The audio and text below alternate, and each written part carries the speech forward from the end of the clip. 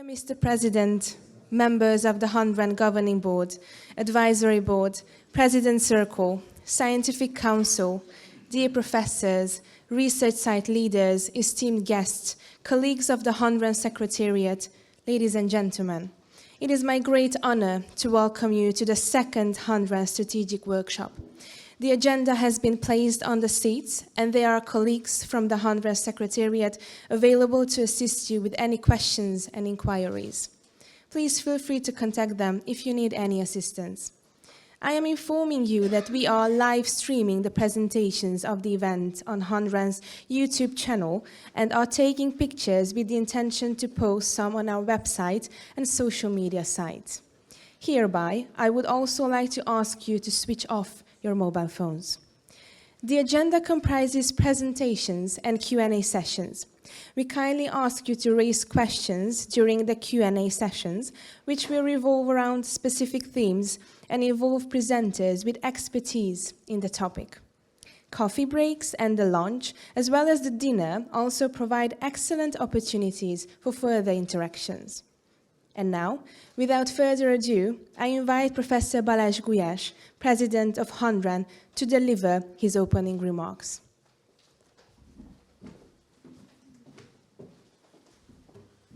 Thank you very much, Kincső. Dear friends, dear colleagues in the room, and dear colleagues who are not in this room but watching us in our YouTube channel around the world. Welcome at the second strategic workshop of the Hungarian Research Network's, HUN-REN's, strategic workshop series.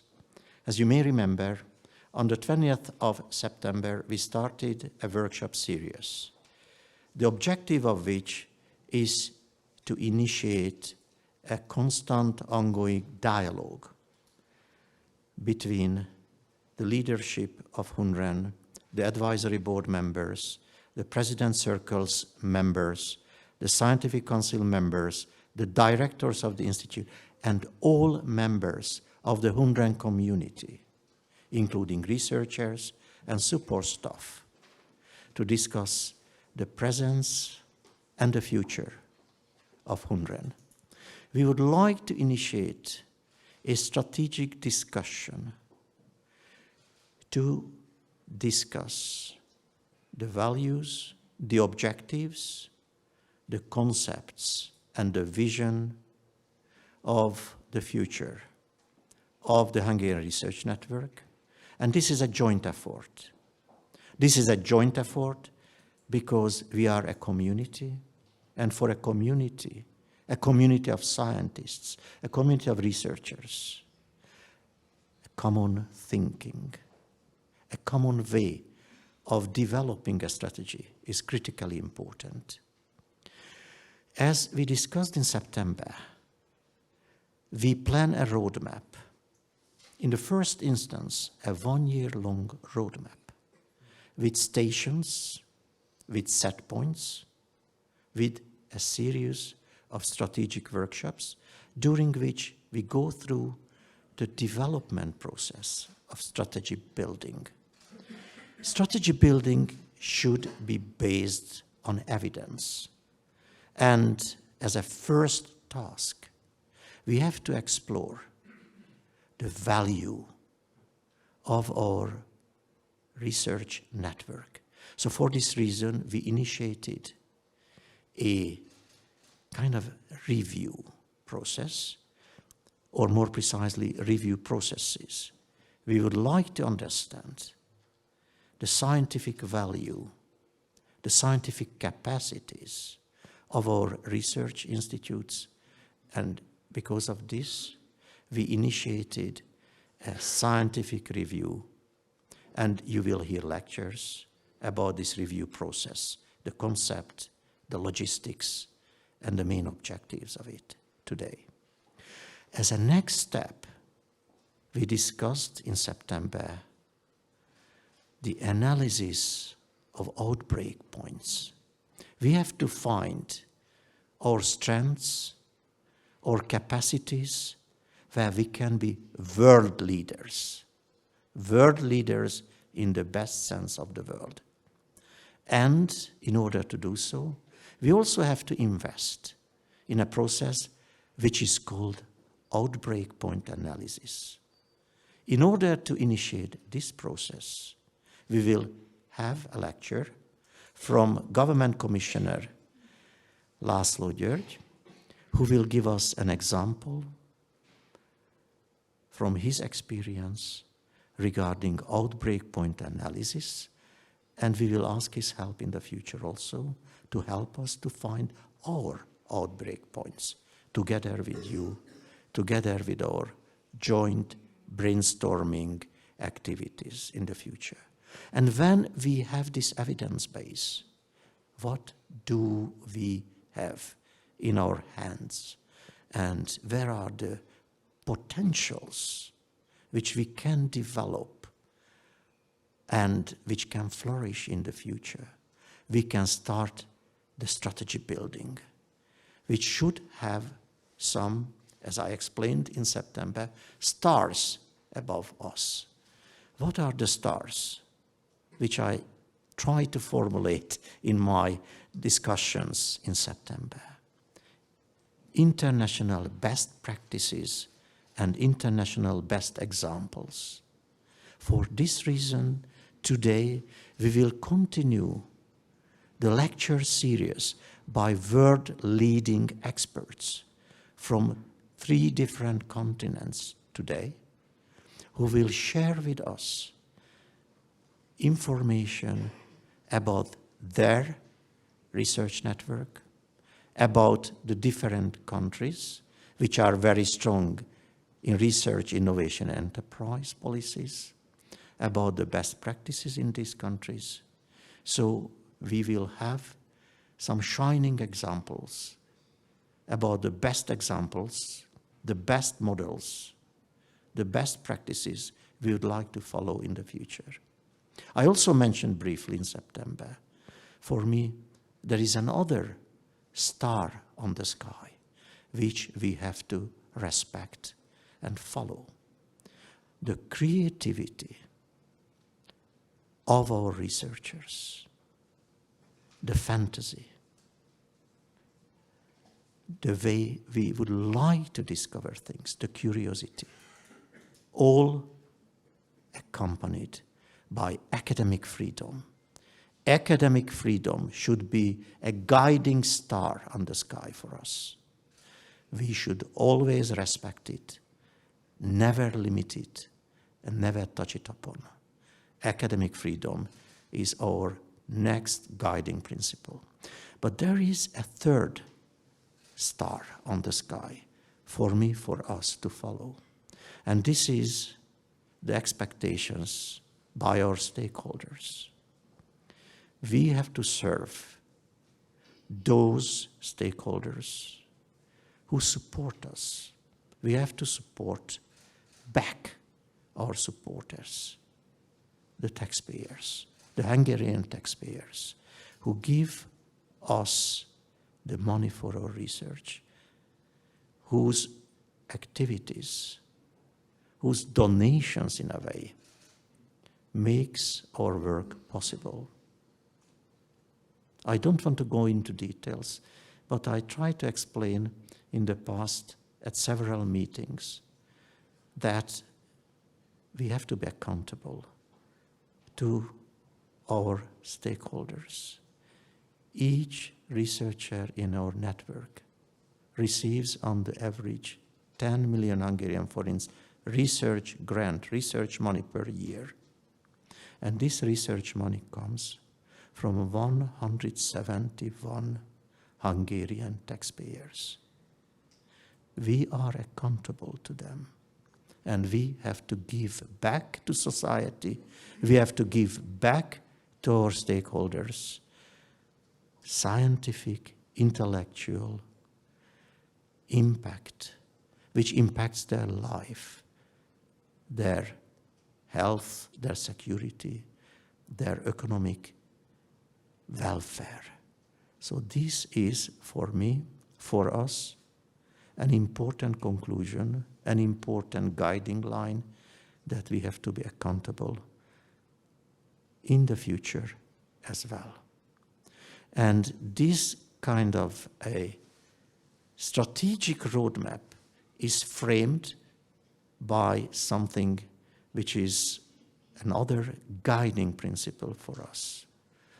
Our country, Hungary, has a national research innovation enterprise program called the John von Neumann program, which gives us the frames, which gives us the directions, which gives us the concept about how to increase synergies in our research network, how to guide the future research activities, what are those areas which we have to favor in the future, where are the directions we have to go to. So in this spirit, today we will have a series of lectures helping us formulate our strategy with joint efforts, with you, with the members of the advisory board, of our different advisors, scientific advisors, international strategic advisors, and of course, the whole membership of our Hungarian research network. I wish you a very useful discussion. I wish us a very useful discussion today, and I hope the day will be an important landmark in the new epoch, the new chapter of our research network.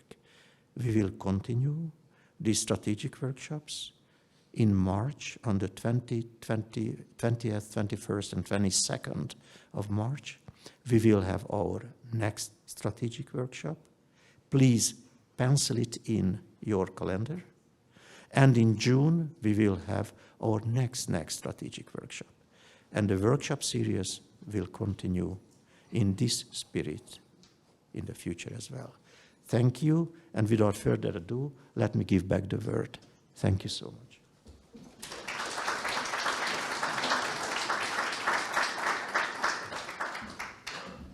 Thank you, Mr. President. Dear presenters, I kindly ask you to use this smaller microphone as it has been specially set for you. Thank you.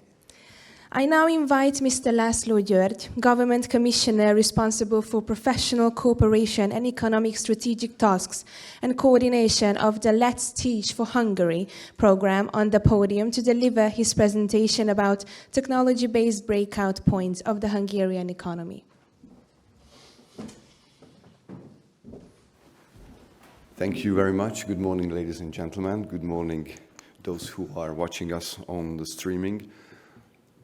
Thank you very much for the inspiring, welcoming remarks to Mr. President Balázs GULYÁS, and I would like to continue my thoughts relying on his thoughts. One of the greatest musical inspirations I had was Man of La Mancha.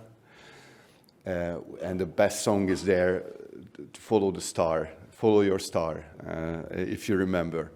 Please evoke it, because this is a beautiful song, and I think it reflects everything, why you started researching, why I started researching, why I started my PhD, because I thought I have a star to follow. And I think that is the reason why we are here, and I would like to give you 4 introductional remarks on that, and then I would only start my presentation, because it's very important to come to the common denominator.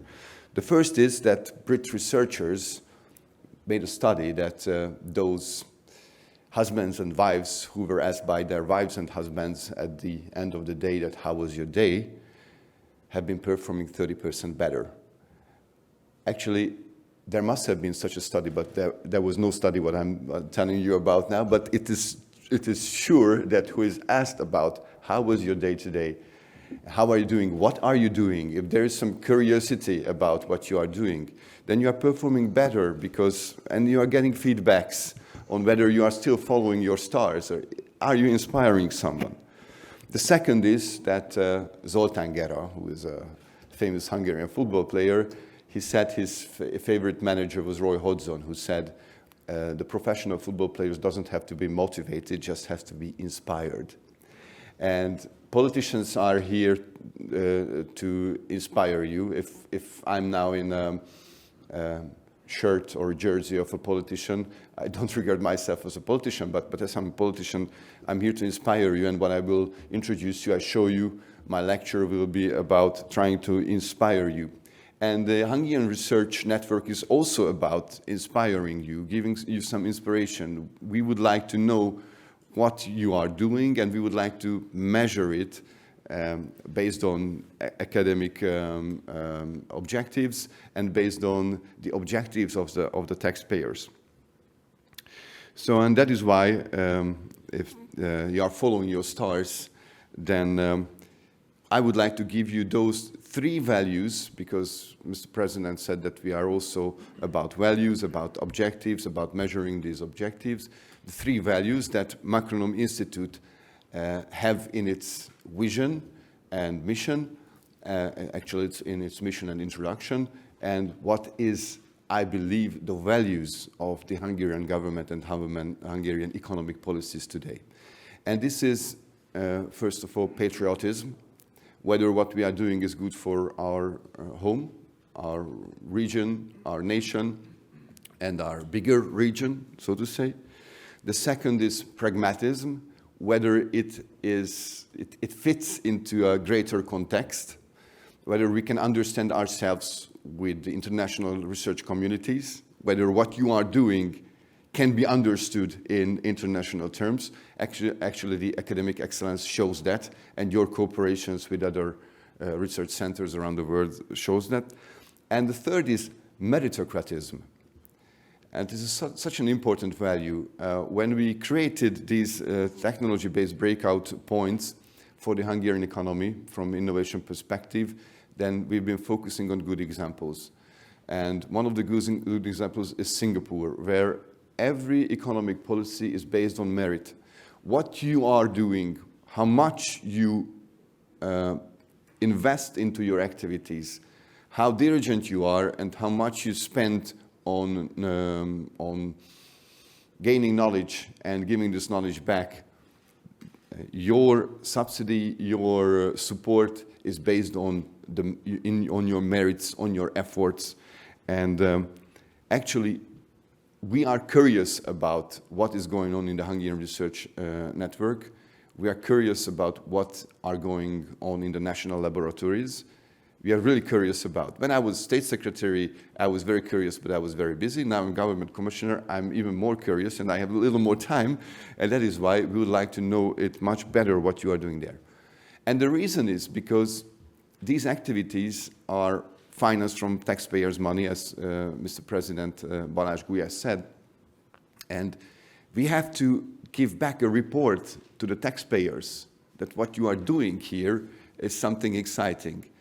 Even more exciting than soccer or football. And I'm here, and we are here. Macronom Institute is also here to try to make it exciting for the make it understandable for the taxpayers. And we would like to translate what you are doing to a common language, which can be understandable for everyone. I truly believe that when you started to follow your stars, you had a very clear vision on how you would like to impact our everyday life.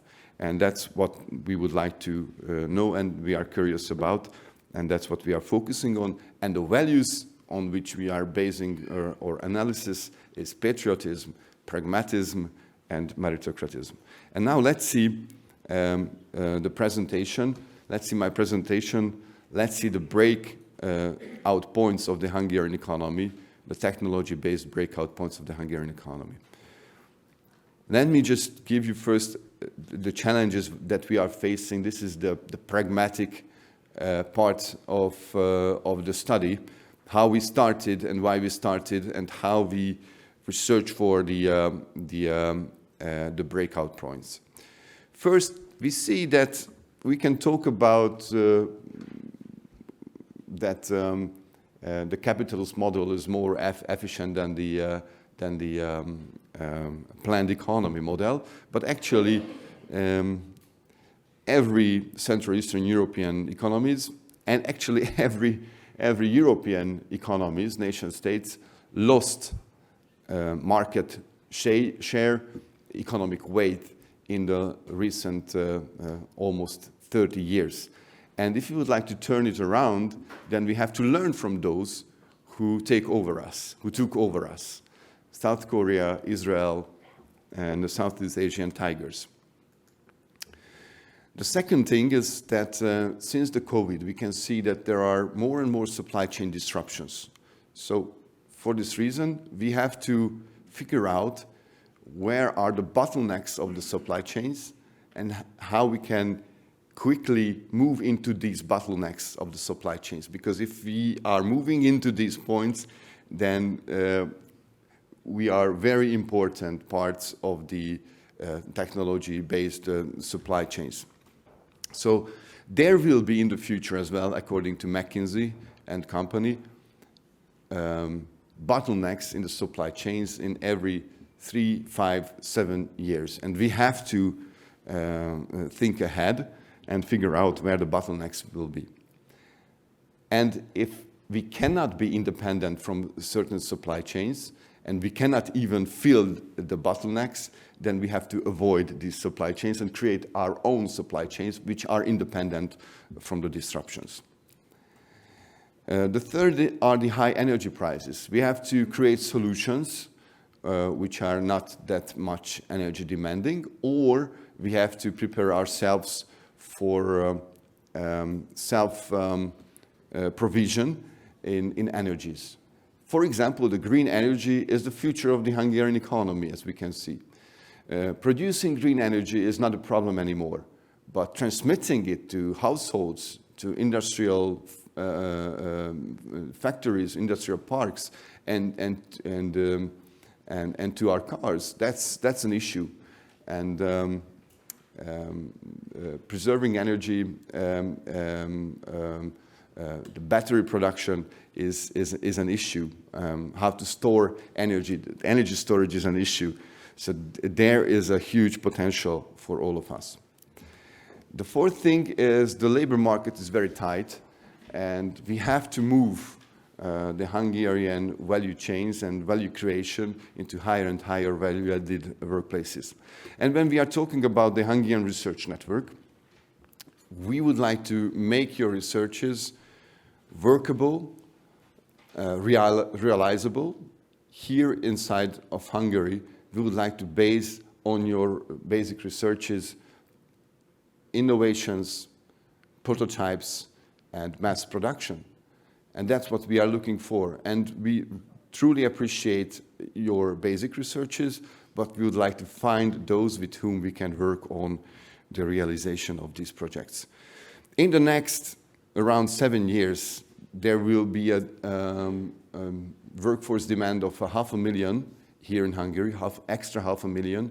Maybe the technology development and the efficiency gain can decrease this number, but that's what we are facing.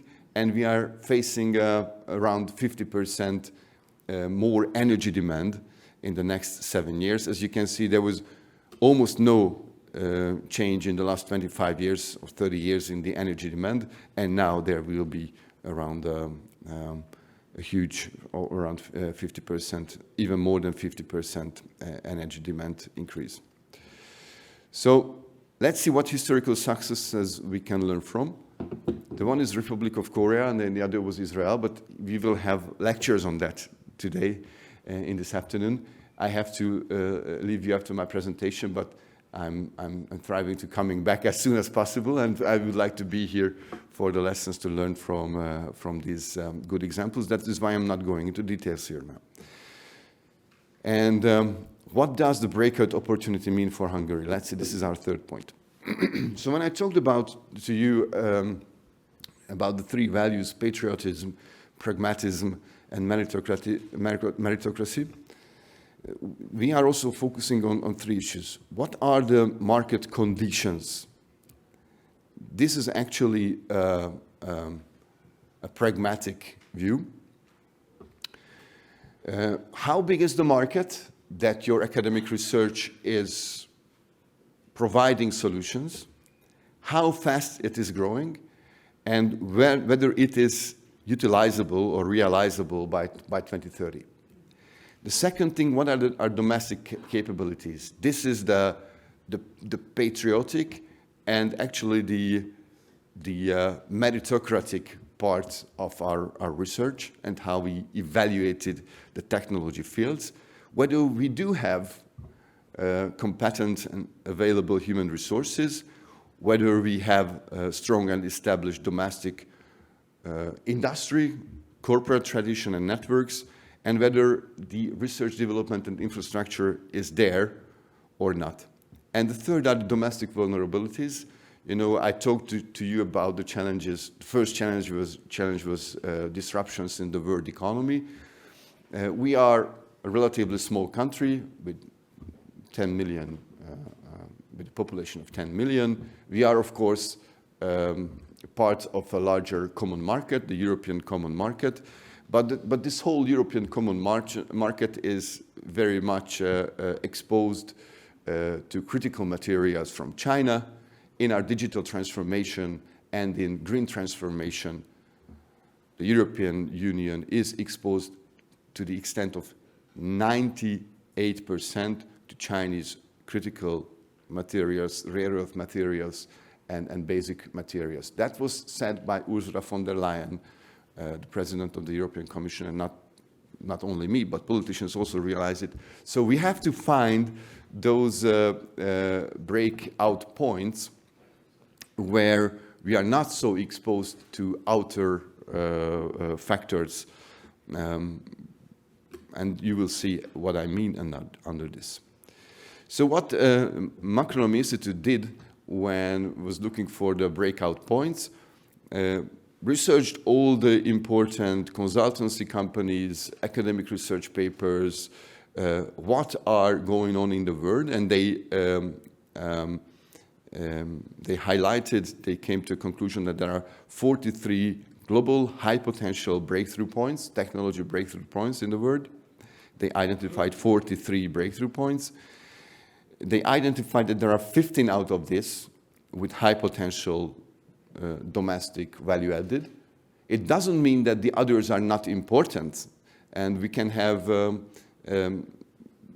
research results in the other fields as well, and we are going to give all the potential ammunition to those who are researching in, for example, in space technologies, even though we do not see that we can create an ecosystem for space technologies in Hungary. But once again, if there is a niche research, a niche product that can be based on this niche research, then we will give our best.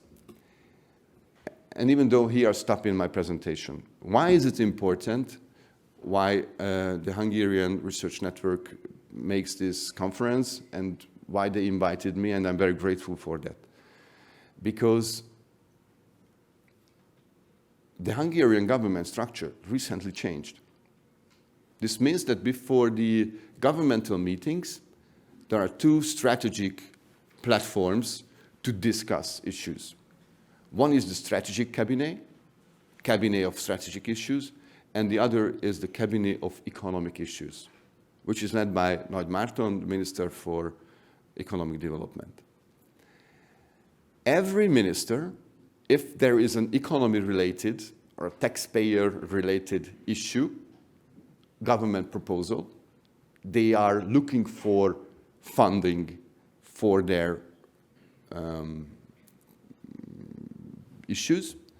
They have to present, the ministers has to present in front of the minister who is responsible for the cabinet of economic issues. And they will compete there for the funding based on their argumentation. And you have to create your value proposition. And Hungarian Research Network and me personally, my job is that, we would like to help you to make that value proposition, to make it understandable for the politics, make it understandable for the taxpayers, We are not against you, we are for you. We would like to understand what you are doing, and we would like to translate it to a language which is understandable for politics and for the broader society. We truly believe in what you are doing. We've been working on this in the last 5 years. Some colleagues of mine for decades, some colleagues of mine in the last 5 years, some in the last 1.5 years. But we truly believe that the high value-added workplaces are in research, development, and innovation. And when we are always trying to change it, we want to make it better and we want to make it more understandable for people, because if they understand, they will be curious what you are doing. And Brit researchers said that if you are asked about how was your day-to-day, and more people are asking you about how was your day-to-day, and you can show yourself that we believe that it's inspiring. So there are 15 technological breakout points that were identified that we can probably build an ecosystem around it, but Hungary is still a country of 10 million. Then we identified 14 breakthrough points that are confirmed by the domestic market. We asked the companies as well whether we can make an ecosystem on that. And there are 6 that are highly successful among them. Here are the 32 breakout technologies by area of use and 11 technological breakout points. I will share this presentation with you. Of course, I will not go through all these breakout points, technology breakout points, but yes, space industry, space technology is also there, but it is not among, for example, the 14 outliers that are identified and all characterized by good market prospects.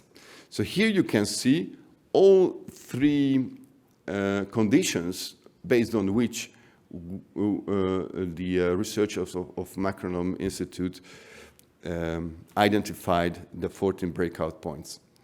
On the x-axis you can see the domestic capabilities, whether we do have eligible human resources, industrial tradition and research development network. On the y-axis you can see how much these technology breakout points are independent from value chain disruptions, from value chains, how energy intensive these are, how critical material intensive these are. And of course you can tell that artificial intelligence or cloud-based computer technology is very energy demanding. But that energy doesn't have to be used here. We just have to develop our solutions based on artificial intelligence and cloud-based computing. And so we came to a conclusion that the 6 most important, most promising areas are financial services and technology, surprisingly, autonomous vehicles, not surprisingly, biotechnology, not surprisingly, agricultural technology, surprisingly and not surprisingly in the same time. We are an agricultural country. The market is there. I don't know whether the supply of ideas is there. Healthcare technology, not surprisingly, and food technology, again, we are an agricultural country. We're not an agricultural country, but we have very good agricultural capabilities.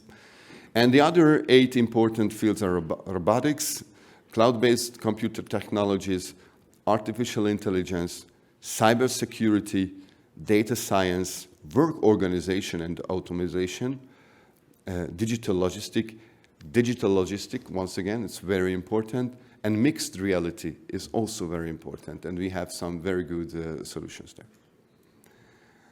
And here you can see if we can just simply utilize our share in the world economy proportionately how big these technology fields are, then the Hungarian economy can grow every year by 2 percentage points faster. 2 percentage points faster. If we are focusing all the 14 fields, then we can add 4.3 percentage points to our economic growth. There are no other fields than your research, than development and innovation based on these researches. No other fields in the current economy of Hungary that can be as promising, that is as promising and has an as high potential as research development and innovation. And here you can see how the factors, how we ranked the breakout technology fields, how we rank the technology fields. Of course, we will, if we will work together with the Hungarian Research Network Institute, the Hungarian Research Network, then we are going to fine-tune our way of thinking on how to measure the potential in the research network members, in the national laboratories. Of course, we are going to fine-tune, but you can prepare now. We are really interested in how was your today and how was your days in the last few years, and we are really curious about how we can inspire you just to think about the other aspects of your researches.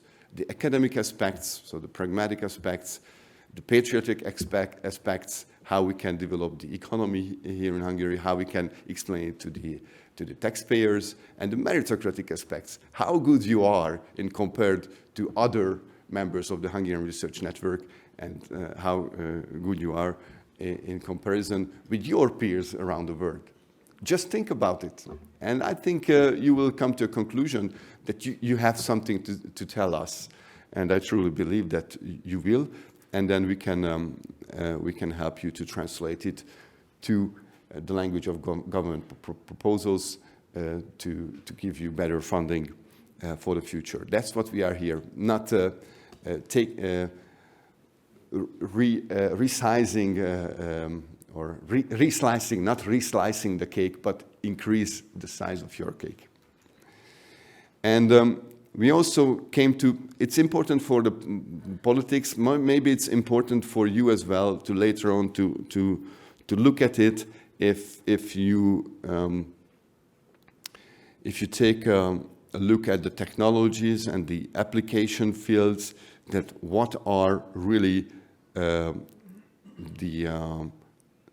so to say, the product levels. What are the product levels on which we identified potential? I will skip this slide because it's not so relevant for you researchers on this point, but you can be sure that logistics is going to be very important in Hungary in the next few years and decades. There will be a huge demand. The logistic capacities of Hungary from the demand side in the next 3 years will increase by 60%. If somebody can provide a logistics software, if somebody can provide a better arrangement of products, better storage, better distribution, then there is a huge market potential for that. I just gave you an example. And here is a more detailed analysis. I asked my colleagues to introduce how these fields were opened up, how the ivory tower was opened up, for example, for autonomous vehicles.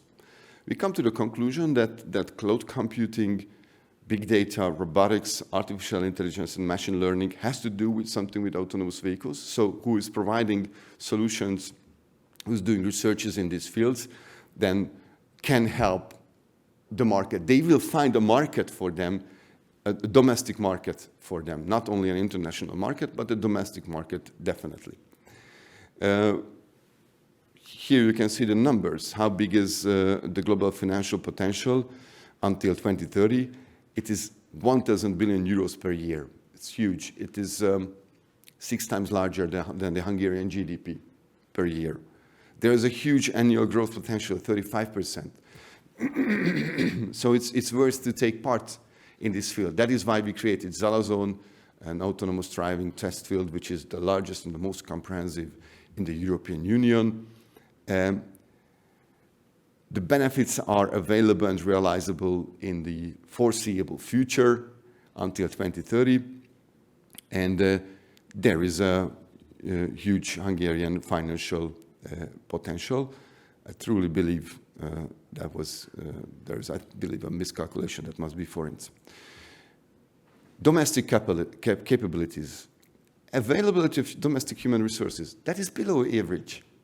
Here we gave some task to the higher education institutions. Globally competing companies, there are a few, and there is a thorough research institute and the national laboratory network. There are researches going on in Budapest, in Győr, in Zalaegerszeg, in Kecskemét, and in Szeged. And here you can see the spider web of our capabilities. Excuse me. The domestic vulnerabilities are the degree of exposure is relatively low, the energy intensity is relatively low, the import dependency on the research side, on the technology development side is low, and the supply chain exposure is also moderate. This is about the technology field's exposure and not the production field exposure, because in autonomous driving that is related to electromobility, that is related to storage capacities. There we are already exposed to critical materials. But if companies from those countries who have the control over the value chains, they are producing in Hungary, then our exposure is small again. And we made also our policy proposals and what are the barriers and what are the main policy proposals. These are two small letters, but in the next slides I will introduce you it in a bit bigger letters. Here how we analyze the key competences in human resources, and we identify skill shortages in development engineers, in computer scientists with technical affinity, and international sales and business development. So those economists like me also have to be developed in the field of international sales and business development. So we made a thorough and holistic approach how we can make this field, the autonomous technologies, viable. And we also identified the relevant training fields that has to be launched or has to be expanded, like vehicle engineers, autonomous vehicle control engineer, electrical engineers, mechatronics engineer, computer sciences engineer, computer scientists, etc. And we also identified those universities where these programs can be run. We also identified without now the it's not a whole approach, I was looking for some words which I'm not finding now, but here you can see some promising companies, but not all the companies. And we also identified the research development and innovation network fields. Opportunities for domestic companies, algorithms, software development, developing level 2 assistance solutions, developing drone control. We truly believe that those economies function very well, where we can create ecosystems. This study is about creating ecosystems. We have a Hungarian research network, we have national laboratories, we have companies which can transform this knowledge to the economic players, to the market players. Péter Tálos, who is the vice president of Foxconn internationally and the head of Foxconn here in Hungary, he always comes with the example of the North Italian ecosystem of automotive industry. So if Mr. Pagani, the designer, wakes up with a dream in his head, he was following his stars while sleeping, and he wakes up with a dream in his head. He can realize it because in North Italy, he will find dozens of companies which are excellent in all fields of materializing his dream. And that's what we are also looking for, and we are helping the Hungarian Research Network.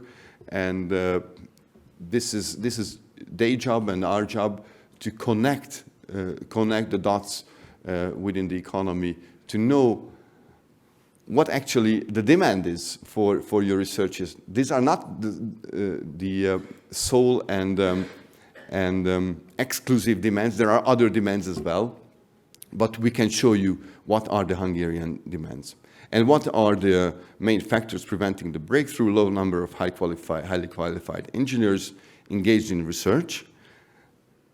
We would like you to attract more engineers from the universities and expand your activities, not to decrease, to shrink your activities, but to expand your activities.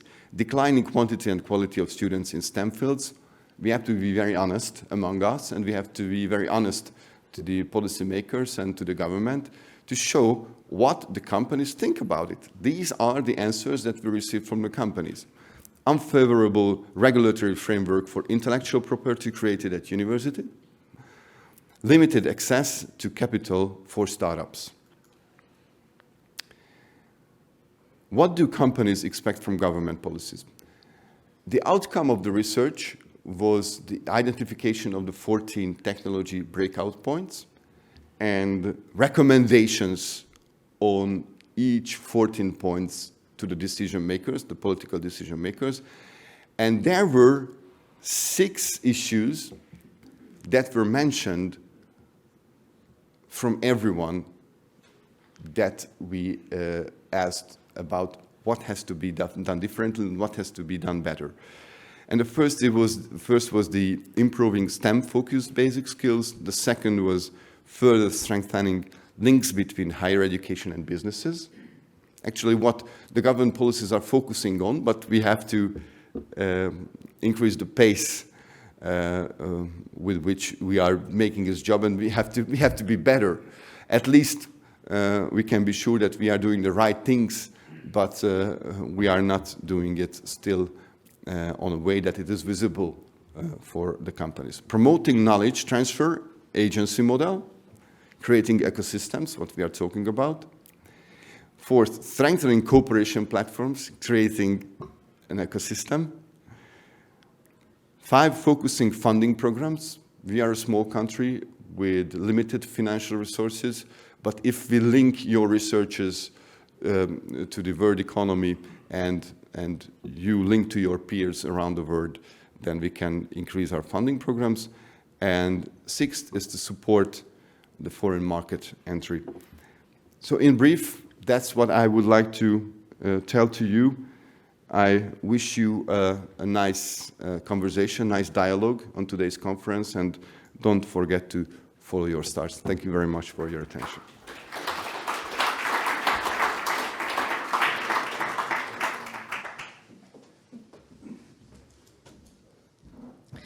Thank you, Mr. Commissioner.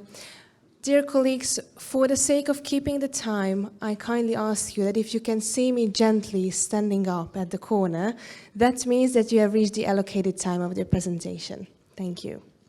Our next presenter is Professor Alexander ZEHNDER, Professor Emeritus at ETH Zurich, former President of the Board of the ETH-Domain, founder and Director of ZZZ Consulting. He is the Chairman of the HUN-REN Advisory Board. I now invite Professor ZEHNDER to give an update on the assessment process of HUN-REN Institute.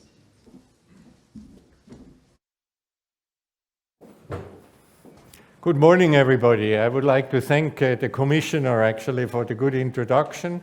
So he gave actually my talk.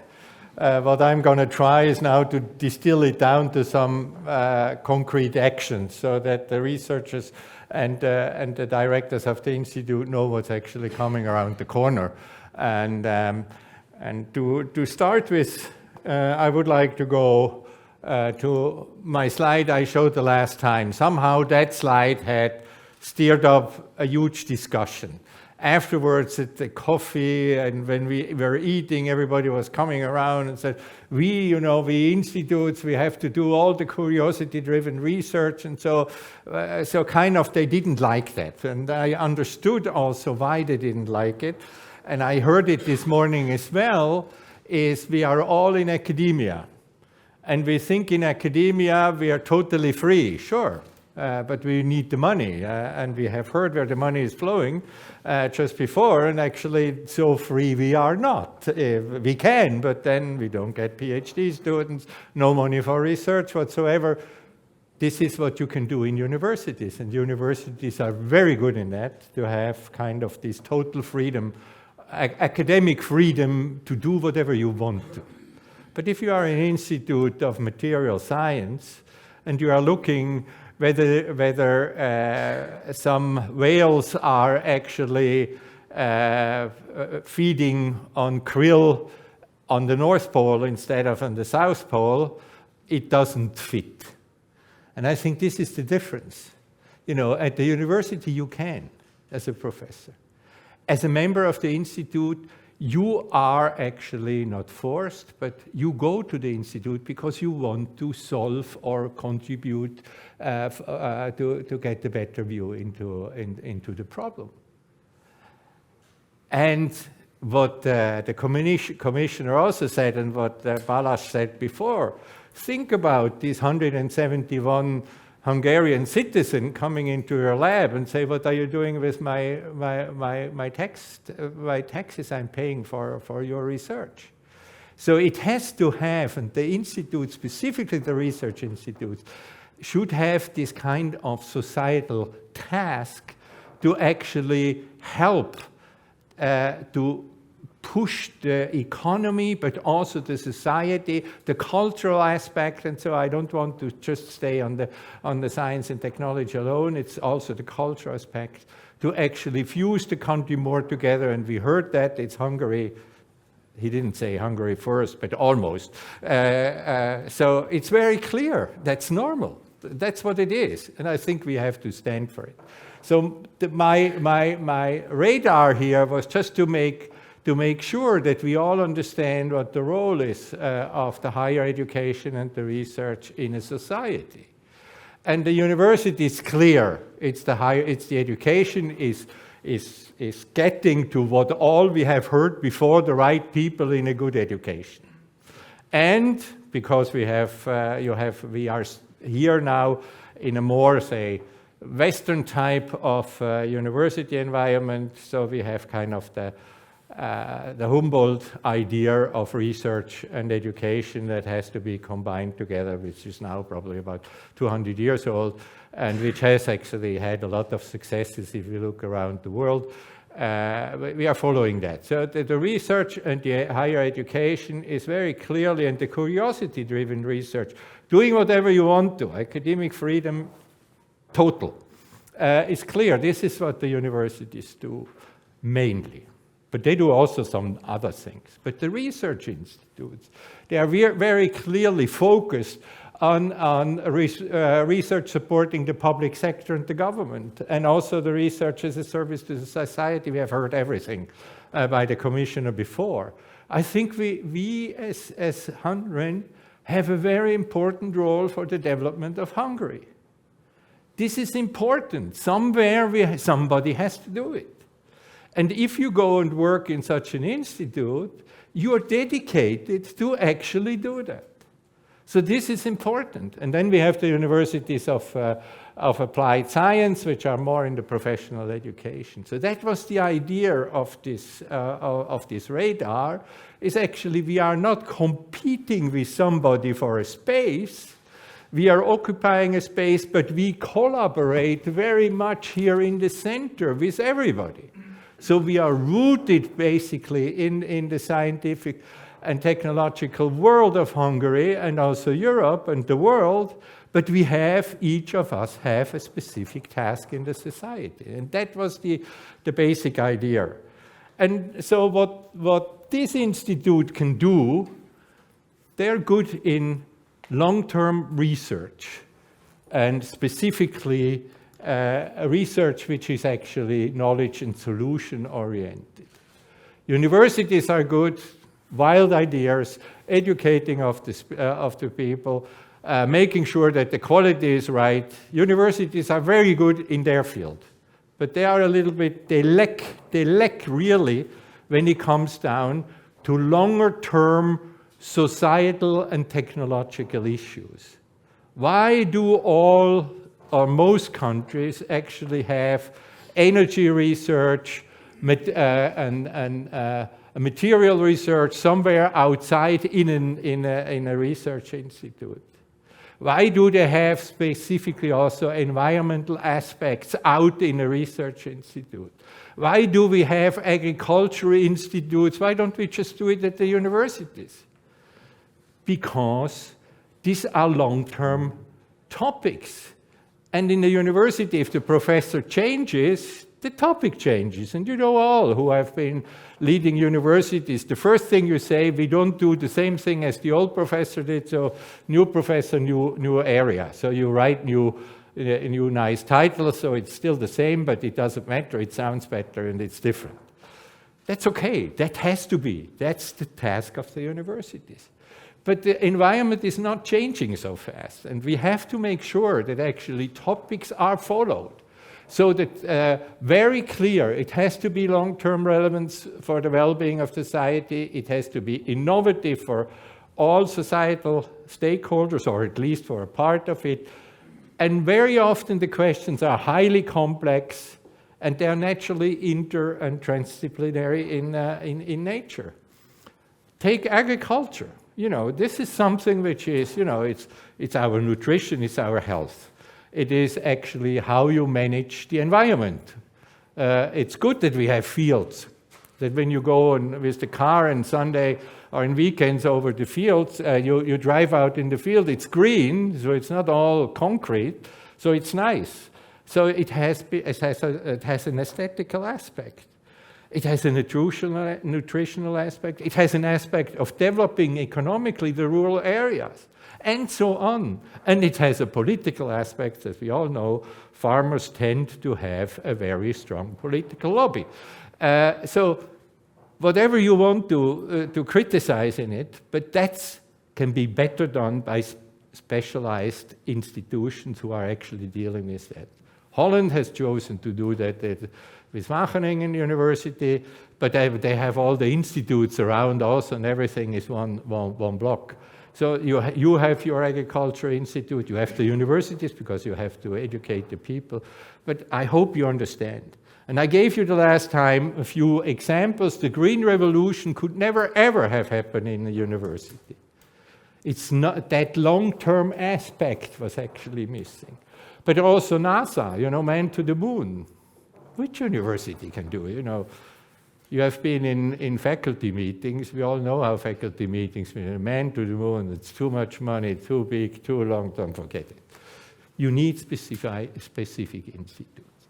So I just wanted to repeat that before I come now to that where we say it. So now where the rubber hits the road is what we're going to do in the next step with the reviews is we're going to look, or we're going to try to figure out, to make transparent how good the institutes are in certain area. That means not every institute has to be world-class by itself. It depends what the topic is. If you are writing a word book for rare Hungarian words, you know, nobody in South America takes care of that. That's clear. That's local, it's cultural. It's important. But the way you do it has to have the highest quality standards. So that means universities and the research institutes have to have the same quality standards. And what we have been actually doing together with a few people from the central office is kind of figuring out what kind of issues are there. And I must say, I was also a little bit triggered by the letter we got, at least the copy we got, from concerned people from within the research institute. And they had one point and said, you know, the way you measure quality of research has nothing to do with quality of research. So that's my words. They have written it in a nicer form, but it means the same thing. And they are right, because what we have done is asking statistical information, you know, how many publications, how high is your impact and so on. But they haven't seen what we want to know at the end. That's just a small part. And that's why we thought we're gonna write up in a, first before I go, just, this is also a slide I showed before, is where are we? We are now actually going into in the step 3 into the external peers, and then the next steps will follow. This is, we have heard what we're going to go. But now to the indicators for research or science. We have put together about a few points here to just make sure that we understand what we understand as relevance and quality of science. It's very clear. It's you look first back. When you were good, the chance that you will be good in the future is big. If you were bad, the chance that you are better in the future is a little bit less. So it gives you a good basis what the institute is. So did you have a well-founded strategy? Were you ambitious, clear objective, implementations, and so that's the kind of the achievements of the past period. That has nothing to do yet with the statistical values I have been saying, but then comes the output quality, but the feedback from stakeholders, and stakeholders can be anybody. It can be people here in Hungary, but it can be your peers somewhere out in the world. All of them are stakeholders. On your products and publication. This is the only time publication pops up here. So we have the numbers, we can do that, but it's not the only parameter, what we think for research is important. Rating knowledge by partners is important. If you're a genius and nobody figures that out, it's difficult to actually convince somebody that we should actually support that. Maybe we do, but if you have a guy like Einstein, and he was a pain in the neck, and I know how he functioned in Switzerland, so I didn't know him, but we have all these stories about it. He was not an easy guy to have around. So, but we are not all Einsteins, it's clear, but we are somewhere in between everybody else. But it's important that we get actually this partnership, that people are actually wanting to partner with you, that you are part in consortia and in programs, that what you do, what your role is as an institute within the network, and also the quality of the partners. If you have top universities or research institutes and professors as partners, you probably are on the better side of the research. If you are zero, they wouldn't lose the time. So let kind of the natural evolution take the path, and we look at it at the spot from there. Then also, what can we attract as customers and users? Is the private sector interested in what we do? The government wants to actually guide this whole thing. I'm coming from Switzerland. In Switzerland, the government doesn't do that. Government is out of the whole thing. So we have to find a fine balance between interventionism from the government side and actually letting the system grow and actually do the best of it. But I'm not looking at the political system, I look at the science system here. So it's very clear. So also private sector, government, international organizations, and long-term partnership and reputation. If you ask around, you get relatively fast, where are the beacons in the science world here? And so people have this, if you are in science, you actually have a good feeling where the quality is. Realization of synergy, are you kind of a person who just wants to do it alone, or are you a team player? Very important. Within the network, also the strengthening the network as such, but also partners outside. The international benchmark, now this is in Hungary, so I was said I have to be V4 and Romania in there. So for those who don't know what V4 is, it's Visegrad countries, it's Poland, the Czech Republic, Slovakia, and Hungary, and Romania is added. So this is kind of the Eastern European cultural bloc, if you want to, and see how we do within that. But I think we should not forget the market is outside, that we have to go to Europe, we have to go international. Very clear, but it's good that you are actually looking in the region and then the next step. So how are you actually doing that? How is your funding? Then facilities, equipment, you can have the brightest idea. If you are in an experimental field and you don't have the equipment, you don't have the facilities, forget it. Then you can be a theoretical person at most. So is that equipment up to date? Are you actually able to do the most modern, use the most modern technique, or do you have synergies with others outside? This all works together. So this is important. Do you have the adequate amount of researchers, the sufficient quality, but also the budget? And everybody will say we don't have the adequate budget. This is normal. You have to say that. This is a key that we are actually putting a little bit pressure on it. But it's clear, but we would like, as committees, come and see that and get the feeling is what's around. And if you have very good qualitative cases where you can explain it, I would say that's very helpful.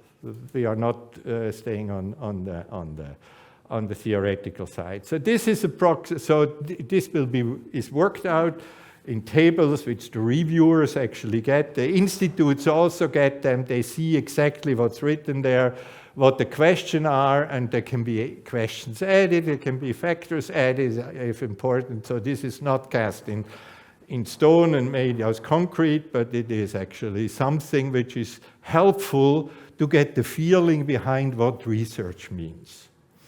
The second part is, and we have been talking the last time, and Phil gave a talk on the impact, and we have been talking about the impact. We were thinking, how can you get the feeling of what the impact is of an institute? And so we were trying to get actually also there a list of questions together and field. Promotion of impact, the relevance and effectiveness, that basically what that means. If you are not interested in to have an impact, you will not have an impact. It's very simple. That means institutions which actually, I almost said something which is, no, if they are not interested, they are bothered with the impact, they are not doing it, so the impact will be probably rather low. So you have also to have a wish in the institution to have an impact. I would like to change something. And I would say researchers who go to this kind of institutes, what we are talking here in HUN-REN, they go there because they want to make changes. They want to make a difference. And I think when you get that feeling in the institute, you are already halfway there where you need to be. If this willingness and this enthusiasm is there, and we go it and we set it in, and we do all this work, then you are on the right track. Impact in science and technology. Do you have a change in theory? Did you change a paradigm? Were you a technological game changer? All these kind of things are importance of, they're also important for the quality of the science, but they make the impact because you will be known, or the institute will be known for certain things. And this is important, you want to do that. Knowledge utilization, important is, and we heard that, the government is open, the input into the innovation agenda of Hungary. And I think we have a lot of good points, which we heard from the commissioner today. Science policy, and now comes a point which I like to do when I go to research, also at university, say, it's all good, you have the impact factor and age factor and all these factors, whatever. But did your research have an influence, long-term influence on the society? Did your research help to change a bylaw or even a law? And very often the researchers stay there and say, I don't know. And I think you cannot do it everywhere, but I would say agriculture research, environmental research, it's almost the field where these institutes have to make the changes. Energy research, that's the institutes who actually have to make that changes. And it's not so that you go there and say, I have a good idea to the government and now you change the law. The government will say, oh, why should we? You have to convince it, and it's a long work to get there. But I think it should also be in the heads of the people that your service to the society is to make actually the legal environment in the society better for exactly the field you are doing.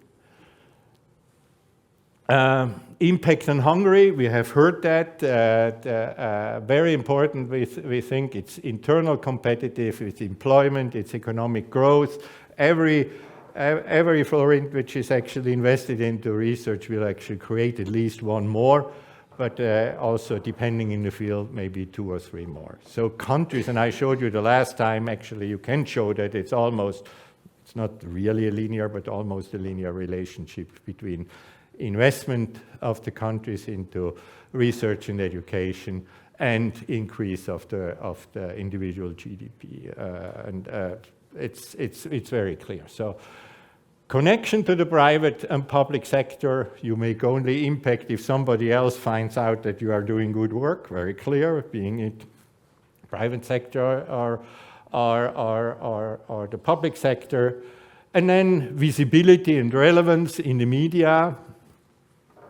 We don't have to run for it, but you know, media is interested in what science does. But science has to explain it also to the journalist in a way that it's actually interesting for the reader to read. And this creates also an environment in which actually there's more positive movement in the population towards science.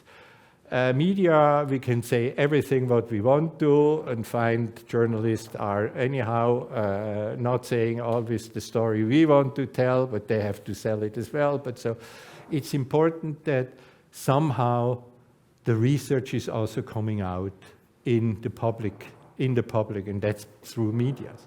And that's for the taxpayer. We come back to the taxpayer. So they will not come to your office personally. They will read the newspapers or electronic or social media. So we don't have to do it really strongly, but we have to do it. We have to make sure that the gospel is actually crossing the limit of your institute. And also here a few qualitative case studies. So also this will be a table with more detailed areas for the reviewers to look at. The institutes will all get that as well. So we would like to actually create with that a dialogue, and not just kind of checking boxes, but creating a dialogue, discussing it, how you see it. You may see it differently. It's clear. Everybody is free here. So you make it, but we as a group coming to your institute, looking at all these aspects, would like to get a clearer idea to also help the government to say, guys, you have here a few nuggets. No, don't just always think the others are better, but you make sure that these institutions within the country are actually getting everything they need to actually even become better. I think this is kind of the goal what we want to do. We want to make it transparent. We want to show where the good people are. We are not looking where the bad people are. Nobody wants to know, because they will be eliminated anyhow, as long as we are trying to make actually the quality visible. And then the rest will be by natural selection, will actually select out. It's not cutting something, absolutely not. It's actually trying to actually put the spots on what you are doing and show how important this is for Hungary, but also for the V4 and Europe and the world. And this is what we want to have a long-term goal, is actually to make that transparent and visible to everybody. Good. So much for that part. Where István will tell you a little bit more on what we are doing around it. But what it was I wanted to show you that actually we are not just the guys who look at the table with the statistical information and decide on that how good the research is. And I look at the few faces, and the few faces have question marks, clear question mark in the face. I think we have to do this exercise, and you will see it will actually be, it will be fun, it will be great, it will actually all of us lead a step further. Now it has been words, the work will start next year, and I'm really looking forward to this, and I'm excited. Thank you.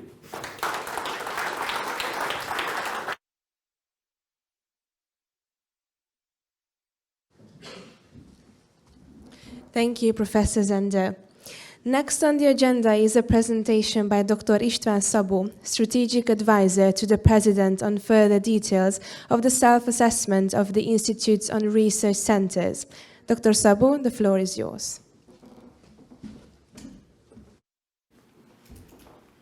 Thank you very much, dear colleagues. I have the feeling that many of you might feel that you are having a constant exam like a student, you know, because you always have to answer questions on how do we fare, how is our performance, and it certainly increases some anxiety in many of you. And I would like to make sure that it doesn't happen, basically. And you know, this glass of water concept where you have to decide if it's filled half or it's half empty. And basically what we are looking for is the third thing, basically. So it's a glass of water. Okay, so this is what we would like to see. How does this glass of water looks like? And not it's half empty or half full. And this is very important because the whole point of this process is to be on the same page, basically. During the assessment process, we will have one data request, which won't be a very hard data request I believe, because we believe that we already have quite a few numbers, and numbers won't necessarily help alone, as it was mentioned by Professor ZEHNDER.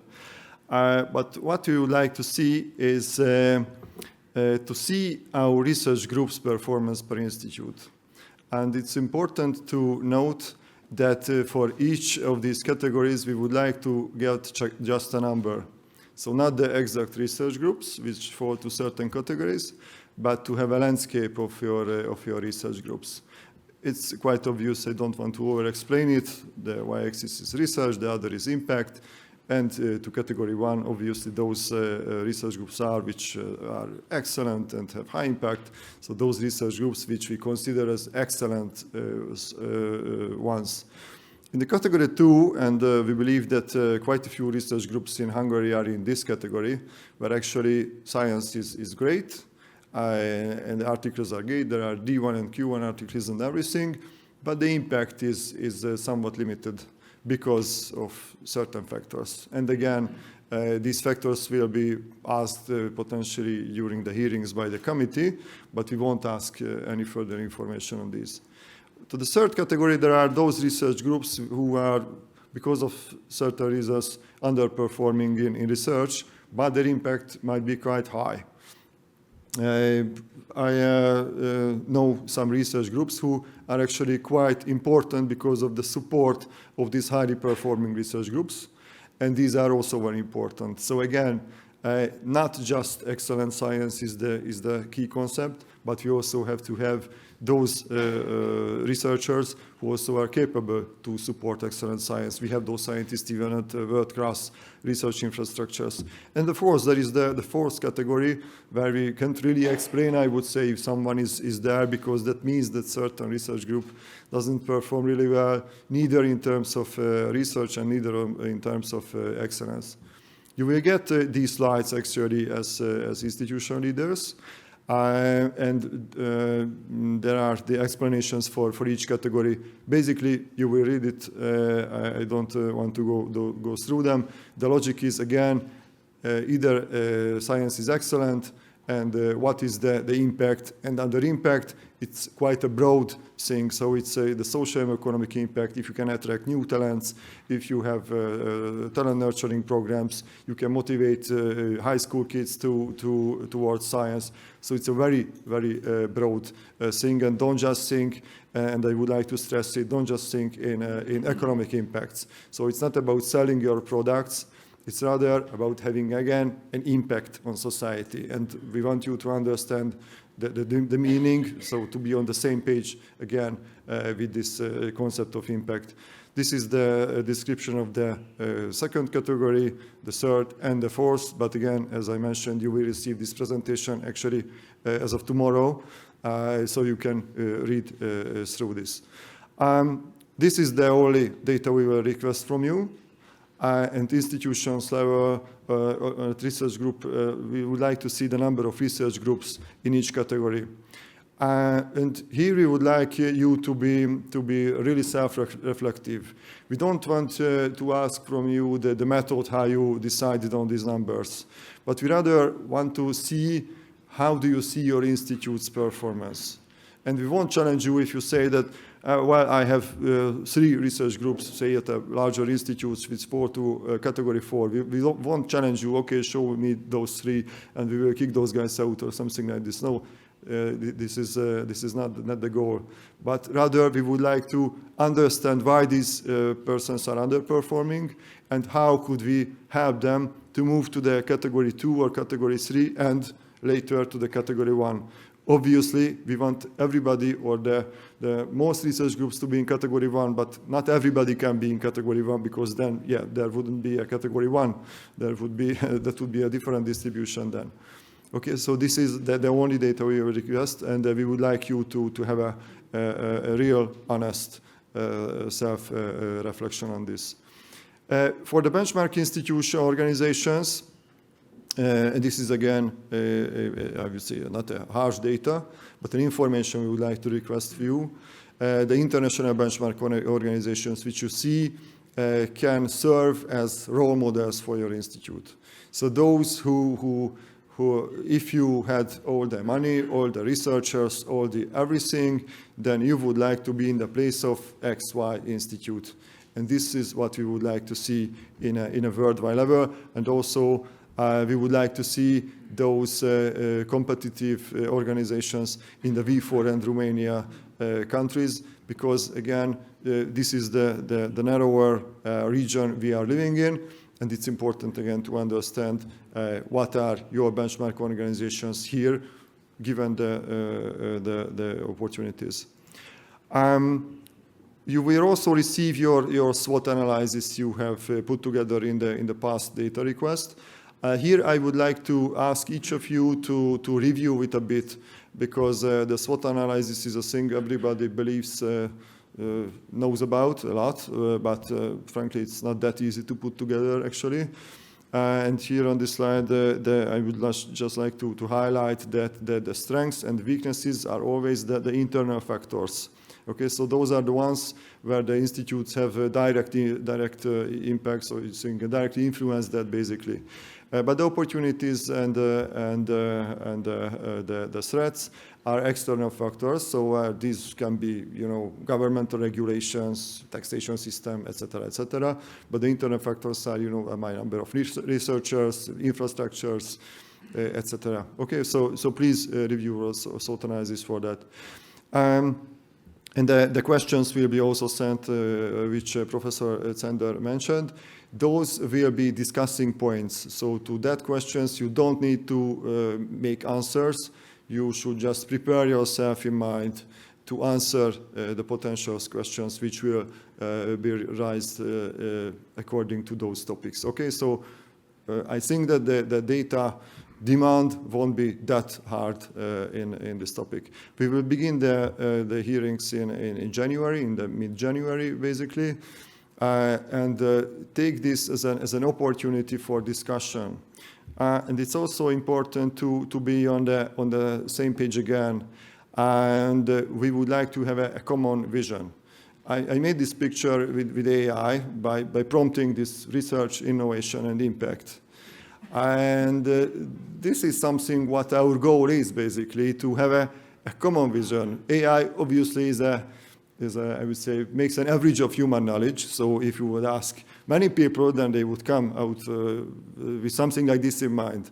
But in the end of this practice, we would like to have, of course, not a picture, but a joint and common understanding of what we understand under research, innovation, and impact. Because I'm pretty sure everybody has something in its mind as a picture, but we would like to make sure that each of us understands and have the same dictionary, I would say, in this regard. So we will see you in January, and I would like to stress that it's because to support you and not to having exams, and there will be no wrong answers. We would like to get an understanding. Thank you very much for your attention.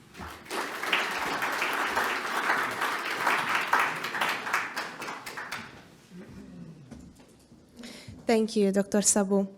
I now invite Professor Steve Evans, Director of Research in Industrial Sustainability at the University of Cambridge, Professor of Supply Chain Sustainability at the Royal College of Art, and Professor at the Cranfield School of Management, and a member of the HUN-REN Advisory Board, to deliver his presentation focused on sustainability and the research, innovation, and enterprise ecosystem.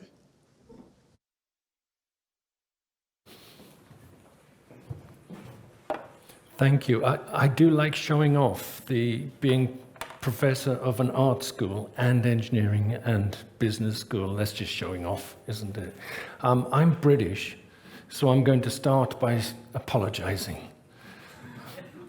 Firstly, I'm sorry I'm British, right? I wish I was Hungarian. What a lovely language, and I'm not going to use it. So thank you for allowing me to use my first language. Secondly, I'm an engineer. The glass is over-engineered, right? And I'll tell you why. Because my subject is sustainability. If that glass was the right size, we'd be using about 30% less material, and the temperature of the planet would be 0.5 degree lower. We need to understand these connections. So I'm very interested in over-engineering and trying to solve that problem. And that's my research, which is why I was in part asked to join the advisory board. So I'm offering a perspective which is about the future and what we know about the topic of sustainability and how that might influence the Hungarian Research Network in the future. So my third apology, because you're really good students, I know you are, because most of you are like doctors and professors. And as a good student, you're busy writing down what the examiner is going to ask, right? You've just had 2 presentations, and now you're completely relaxed. You're not listening to me at all. And that's okay, because this is a change in direction. I'm going to be talking about maybe what the future might hold for us. I'm going to be offering some context and then quite quickly talking about implications, topic, and method. I truly believe that if you understand the context well, you will work out the implications for yourselves and your own institutions and research. So I'm only going to offer some example answers under implications, topics, and method. So it's not guidance, it's information. I'm going to throw some rocks in the pond. You may see diagrams a little bit like this one. The world is changing, and it's changing rapidly. Today, we expect the Conference of the Parties in an oil-producing state, Dubai, for the first time ever, to write about the end of fossil fuels. 50 years from now is not going to look like 50 years backwards. Since World War II, we've had amazing stability in Europe. We haven't sent our children to fight each other, and that is fantastic. We've had the rise of a global economy where we trade ever more effectively with people at ever greater distances. That is a very significant period of stability, and it's about to end. And you cannot take a straight line from that and predict the future. So I'm going to offer some thoughts.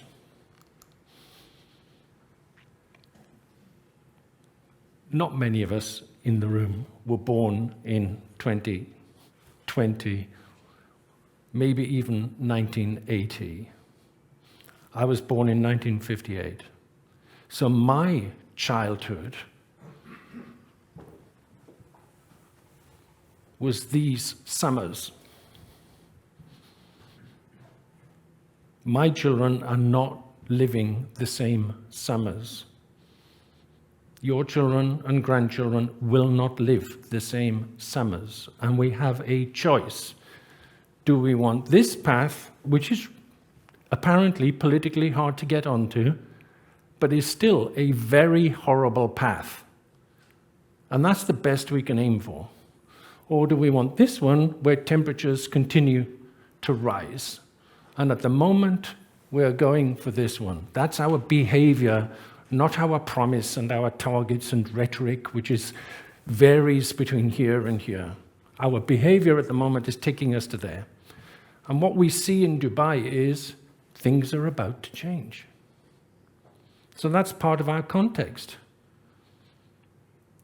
If you are a petroleum engineer, you might think that you will not have such a similar job in 30 years' time.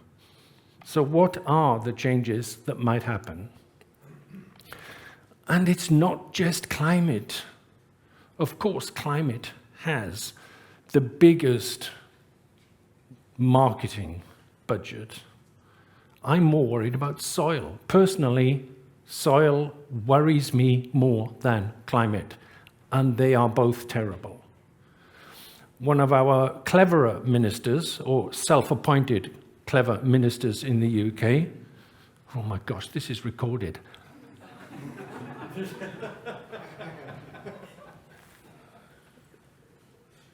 Said the UK is 30 to 40 years away from losing its soil fertility.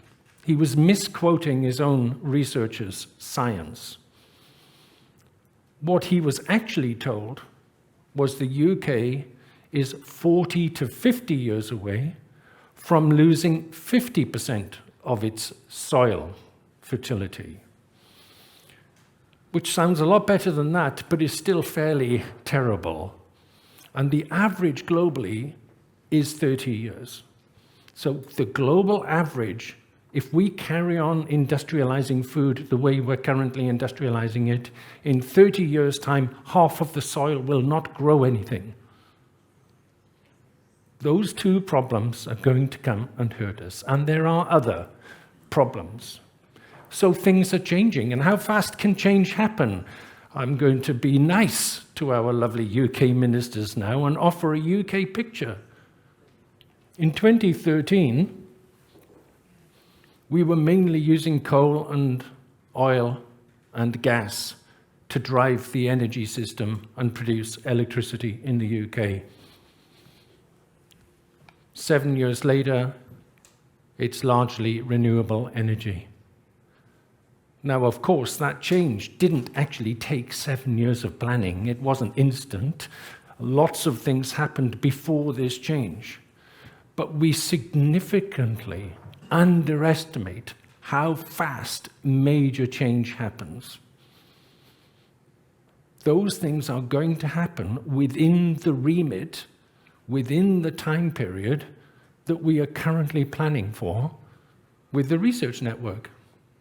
So let's work out maybe some of the implications. The US, we go back to 2010, just 13 years, a very low investment in renewables. Now, this is the renewable investment in the US energy system. In 2023, China installed more wind than every country in the world put together. This is happening. Our world is changing. And what I don't want to do is solve yesterday's problems and put lots of investment into things that are not going to help because there's no practical demand. So, what might change? And I promised to mention foresight at our dinner last night. In 2010, the UK government asked me to join a small committee looking at the future of manufacturing to 2050. And we wrote a report. And at the end of writing that report in 2012, I wrote a slide. I wrote a slide in 2013. The green has not changed in 10 years. And this is what we predicted. The red, I change. So the red is the emphasis for today. And I was shocked. We conducted literature reviews which added up to 2,500 pages of review evidence.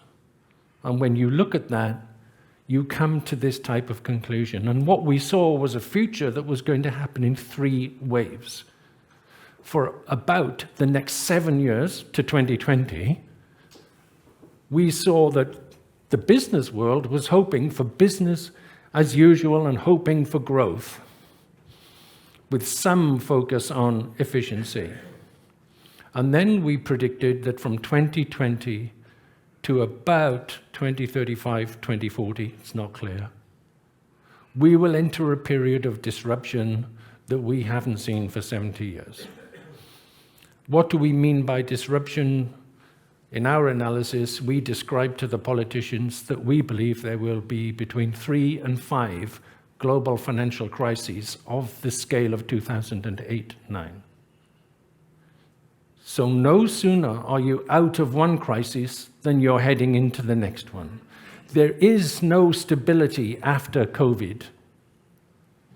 We are entering 2 decades of concern, as has been already talked about by the Commissioner, about the resilience of our supply chains. Where are our materials going to come from, and our relationships with our trading partners? So there's lots of challenges and opportunities. This requires knowledge to help us be ready and solve these problems. These are amazing and interesting problems to work on, but let's not solve the last century's problems, please, because that's just tiring. It's a waste of effort. So what are the implications? And now these are my personal thoughts, and I might be completely wrong, but I think that the implications are reasonably obvious, and we can see them. We've already heard the Commissioner talk about the first one. Thank you. That was helpful. Nations are increasingly talking about wanting to be resilient. Singapore, this tiny island full of people, has set a goal of delivering 30% of its own food by 2030. There's no farmland. Why did they set that goal? Because they're worried. So resilience is becoming a policy objective, and that changes how materials and ideas flow around the world, and that changes the research and science that we need to do to support that. We're going to be delivering sustainability at scale and speed. I've been doing sustainability research for many decades, and when we started, the science suggested that we had about 200 years to change the direction of the economy. So I thought that my students would actually be the people to see the change in direction, and we were building knowledge slowly and slowly. And every year in my career, the time at which we have to change direction has come closer by about 5 years. And now we're down to a decade. If we don't change now, we have problems. So delivering sustainability at scale and speed is a challenge and a fantastic opportunity because nobody else is doing it. If I want to go into a fight, I would rather fight somebody who doesn't have 20 years of funded research and a massive establishment. Let's take on those future challenges. So maybe there are easier and more impactful challenges out there. Another implication is that it's very easy, I think, for policymakers to end up talking about difficulties. We've already heard a comment about critical materials coming from China. But what we're seeing is a shift to asset-based science. What can we do with what we've got? And what have you got in Hungary? We'll come to that, at least in one part. And how do we use those assets to solve those problems? And that delivers resilience. We've heard moonshot, or we've seen the NASA example, will we be delivering and designing moonshot programs that bring different parts of many research institutes together? I don't know. That might be one of the implications. I can suggest, especially today, with the news coming out of Dubai, it is no longer insane for somebody like myself to stand up and say, we are finally moving away from oil. One of my favorite quotes, the Stone Age did not end because we ran out of stones, right? It's because we found something better. And we developed knowledge, ideas, and technology that was just superior. And that's the period that we're in. So what topics might that drive us towards? Where's the hottest place in Europe? Under your feet. Anybody want to vote? Where's the hottest place in Europe under your feet? Here. It's right here. Thank you for the geologists in the room and the volcanologists, right? You have the best energy assets that are non-oil in Europe. Maybe you should do something with that, right? Or you can let the rest of the world develop the geotechnology and get rich with their startups. Because we are all going to be busy looking for heat underground, everywhere. And it's going to be easier here than anywhere else. So that's the sort of example that I want to point at, using assets and local knowledge. The commissioner talked about critical raw materials from China and mentioned batteries, car batteries, electrical vehicle batteries. And that's a very well-known problem. And there are many research institutes around the world trying to solve that problem with different types of battery chemistry. But supercapacitors don't use the same materials, and they have the same performance. We don't have to fight with exactly the same strategy as the big institutions and big nations are choosing to fight. There are ways to win battles.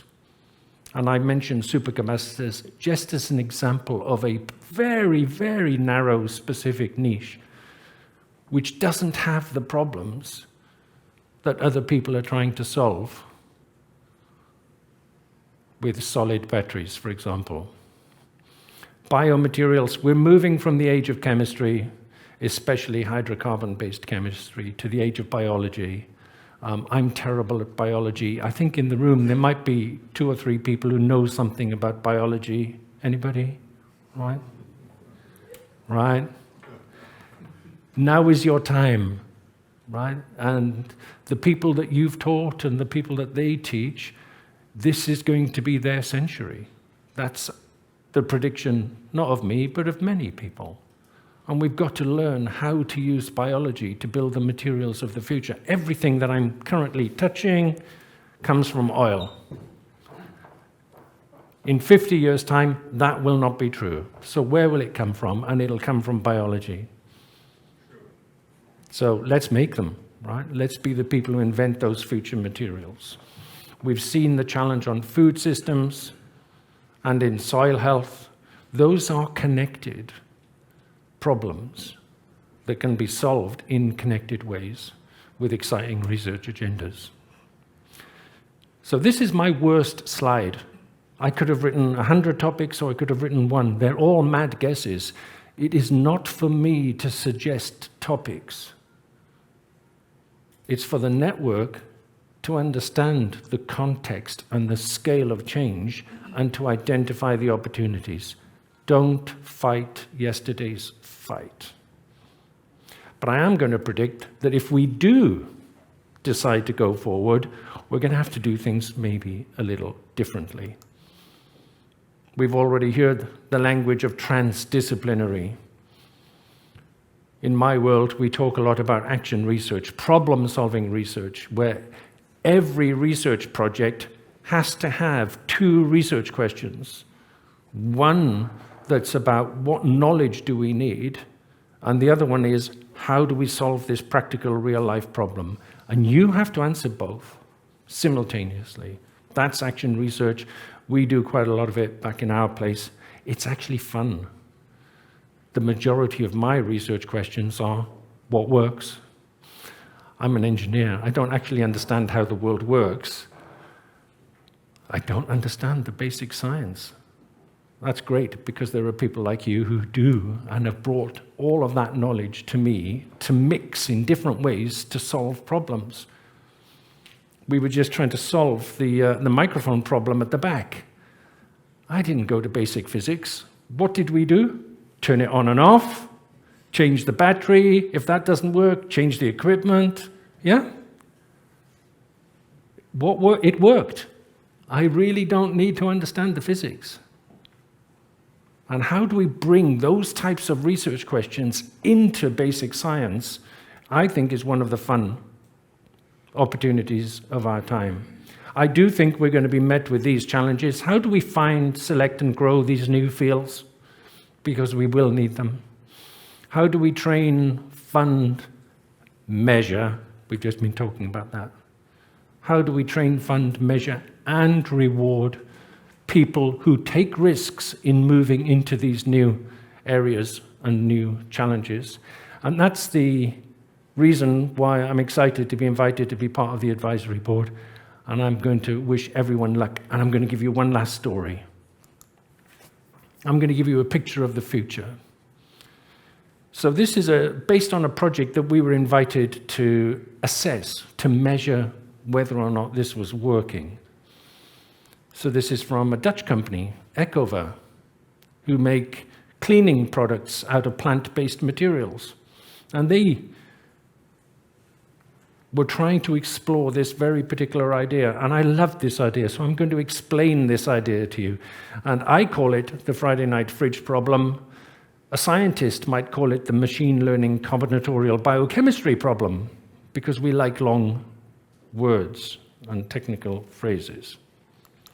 Imagine that I run a satellite over this area.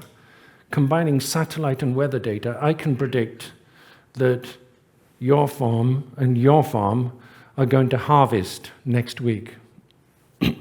I can also predict the quantity of product. You're going to produce 1 ton of olives and you're going to produce 1,000 liters of orange juice.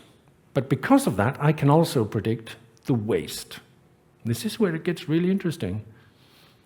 I have no idea what olive waste is, but let's assume that there's some olive pulp and maybe some orange pulp. This is where it gets clever, I now send that information to the world database of 40 million possible reactions. This is a real thing, and lots of scientists around the world are using machine learning to find ways to investigate these amazing databases. And what we're asking is, if I gave you these 2 ingredients, what might you be able to make with those 2 ingredients? And it'll come back and it'll tell us, and I've got a week to create the enzymes needed to start those reactions. So next Thursday, my factory will take those 2 wastes and turn it into shampoo. And I think that's something our grandmothers would recognize. They would just, we talked about communicating to the public. Grandmothers will understand that story, and we all know how hard it is to actually deliver, right? We, as yet, cannot solve this problem. But I'm predicting by 2050 we will, and this will be normal. Now, this is the sort of, I put this up here because I believe this is an example of the type of exciting problem that we can work together and solve. So I'm going to wish you luck, and I'm on time. Thank you. Ladies and gentlemen, welcome back. Our first lecturer in this session is Professor Johann Dietrich Wöhne, President of Germany's ACATech, the National Academy of Science and Engineering. He is joining us online, and he will focus on chains and grids in research and production. I give you the virtual floor, Professor. Thank you very much, and I'm very happy that I can talk to you. Unfortunately, I cannot be with you, but okay, I will give you some ideas about these chains of different chains, and I hope I can share my screen, and I even hope that all the problems we had in the time between are now solved, because the sound is important. So, from my point of view, you should now see my screen, and I'm talking about chains and grids. And I start with a very general remark. You see, there are challenges all over the world, global challenges. You might have your own position, which is the most important challenge. But anyhow, all of these things are really challenges. And these are challenges not for individuals only, but these are challenges for the whole world. And of course, we are living in times of crisis. So we had some problems with, for instance, Fukushima nuclear power plant. We have the climate change, and we have also the war in the Ukraine. So all of the transitions and to tackle the global challenges are, so to say, are also impacted by the different crises. Now, if you look back to the crisis when it starts also with the pandemic, there was a question of where to get the raw material from. Steve Evans also talked about that, where to get the raw material. The value chain means from raw material to product. Then we have a supply chain, meaning from a supplier to the end customer. And finally, and this is a point I would also mention today, there is a chain of innovation, from invention to innovation.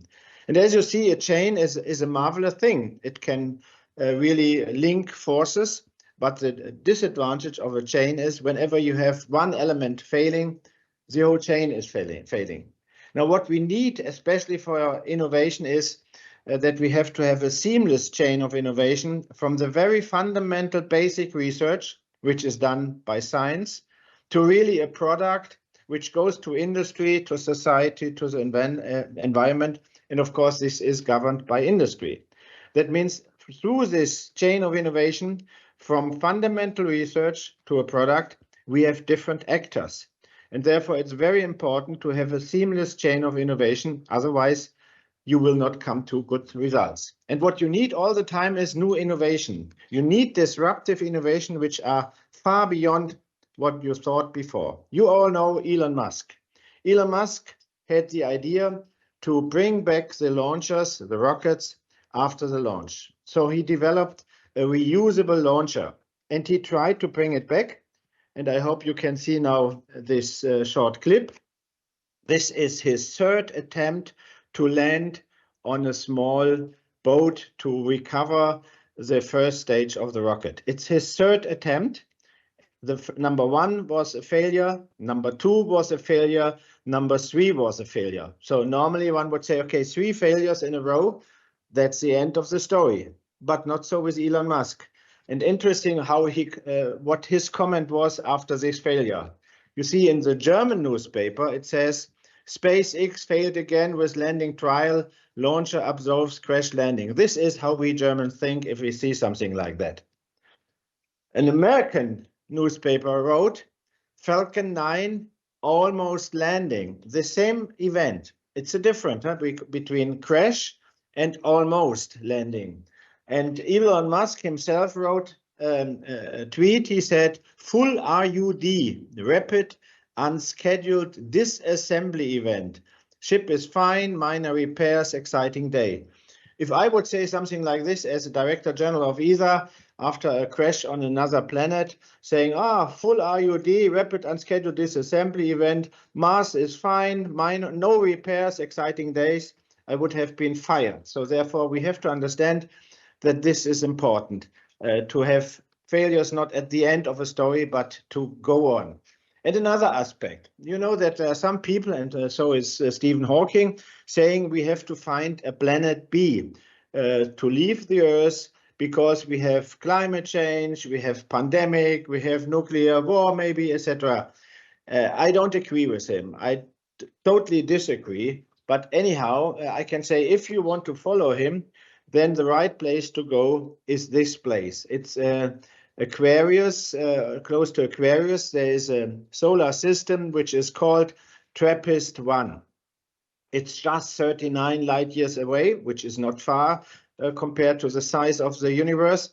But if you want to send a message that you are coming, so it takes 39 years that they receive the information, and after another 39 years, you might get the answer, don't come, stay. No, but this is not the story I want to tell you. The story is a different one. This is the solar system TRAPPIST-1. It has 7 planets. You know that our solar system has 9, depending of how you count Pluto. Now, in this situation, these 7 planets are rather close to each other, while in our solar system, the planets have a big distance. For instance, to go to Jupiter, it's several hundreds of millions of kilometers. So in our case, the different planets are far from each other. This is good because they are independent. In this TRAPPIST-1 system, the planets are rather close, not as close as in this slide, but rather close to each other. Now, when astrophysicists thought about this system, there is an issue because the different planets interact with each other.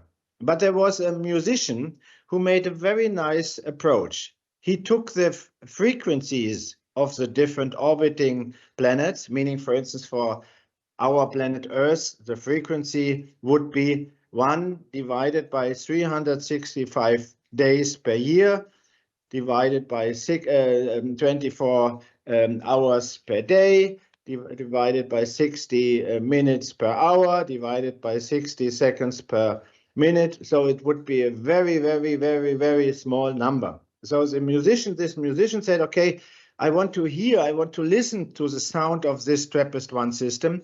So he multiplied the frequencies of all the planets just by 212 million. And now my hope is that you can hear the sound of this system. I hope it's working. Here comes the first planet. I hope you can hear it. Now the second planet.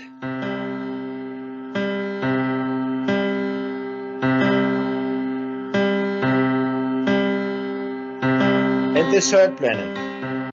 I will stop over here, and I hope you understood what you were listening.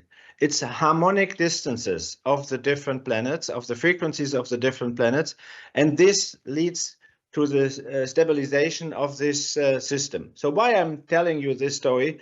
Because it's a cooperation of astrophysicists and musicians, and we call this interdisciplinarity or transdisciplinarity. So this is one important point for the future. The next one is the interaction of all these different areas in our brain, not only in our brain, but also in our community. So the future of work, from my point of view, is really to come closer to what our brain is doing, and these are the synaptic connections between different parts. So we should look for synaptic structures of very different actors, be it musicians and be it physicists, or be it mathematicians, or be it engineers. This leads to new options and new opportunities. And then we can make out of the chain of innovation, we can make a grid of innovation.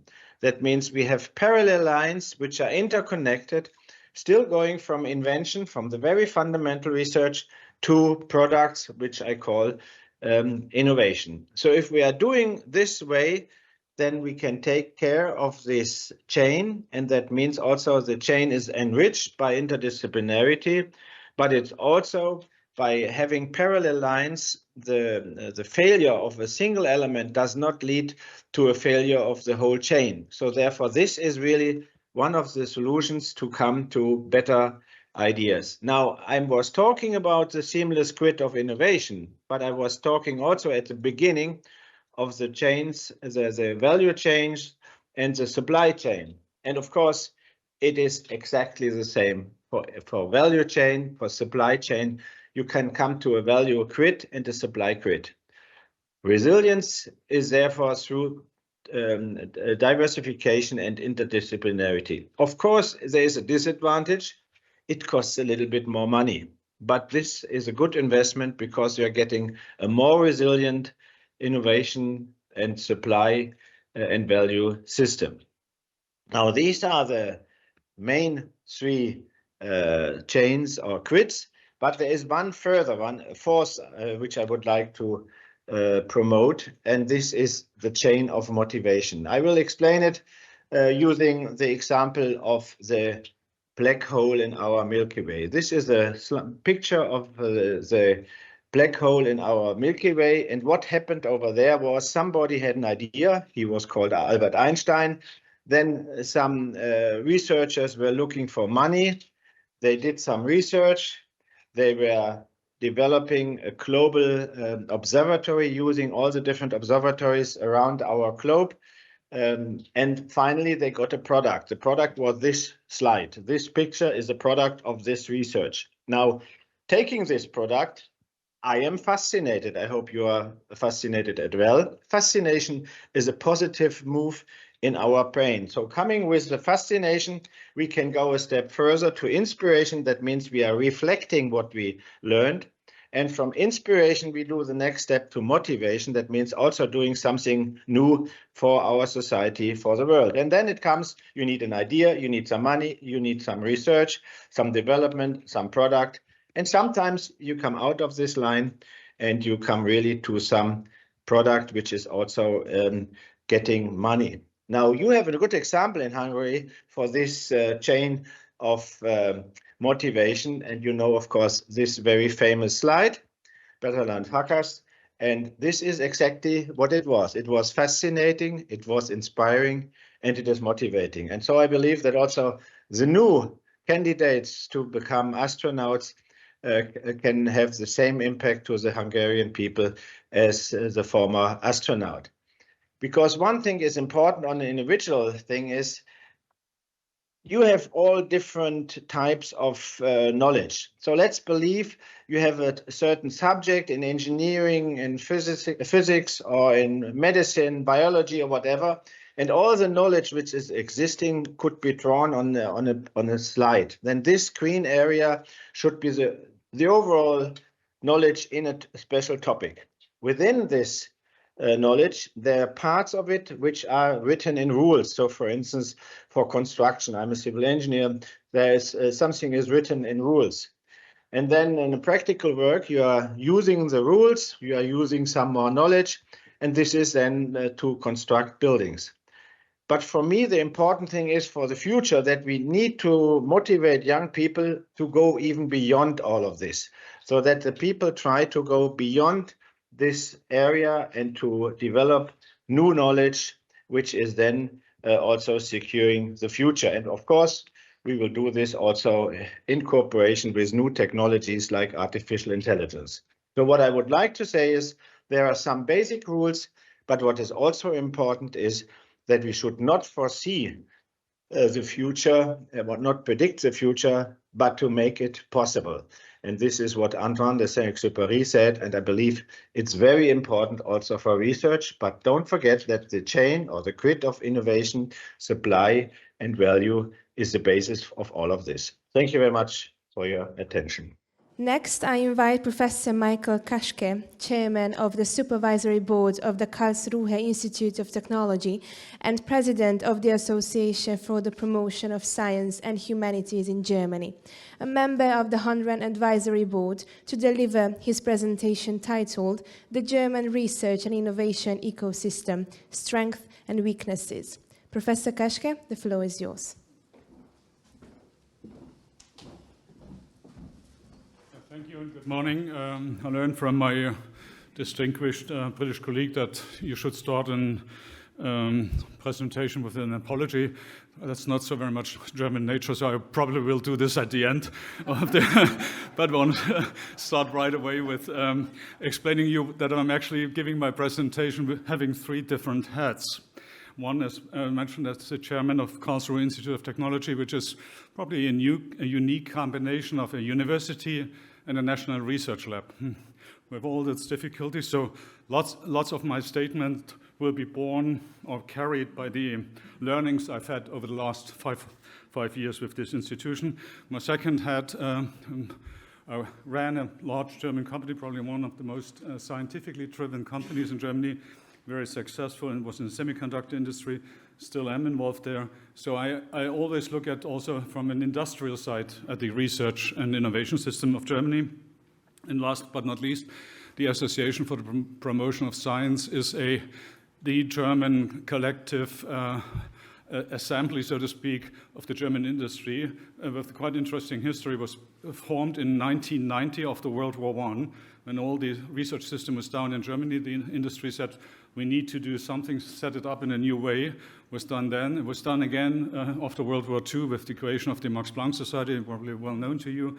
And it was done a third time after the reunification of Germany, when basically two very different research and innovation systems had to be brought together. So that's why this association is quite an important role and quite a good standing in the German, with also the German government.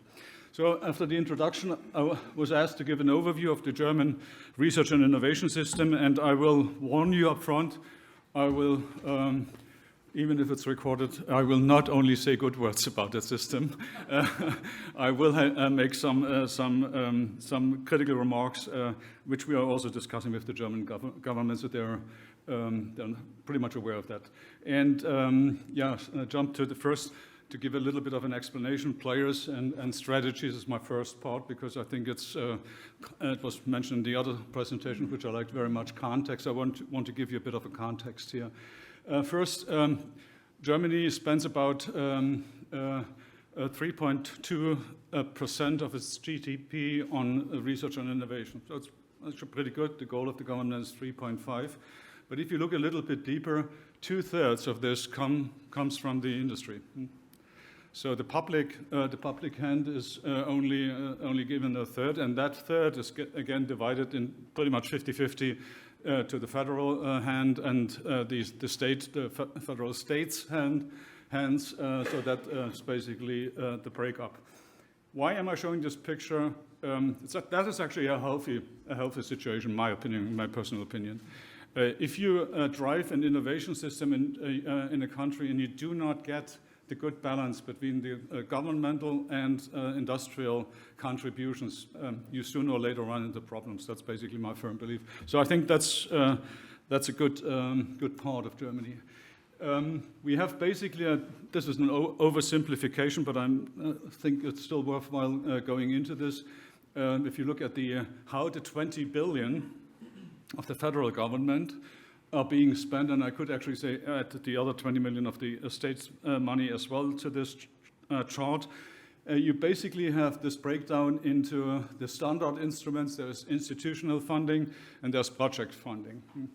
And I think as long as I've been involved in this field, and there's endless debate, I'm pretty much sure here too, to what extent should you rely on institutional funding and to what extent on project funding? And that's an ongoing discussion. As always, the truth is somewhere in the middle. And but my feeling is, if you do not have a solid base in institutional funding, you cannot compete effectively for project funding. So therefore my tendencies, my analysis, at least in Germany, shows if you have 60-70% institutional funding, but very, very much scrutinized after 5 years, 7 years, then I think you're in a good position to compete for the 30-40% project money.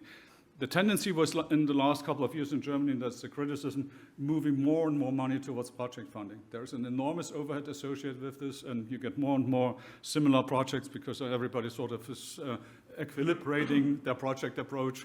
So I'm critical. I think a 70-30, 66-33, whatever is a good. The other approaches, new approaches being tried right now in Germany, maybe interesting also for Hungary, is that is very much a copy and modification of the American agency system. 2 new agencies currently in the making in Germany for driving innovation, and especially, as I mentioned, the high percentage of governmental money, corporate money in the innovation system.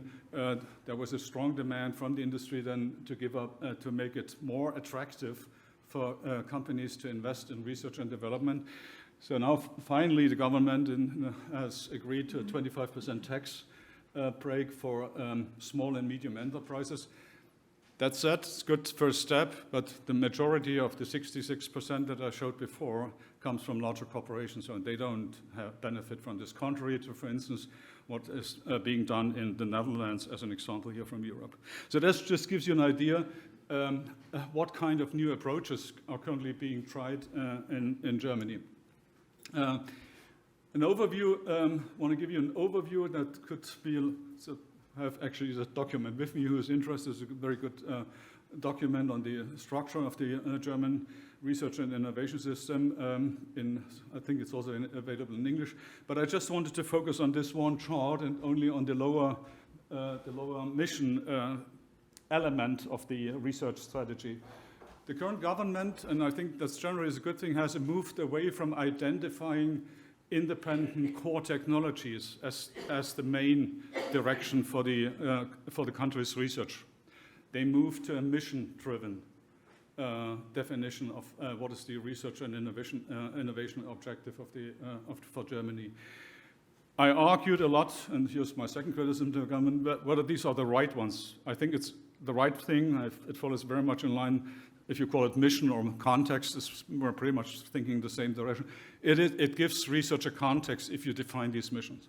I have some problems with how well they are defined, how clearly are defined, and I don't have time and I don't want to go into this, but this is too much of a consensus in the political alignment result than it is a true deep understanding of how you define a mission. That would be my very, very critical statement. I'm particularly that do my research myself in health technology, and there especially improve health for all. This politically sound very nice, but it doesn't really give a good direction for research and innovation. So just an example. But bottom line said, having these missions is a good thing and is a good context setting for everything that follows. I'm stealing Steve's word here from context or mission is the same. As I mentioned before, there are, which is also a good thing, there are new methods being tried out. So we had this very nice presentation from context and then topics, and then later on the methods. So Germany understood that if they want to do mission-driven research and innovation, they cannot just carry on with the traditional way of managing and supervising the research system out of the ministries. Having said this, unfortunately, they still do, and it's because they haven't cut that line, but they're trying to do something new. And as I mentioned, there's a little bit America, US-inspired. Germany has currently now 2 agencies set up, and they're thinking about 2 additional infrastructures. This one is already in the making. It's just not realized here I'm involved. Let me explain this because I think it's very, very interesting. The approach is one, you take an approach towards an ecosystem. You have a task, you give an agency or a task to improve, change the ecosystem. And the second task is you do it per certain promising entities, research institutions, young companies, what have you. So it's 2 things. It's ecosystem directed, and the other is entity or entity directed. I think this is important because often I see that methods are mixed. They're trying to do both at the same time, but you need very different methods and very different people for either developing an ecosystem or driving an individual entity. So SPRINT, Federal Agency for Disruptive, and the second category they divide is it more an evolutionary development of classical core strength technologies of Germany and innovations that we need to advance, then it falls in this category, or are we really aiming at disruptions, then it goes into this category. In the making,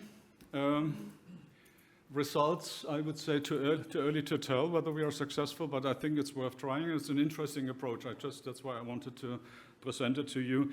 And this was actually one of the things we supported. This is very much now in the making by I think they have now given more funding and they've given more freedom to operate. They were too much on the short leash by the government. And this is just in the making for the schools of applied sciences. So I think it's too early to tell, but I just wanted to let you know, or give you then kind of an overview of what we're trying to do and modify in the current environment, knowing or understanding we can't carry on as we did in the past. Again, this is a chart from the document about the German infrastructure, research and innovation infrastructure. I don't want to go into every detail here, but I want to give you an idea that the German innovation research system is already, by definition, very well structured. So you have the large federally funded research organization who get about 18 billion of euros funding, Fraunhofer, Helmholtz, Leibniz, Max Planck, and they all have already very well differentiated charters. Fraunhofer, applied research, transfer oriented research, Helmholtz, big missions, given big mission research, long-term challenges of the society, Leibniz has skipped, Max Planck, free curiosity-driven research, and very successful, 6 Nobel Prizes out of curiosity-driven research. At the end, if I can make a comment that about curiosity-driven and applied research. Then we have the universities, higher educations, and we have the private sector. I think that this all looks good. What I would say is 2 things are missing. One is this very nice differentiation that we have has also led to impermeable walls. We do not have in that system enough permeability between the walls in the system. So that if you overstructure a system, you run the risk that it solidifies into strong concrete walls. So we are trying, it's actually the industry which tries to put some holes in these walls. The system itself, the research system itself, is very much self-centered and of course has to do with funding and funding requirements. My second comment, and here I'm a bit in difference to my fellow speaker from Germany, there is too much of that old thinking. It starts with curiosity-driven research, then there is applied research, then there is innovation, then there's transfer, and maybe then there's scale-up in the industry. I can tell you, and SZABÓ knows, what we did in the company for 20 years, bringing really something out which has the complexity of a moon landing machine of these days. This was the other way around. The industry had a problem, they posed a problem, they looked for the researchers out there who could contribute, who hadn't even had the topics on their screen yet. And that sort of created a new ecosystem and a completely new innovation. So I think we need to say goodbye to some extent, not 100%, but to some extent, that there's only this one linear path towards innovation. So that's a message that I wanted to say. I don't know how much time I still have. I just thought maybe having made some critical remarks about the German system, also to give you some analytical background, where do we stand. That's actually an interesting chart, I'm sure you have seen this. This plots the share of the R&D expenditure as a percentage of GDP on the horizontal axis, on the vertical axis, the number of people working in research and development per 1,000 inhabitants of the country. And actually it's quite interesting if you see, all the big players in range between 2 and 3.5%, especially Germany, Switzerland, Japan, and the US, France. So and they all have about 10 to 12 persons in research per 1,000 population. There are some smaller countries in Europe, actually, with less or the same funding, but having more people in research. So that's what I would consider very knowledge-driven societies. And then we have this outlier, which we will hear something about this afternoon, South Korea, with an enormous spending both on the GDP axis, but also a lot of people in the environment. So it's actually the world is pretty much everywhere doing the same thing. And my point is, It's not necessary, South Korea is probably an exception, it's not necessarily that you have to push this above the 3% further and further. You can do good research with 2.5 and good outcome. It's the question how you organize it. So I think I always like this chart because it allows you a lot of discussions. Germany is okay in the ranks, sort of constantly in terms of the output, the innovation capability output. 7 between or 8 and 10, so pretty much keeping the place. Should be better in my opinion, but that's what it is. The reason why we're not really further ahead is, and I'm not necessarily saying this is a disadvantage, Germany is very traditionally focused on, Steve, on engineering technologies, on production technologies. There we are number one, and the classical key technologies, enabling technologies. So that is a reason why we sort of fall back maybe on some of the software-driven, AI-driven technology developments. But it, on the other hand, is what the German industry demands and what they need, and that brings us together with Switzerland, Japan, to the top of the line when you look at the production technology. So I think it's more a statement. In the end, you have to pick your fight. You said don't pick the fight of yesterday, but also if you want to pick the fight for tomorrow, you still have a lot of options to choose from, and you need to find the right one. And so Germany has a clear focus on production technology, has considerably improved. I was surprised myself that we're number 3 in terms of sustainability. But in research, the innovation, but whether we get the impact, I'll show you one last slide at the end, is another question, but at least sufficient research is being done. I think I mentioned this, you can read this, but I explained already everything. Let me go to some risks that I see with the German system, and which might be helpful also to consider in Hungary not to fall in a similar pit. Number one is, with all the strength of Germany in the automotive industry, there is a risk that everything is so centered on automotive, and especially on, use Stephen's word, on yesterday's fight, so making the combustion engine more effective, etc. I'm a head of the shareholder committee at Bosch for the automotive transformation, so you can probably imagine that I'm very much into it. There is also, once you understand that you have to transform, then you can draw a strength from this.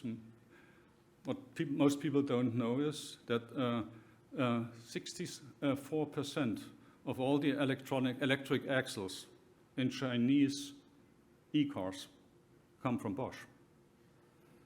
So you can build out of your strength of yesterday a strength for tomorrow, but you need to do it consciously in the transformation. So that's just an example that I wanted to bring.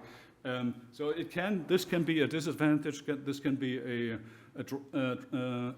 real burden, but the task is to turn this into an advantage. That's what I wanted to say. What I'm not satisfied with, we have to see how much of this is Corona affected, but we see a decline in the patent intensity in Germany. That's a bit of a concern for us. No clear answer yet, but this is when we look about monitoring or discuss the question of monitoring the quality of a system. For me, this was always a very, very important measurement, and unfortunately, the development is not going the right direction. This should lead low availability of risk investment, not low risk investment, sorry for the wrong headline. This is one of the weakest points of Germany, maybe because of too much funding, and maybe because of that understanding that we go this linear process from basic research, applied research. There is no hunt, and also not enough availability of venture capital, especially not capital that goes in on Series B, where you startup, where you do the scale up of startups. So that is considerable concern. So one of the tasks of the agencies, which I mentioned before, is to exactly change this. And hopefully we get some results soon. And the biggest concern, as I told you, I would be very open about strengths and weaknesses, and this is a constant discussion I'm having with the German government. The federal funding has gone up. The result of this is corporate funding or funding of the business sector has come down over the last 10 years. Obviously, I'm sure you read all the newspapers about the German budget situation. I don't expect the federal funding to continue this way.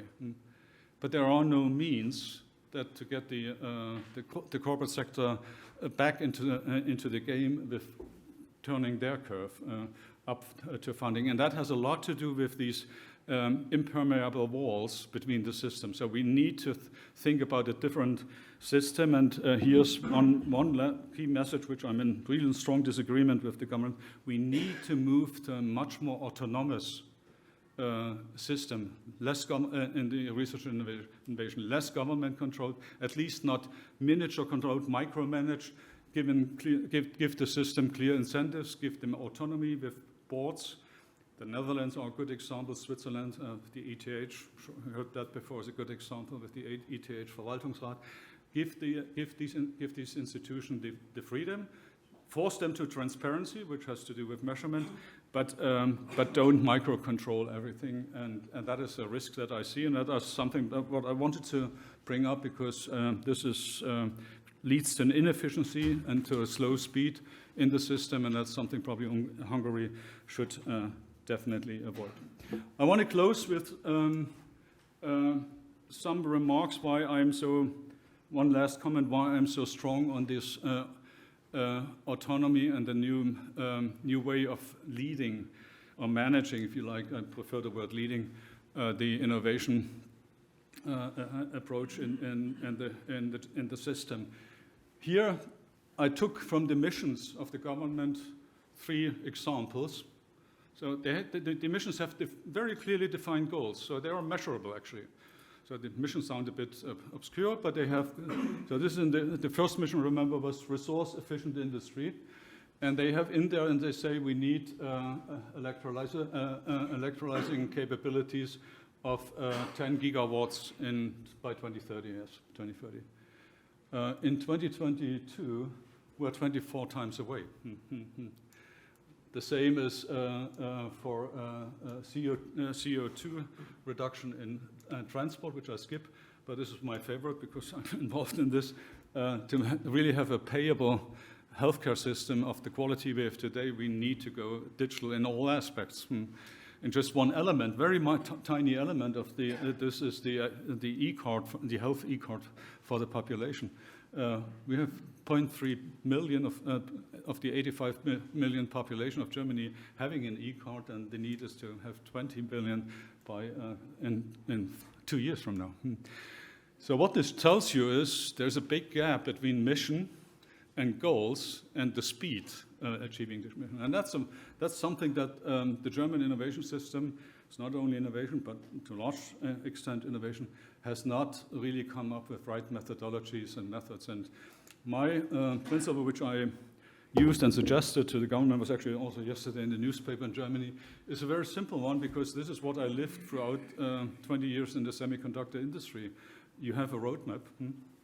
It's more than a plan. You have a clear understanding what are catalysts on your roadmap. Catalysts are those elements that you need to do quickly in research and innovation, because they start the process without pouring the requirement of pouring more and more energy into the system. That's why catalysts are so important. And then you once you have these, you orchestrate the reaction of these catalysts in the entire system. And then this leads to an acceleration. If you don't have that thinking in the mission-driven research and innovation, I think this will become very difficult to get to these big, hairy goals. And like I said, this is my humble experience from the industry. It has worked in very technologically challenging environments. So I believe this could be something that needs to be incorporated if you do mission-driven research. With that, I wanted to end. I thought about one more topic which was brought up earlier, the geo example, from my background as the chairman of the Karlsruhe Institute of Technology, this is next to the Hungarian plains here is the other place where there is the Rhine Valley, the upper Rhine Valley, where there's a lot of hot energy below that. And Karlsruhe has done 20 years of research in that field, and we now have the first power plants in the area already using this geothermal energy. And what's interesting, that's what why I bring this little story up. What came out when they used the hot water, they found that there is a high percentage of lithium in that water. And now what happened is actually they have a lithium extraction plant next to the power plant. So what I always say is, don't be too linear in your thinking. Look for the opportunities. They might be around the corner and you don't see them today, but go for it and then you'll find them sooner or later.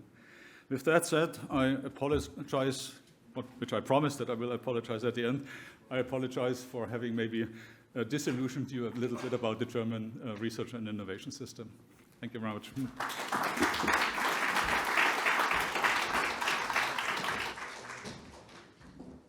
Thank you, Professor Kaschke.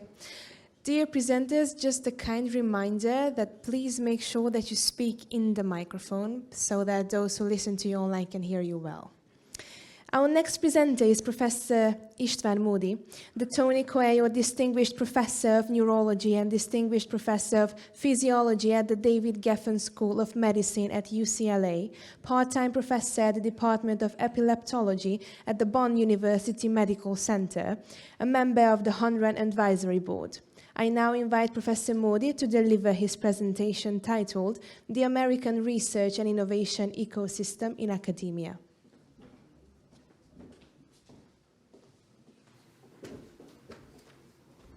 Thank you. I'm not British and I'm not German. I'm Hungarian, so I don't know where to apologize, perhaps in the middle sometime. But I will apologize at the beginning because I got my PhD at the University of British Columbia. So I think that actually absolves me of apologizing at the end. I apologize because the task that I was given was the American Research and Innovation Ecosystem, period.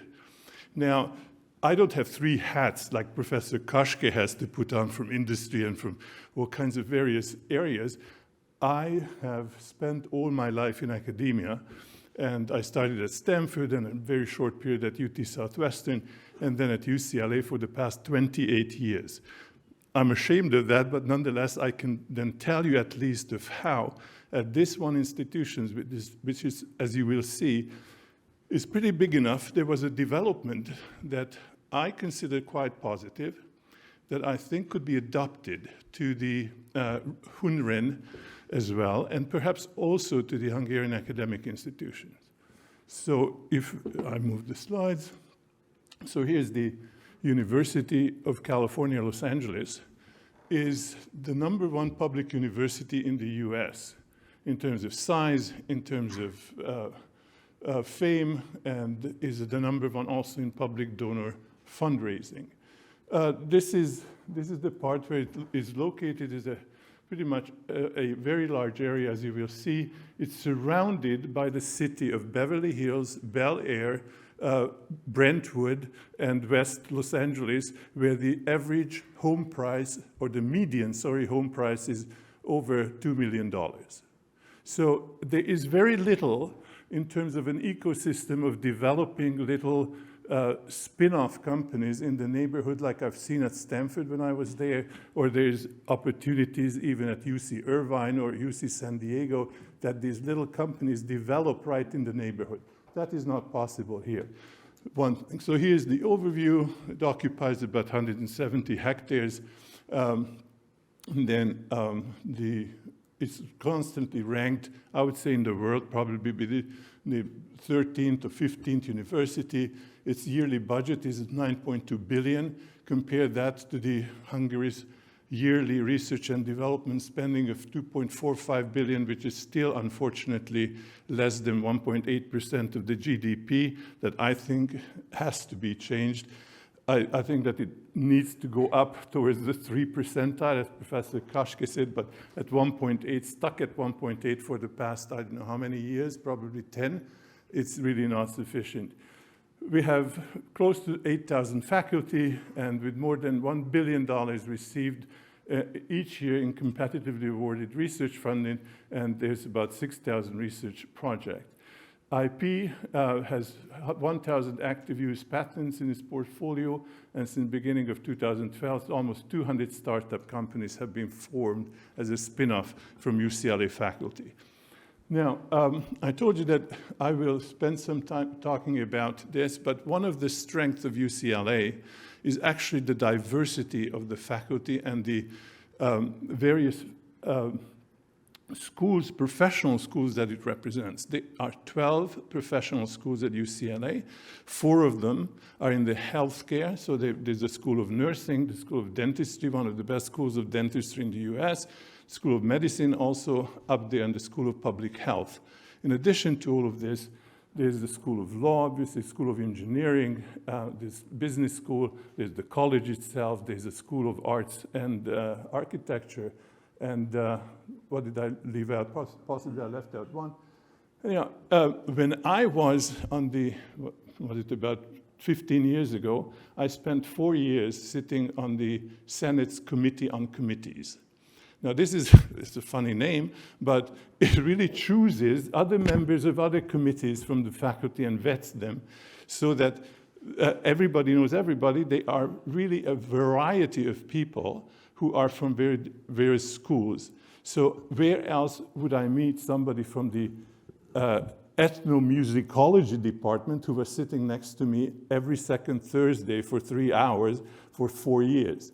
And so the discussion, as you can imagine, that was generated in these meetings, other than what we actually did as a committee on committees, was just really fascinating. And I don't think I could have experienced that anywhere else. And I feel that something like that should and could happen at these institutions where there's a remarkable diversity of topics that are being studied.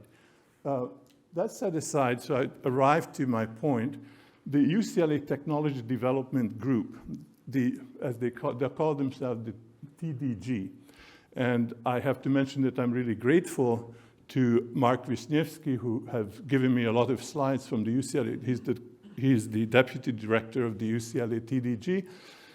And they have evolved into this entity that I will tell you about in about the past 10 years. They used to be a regular, old-fashioned IP office that handled a lot of MTAs, and they handled intellectual property, but they certainly didn't take it to the level that they have taken it, much to my pleasure as a professor in the medical school, much to my pleasure. And here's their mission. You can read it yourself: innovation, research.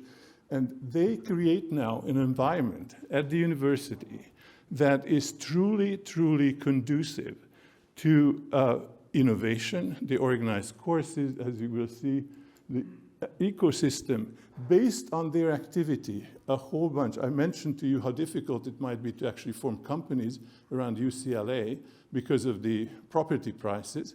But nonetheless, a large number of small companies have developed, even little biotech companies in Santa Monica, for instance, then all kinds of contract research organizations. So a whole ecosystem developed, and partly because UCLA really, and of course, Thousand Oaks, in this is the headquarters of Amgen.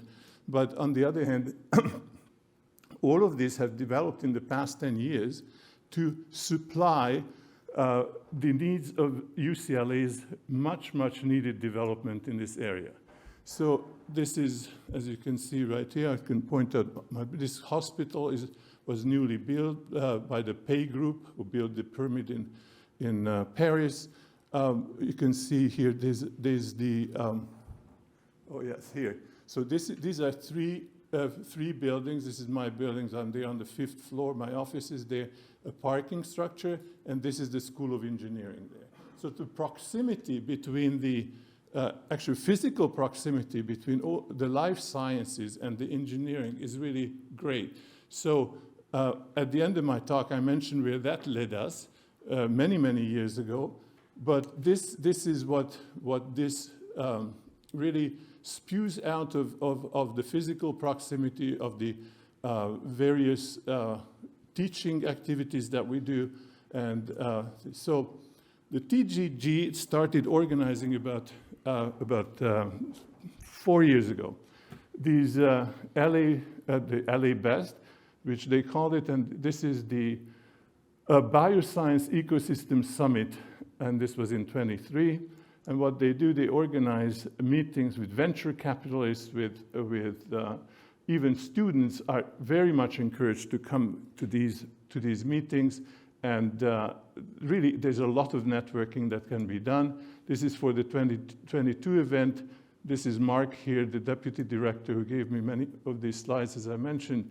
And as you can see, 1,000 in-person attendees, 500 UCLA, USC. So this is the sort of Southern Californian university landscape here. Sponsored venture capital, 300 plus biopharma, small companies, and so. So without this TDG, this would not be possible. And without these events, I don't think that people would, or faculty and students, they would not get to know what's available in the region. So I think that this is very, very highly valuable.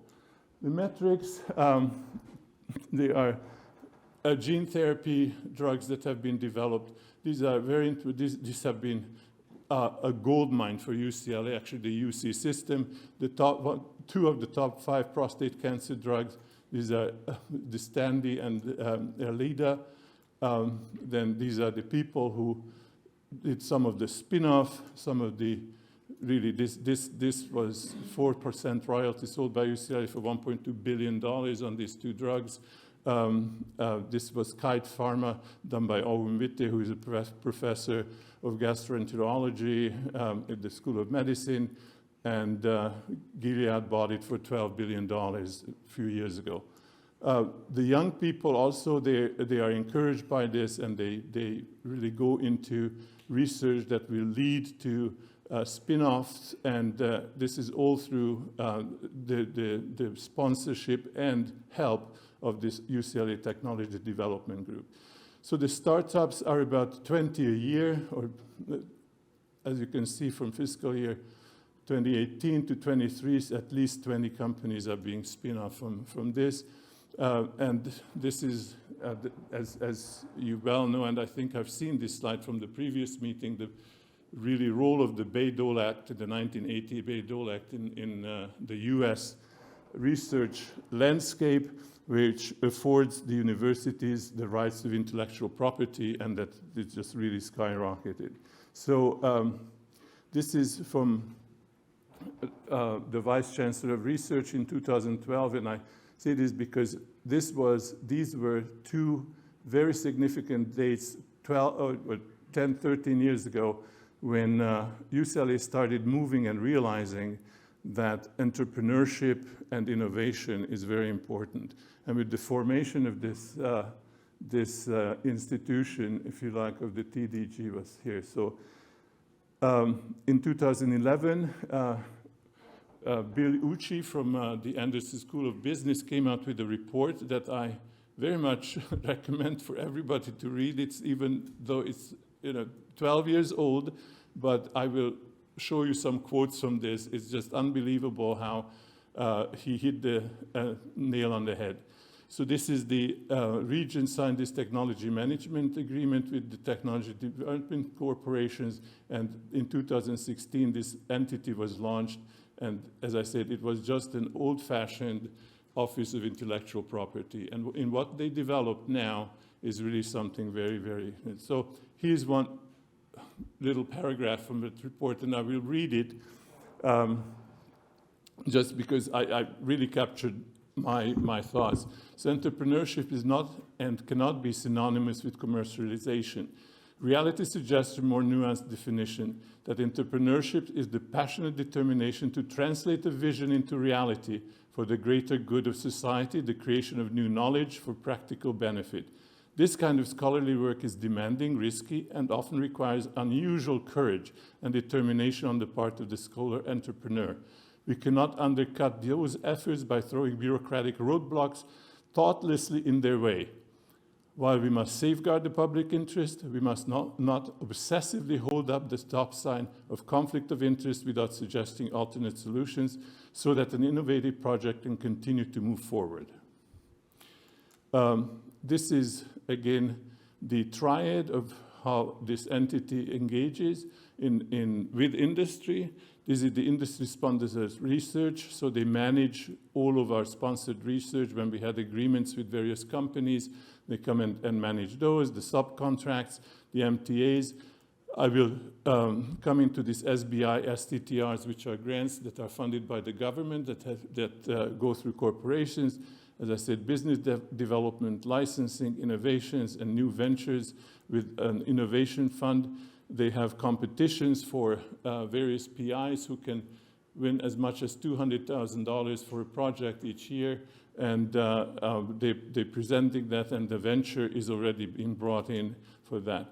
So out of these are the innovation disclosures every year in the hundreds. So you can see 300, 400 innovation disclosures, and about 60% of them, 40, 60% of them actually are turned into provisional patents. So ever since, as I said, in 2016, they took over. And in 2018, they were already at 60% with 375 innovation disclosures. He's in the life sciences. There's 2 at least inventions per year. The wide spectrum of this, obviously, in every aspect of it and so on. So, and they have 900 available IPs patents. Another quote that I bring up from that same ecosystem of entrepreneurs at UCLA report: the number of disclosures is important due to 2 factors. Where the royalties to the university are concerned, home runs matter. And there's unanimous agreement among universities that at the disclosure stage, no one can tell which disclosure is going to produce a home run. Beyond the financial impact of having a large number of disclosures, it is important that our scientists feel that they face a helpful university system that encourages them to pursue their work all the way to an invention that will have value to the world outside of our campus. And so couldn't be any truer than this. I couldn't have put it any better. And this is in a little bit in contrast to what Professor ZEHNDER was talking about, that, well, in academia, you do whatever you want, and so on. So this TDG institution within the university really encourages you to think outside the box and to really start applying your research into problems of society, into problems that are going to matter for later thing, and not just in engineering. I wanted to just show you this. This is on their website, so I just copied this one. They have a website on the IP disclosure and ownership. Frankly, I haven't seen an IP disclosure statement from any Hungarian institution yet. I'm sorry to say, but I asked them to produce one to me because I said, well, I can send you my copy or our copy from that, but I haven't seen it yet. So you can go to the website and you can just go and have answers to all of these questions of what it is, for instance, what is the first step if you think that you created an invention? So what is the process of dealing with this? Where do you go? Who do you call? This is then they're part of the SBIR. This is the Small Business Innovation Research Grants and the Small Business Technology Transfer Programs. It's interesting because all of the US national funding agencies, they each have a program like this or programs like this, which are given to small companies, usually. The small companies are very often the spin-off companies that have been formed by the entrepreneur-minded faculty. However, the entrepreneur-minded faculty is going to be not necessarily the CEO of this company, but it's going to be part of the advisory board or perhaps the chief scientific officer. But the PI of this company is eligible for these grants, and these grants are much easier to get, much larger than, for instance, the individual research grant, the R01 grants in the States. And very few people actually take advantage of this. Incredible, but that's how it is. I constantly get, particularly from the National Institute of Aging, where Alzheimer's disease is in the crosshairs all the time. They have enormous demand for small business ventures with this small business.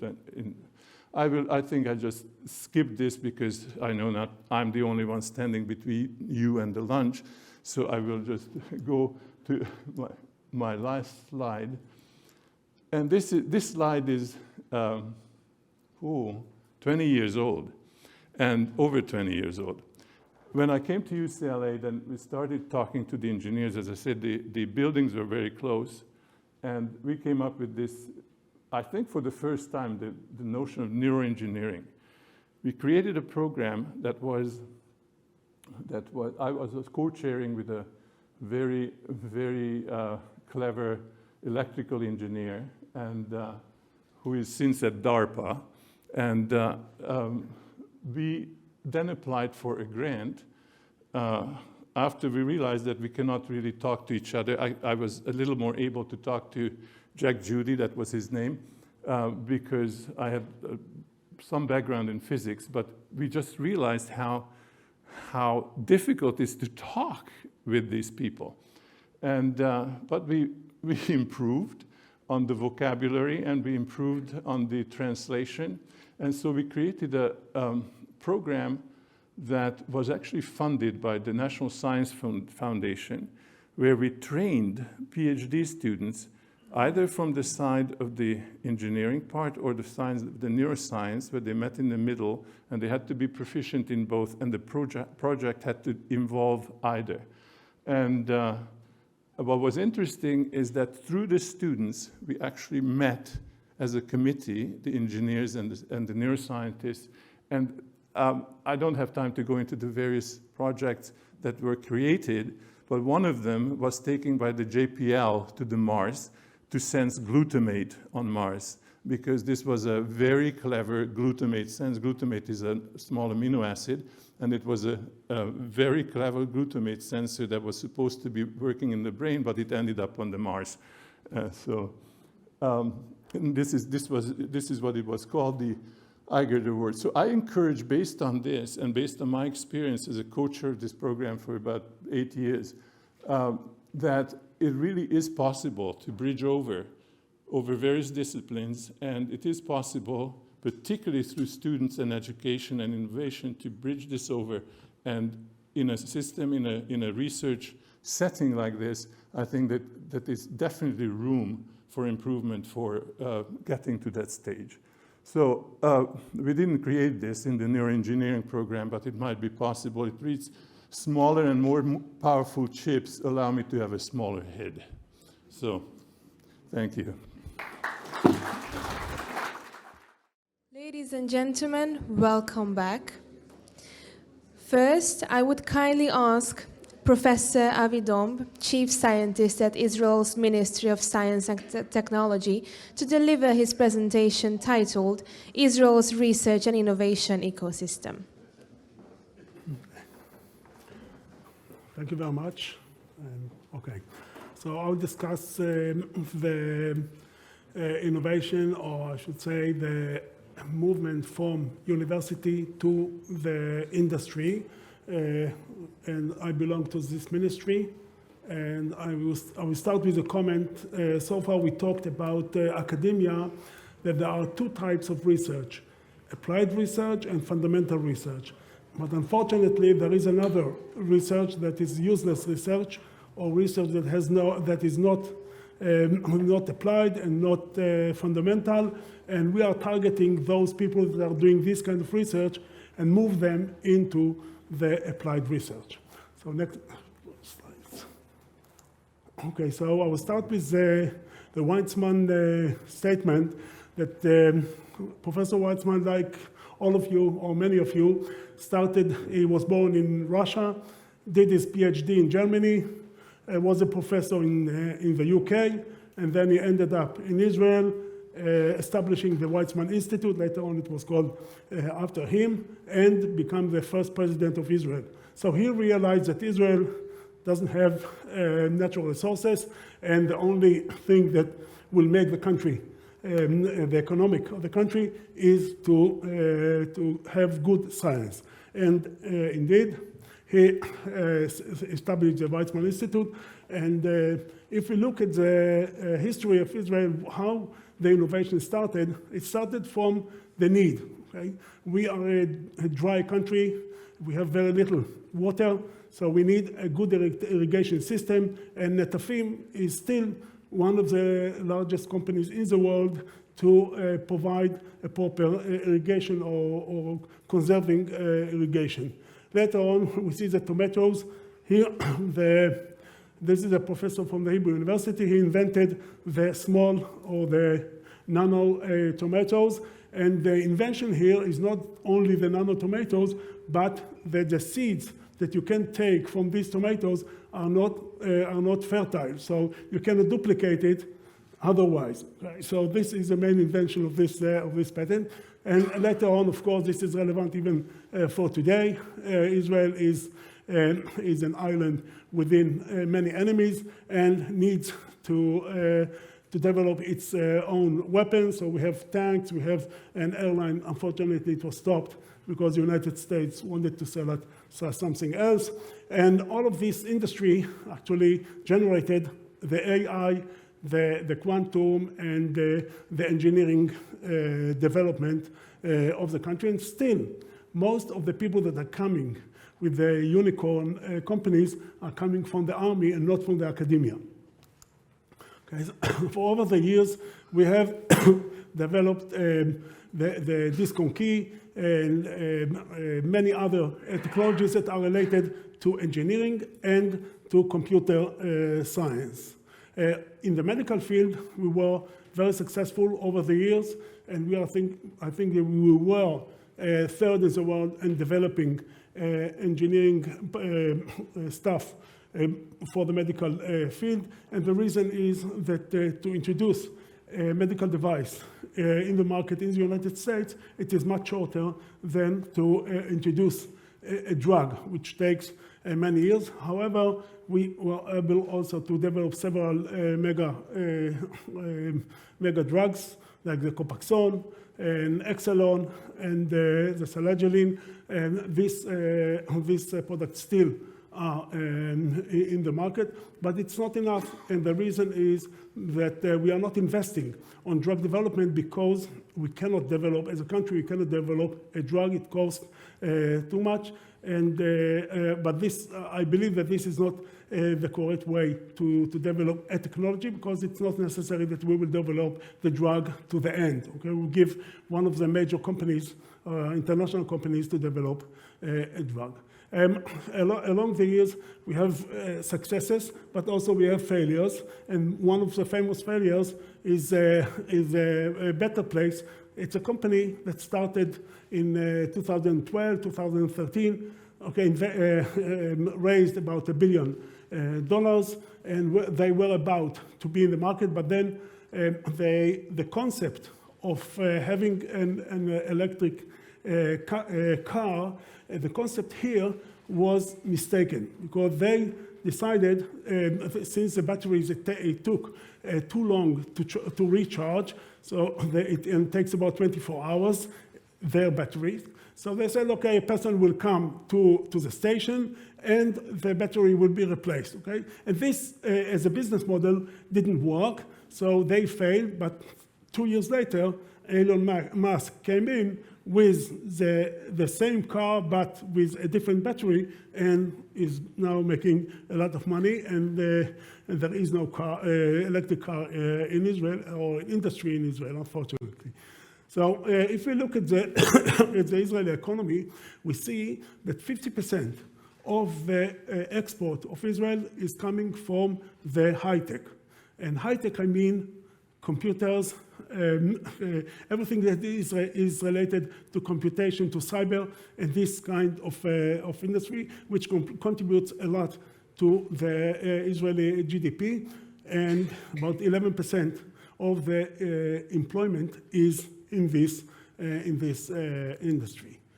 Okay? However, if we look at the picture, who are the people that are investing, or what are the technologies that, that are mostly invested on? We see that everything is in the computer side, or computation, or cyber, and very less in the deep tech industries like pharmaceutics, chemistry, materials. All of these are coming here. And this is the challenge of the government, because here we have external, or the private industry is investing the money.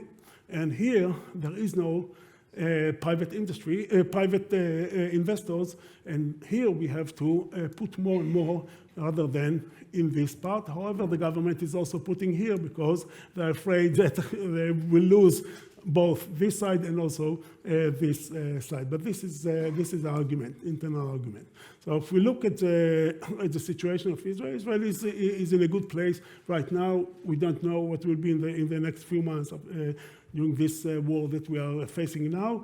But Israel is like Paris and other major cities or countries that have in one hand they have full companies, and the other hand they have also a lot of startups, where the expectation is that a startup company will develop into a full company, although it is happening less because the startups are waiting to be acquired and make cash as soon as they can. So how this started? Okay, how come that right now about 90% of the investment in research is coming from the private sector? So how this started? Actually, it started in 1993, where the government decided to establish a fund where they will give 60% to an investor, a private investor, if he is investing on a startup company in Israel. So it started slow, and then the private sector realized that investing in such startups is useful, is rewarding, and they started to invest. So the government remained and still remain investing in the industries, but the private sector is taking a major role in this investment. So if we look at the government investment in research, what we see that the government is investing about 8 billion or 9 billion shekels, which is about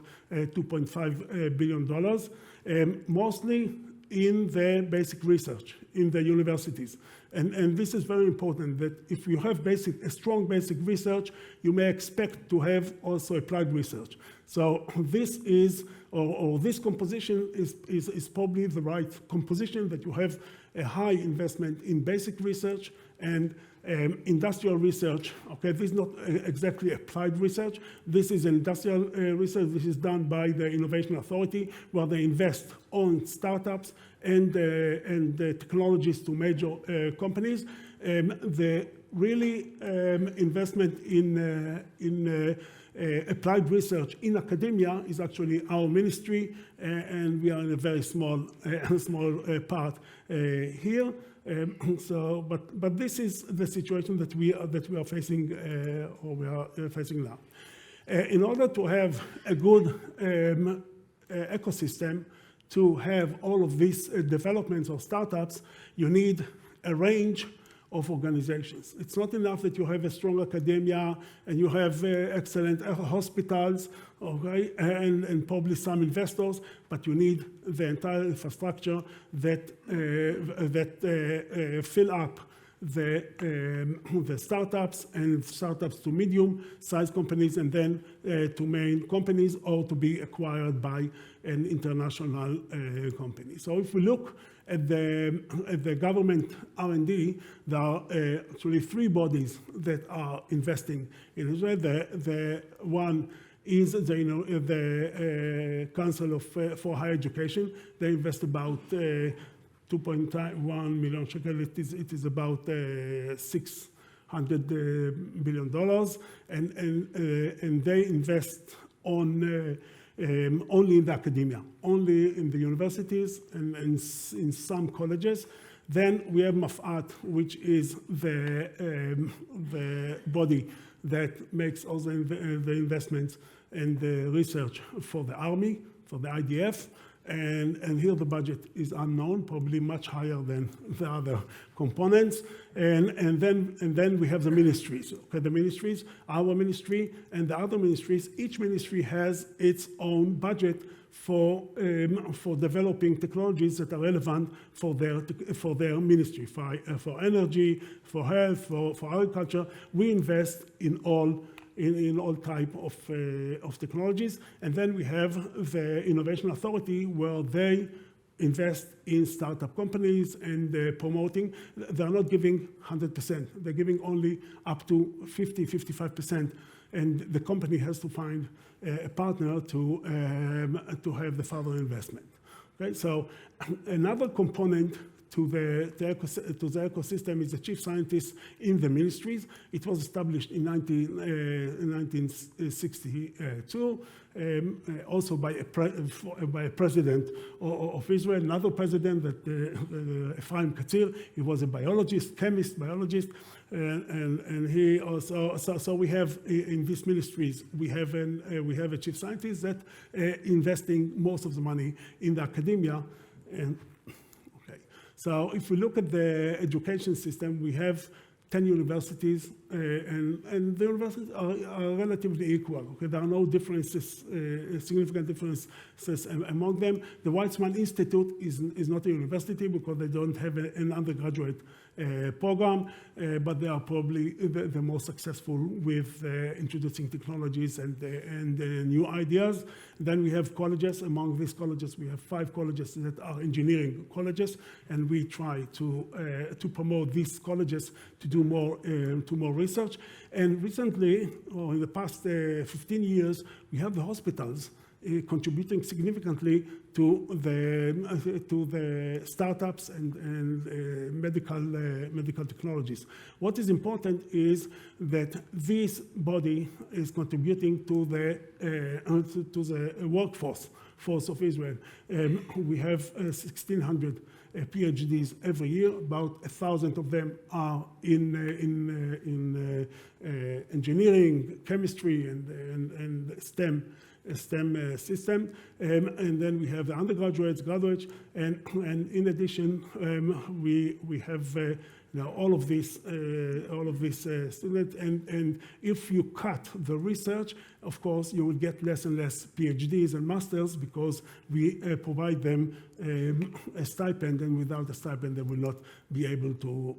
Okay. As I said, hospitals are more than 100 hospitals in Israel, and I may say that in about 30 of these hospitals, there are TTOs. It means that the physicians are investing in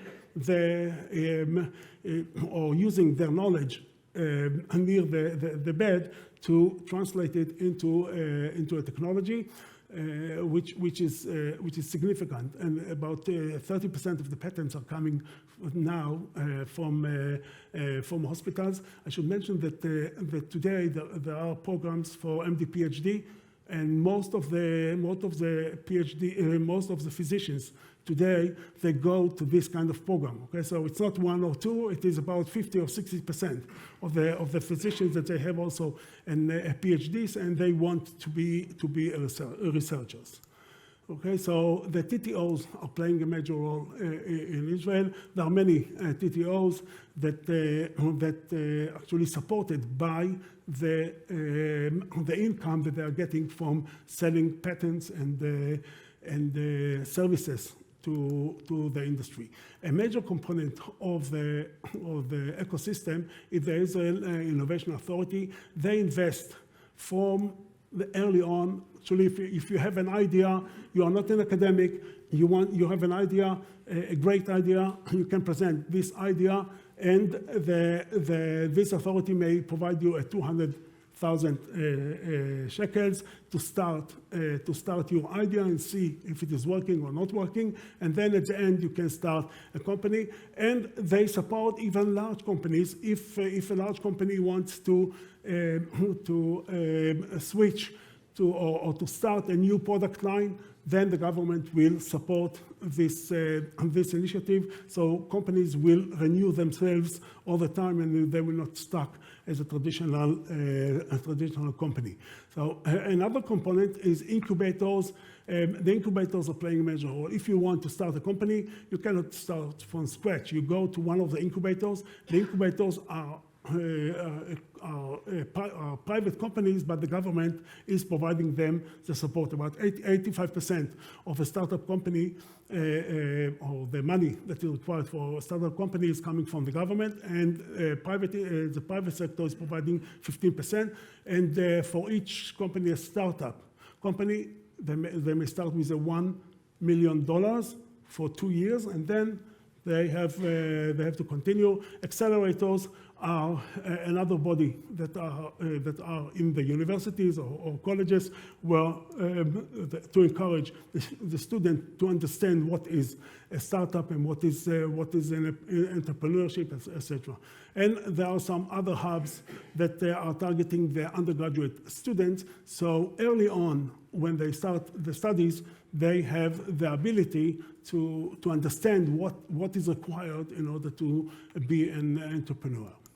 So the government in 2 years ago decided not invest in everything, but to have some priority. And actually, Forum Telem, this forum is a volunteering committee that is composed of the organizations that I mentioned before, Innovation Authority, our ministry, and they provide consulting to the government where to invest.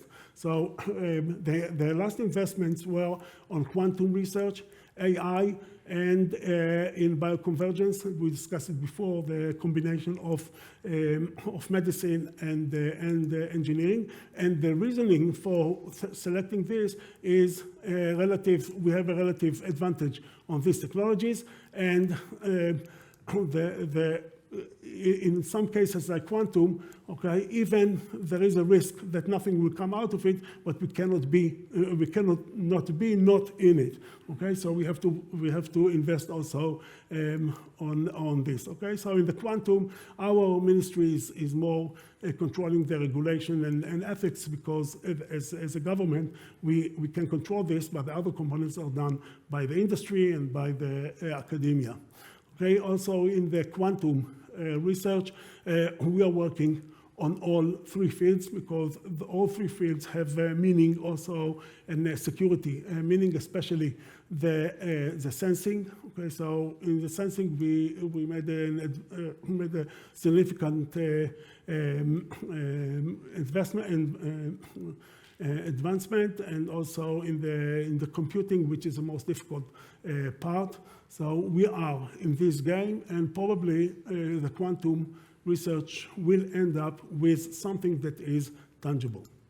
As I said, bioconvergence is a combination of medicine and artificial intelligence, centered computing, and now we promote this because we have a strong say in artificial intelligence, in computing, in engineering, and also we have a strong medicine. So if you combine the two, we may get things that are more innovative, and we can build a new industry around it. And one of the examples is alternative protein production platform. Okay, is to start with either plant-based or fermentation-based or cultivated meat. And so we work in this direction. This is just an example of the bioconvergence, which started just about 10 years ago. And right now, okay, we are in this field. And actually, most of the people that started the cultivated meat came from the medical field of tissue engineering. And tissue engineering is very difficult because you can do everything in vitro, but when you go to the human or to animals, you fail. Okay, so this was a great opportunity just to start right in the right place that we know where to make the progress, and this ended up with an industry, and we have now many companies that are specializing on cell agriculture, as it's called, but it has also an advantage to have these technologies, because these technologies may lead to other technologies, for example, production of peptides and proteins in a more efficient way, because the peptides that are used, or the growth factors that are used for this field are the most expensive component. So if you can reduce the price and be more efficient, then you may solve a major issue in the cultivated meat. And if you solve this, you may have more technologies to develop medical peptides and proteins. So this is just an example. This is already a product in the market, an artificial milk that is made by fermentation. I think it is produced now in Holland, okay? Because the regulation in Israel didn't allow to sell this milk, and then so the company moved to Holland, and now they are producing significant amount of this kind of milk. We try now to collaborate with the United States on the cultivated meat. This is not an easy technology. Today, okay, the people say in the news that it costs about $2,000 per kilo. It is more than $20,000 per kilo. Okay, so we have a long way to get cultivated meat into the market. So now we try to collaborate with the United States, because the United States has also a strong interest in this field. So and we try to make it as a new business for Israel. The food tech industry in general became one of the priority fields, and so we have many startups in this field, and hopefully some of them will end up as medium-sized or full-size companies. We are not leaving out the technologies that are required for energy and for combating the climate change. Unfortunately, in Israel, we don't have enough wind. We don't have rivers. We have the Jordan River, but this is only a mark between Israel and Jordan. Okay, it has nothing more than that. Okay, and so the only way to generate energy is by the photovoltaic, and here we are very strong on photovoltaic. We do all the technologies today. About 10% of the electricity in Israel is produced by photovoltaic, and by 2030 we expect to have about 30% of the energy produced by photovoltaic, and later on, hopefully, we will have a new river or whatever in order to solve the zero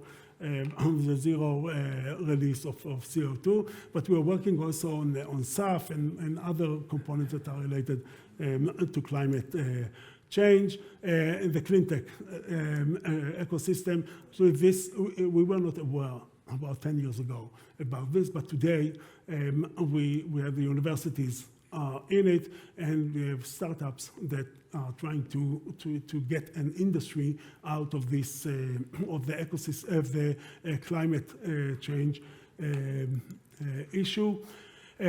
Now we'll discuss a little bit about our ministry, what our ministry is doing. So we have the Chief Scientist Fund. This is a fund that we fund only applied research in the academia.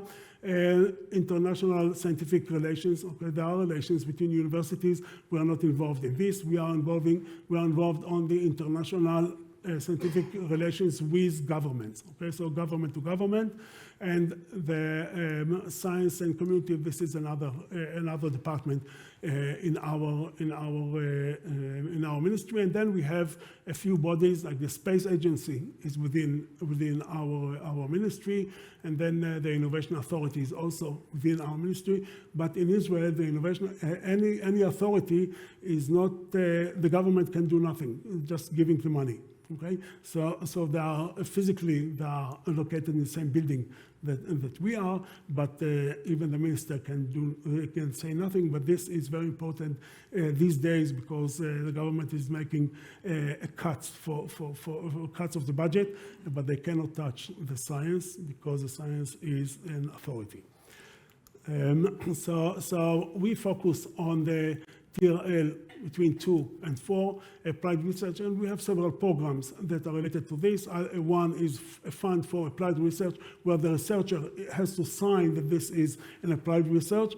Okay, and then we have and we support the TTOs, and one of the programs that we installed recently is a postdoctoral fellow, entrepreneurship postdoctoral fellow. We realize that people are finishing the PhD, okay, and they're expecting to be in the academia, but out of these 1,000, probably 50 will end up in the academia. So we have 950 people that are looking for jobs, and they may go to the industry. So some of them have a great project during the PhD. After the PhD, they may forget about this project. The supervisor is moving to the next project.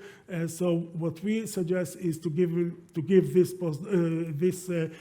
graduate 1 year support, so he can take the technology that he developed into a stage that he can start a company.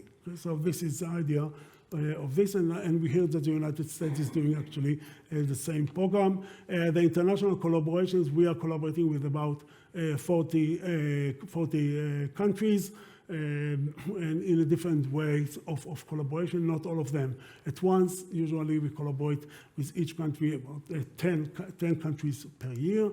And what we offer for this and that, what we plan to do with Hungary. First of all, we have to have a formal bilateral agreement. We have it with Hungary, but we never practice it. I think that we practiced it many years ago. So I hope that in 2024 we will have a bilateral call for proposals. We will have a mobility program, and we will discuss some other programs that we can collaborate with Hungary. The infrastructure, we don't have the CERN, and we don't have many tools that are required for research, and we are associated with the European organizations that provide this kind of service, the EMBL, that is supporting the laboratories for biological research. EMBRC is an organization that is doing research in the field or providing infrastructure and machinery to research in the sea. Okay, so we are associated with about 17 organizations where the government pay the annual fees, and the Israeli scientists have access to these organizations, and this way first of all, we increase the ability of the Israeli scientists to do research, and also to be associated with the people that are doing research in the same organizations. And this is the end. Thank you very much.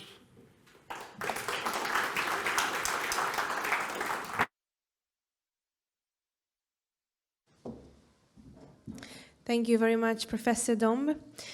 Ladies and gentlemen, it is our honor to welcome among the audience His Excellency Dr. Kyu-Dok Hong, Ambassador of the Republic of Korea to Hungary, who joined us to listen to the lecture of Professor Nam Yeon-cho. Welcome, Your Excellency. Next, I invite Professor Nam Yeon-cho, the MRS Singapore Chair Professor in the School of Materials Science and Engineering and Director of Flagship Programs at Nanyang Technological University in Singapore, President of the Korean Scientists and Engineers Association in Singapore, members of the National Academy of Engineering of Korea, and a member of the HUN-REN Advisory Board, to give his presentation titled The Korean Research and Innovation Ecosystem. Yeah, thank you very much. Thank you very much for His Excellency, Dr. Hong, joining the talk today. So I'm going to give you a talk about the Korea Research and Innovation Ecosystem. take-home messages start with. Ecosystem in Korea, you can actually summarize in the one word. What is that word? Do you know? That is one thing, but dynamic. You will see how much dynamic Korea innovation technology ecosystem happening. Before, the key word in here before, developed by fast follower. Now, next to 26 years, the whole government structure moved to first mover. This two word is a very strong word to how the Korea science technology innovation ecosystem is happening. Here is the summary of the slide, basically ecosystem current status of research innovation environment in Korea, and basically how the Korea innovation system become fast follower efficiently. It is company-based and it is cluster-based. Selective and focused topic. That's the key word you can actually see. And government policy supporting system is very efficient, and also strategy foster innovation, science and technology talent, which is very important. Albeit that you may heard the birth rate drop significantly. And then how do you solve that problem? And then they have a strategy within that. And then there is a few case study, cluster-based, one of the POSCO case, which is company driving startup innovation system. Second one is basically cluster-based. That's a triple helix, government, industry, academia, with that cluster, how they innovating the ecosystem. And then start with if you actually see the innovation present in South Korea, and then case with the Seoul too, South Korea, they incorporate innovation outpost, 82, and 71 for the cooperation with the innovative present in South Korea. And the number seems so small and beyond R&D. And then this is the number, who is the driver to the innovating R&D? Those conglomerate companies, and then basically driving the R&D center with the academia, with the national institution. This structure is very unique in a sense because they can actually fast following the innovation in happening the global. And in Seoul, which is about 23% population living in Seoul, and then you see it in here, the cluster is very massively hosted by Seoul, but not just Seoul, but other area for the Daejeon, which is KAIST, its birthplace, and then also Gwangju and Daegu. Those clusters have their own very specific powerhouse for each of the technology. Before technology, if you think about the Korea, semiconductor, right? But not anymore. That's the one of them. Advanced biotechnology manufacturing drug, and then now with the battery manufacturing. And what is next? If you remember the first slide, the new concept of green digital economic platform, just announced it, digital plus sustainability. That's the next power horse of the Korea innovation and technology development. And with that, company driven, and then all the R&D center, they gathering like Silicon Valley, which I'm going to give you the statistic, comparing with. So if you actually see the cluster with the Ansan, Chungnam, Daejeon, and Iksan, and then there is a lot of a free economic zone they developed recently with Singapore NTU, and Goyang City just visited, try to make the kick city. So you may read a newspaper article for the R&D funding shuffling, and then one of the early morning session, commissioner give you a presentation summary of the Korea situation from 80 to 90, the huge development. And the second one is a German professor mentioned about outrageous of the R&D support. Now, the good thing is it's timely for this HUN-REN collaboration because a lot of funding, about $2 billion funding, aside R&D for the international collaboration. Start with Boston Korea project, like CREATE program, which is the SZABÓ, gonna give you a talk next to me, next section. And those innovation is a very important, and then as you see that in here, how they become a fast follower by looking at the example. And then as you know, the innovation is Silicon Valley, which is where I studied there, and then East Coast, and then Israel, you just gave a talk, and then look at the number of people who working for the innovation driving, which is that's how the statistics move. And then following up, if you're mapping up in here, South Korea continue to progress, 2.9 scale up from here for the 1% to the 2% and then trajectory. It's catching up. That's the fast follower strategy and place in science and technology innovation. But this is just a tip of iceberg. As I mentioned, next 26 years. First mover with a new subject, new standard with the digital intelligence. That's going to be happen, and then you will see the evidence for next 25 years or so. So then where is the financial driver? And then I just mentioned, who is the driver for these whole activities? Interestingly, cooperation with the government support. So this is a very strong structure they built in. And then you heard in the morning session for the Elon Musk comment. Why he can do this comment? It's mine, he has ownership. So as a corporation. Strong ownership, whether this is national institute, university, corporation, government, I believe one of the very important things is a strong ownership of how leading this innovation. And then this is one of the evidence slides for that. The three main functions for the STA governance in Korea: strategic orientation, planning and budget, and implementing evaluation. This is the conventional system the government take, and then government support for the corporation, university, and national institutes. And with this strategy, this is the whole governing body structure. And then look at this, is PACST, which is the Advisory Council of Science and Technology, which is the exact same function. And then they even have a same rhetoric, research, innovation, impact.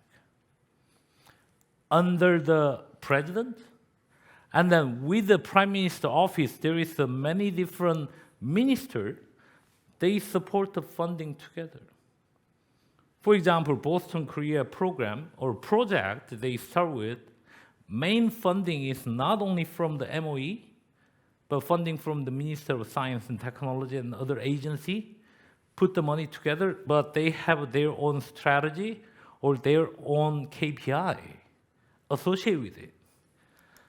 And that's the overview of the governance structure for the level 1 strategy orientation and agenda setting, which is they need to actually focus and then make the strategy.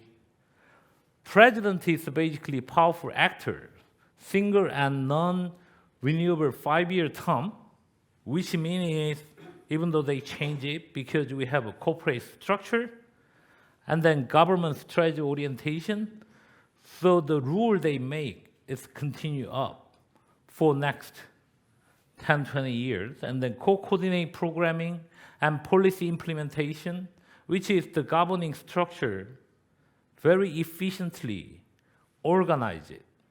and then moving this forward. And this is the STI governance system for the long-term strategy orientation, annual programming and budget. They have a very clean system to budgeting it, and then select a topic and implement it. For example, there is a Sämangum cluster for battery. That is not only the funding from the government, huge support from all the corporation gathering together, and localized university, they provide the manpower with the funding support. So this is the cluster structure and designing it with the government, industry, and academia system. And then this is the typical year funding generating by March. And then each year they reevaluating the system, how they're gonna allocate it. And the good news is, as I just mentioned, and then R&D fund reshuffling, and then mainly for the first mover emphasis. That meaning is international collaboration with each of the countries. They're gonna driving for those funding. So you will see a lot of change and announcement for the strategic evaluation, unit program and program evaluation, specific program evaluation, and so on and so forth, and performed by the R&D management agencies. And then with that, the government policies and supporting system is a strengthen the mission, is a centric investment-based public and private corporation, which is not just the public funding per se you support.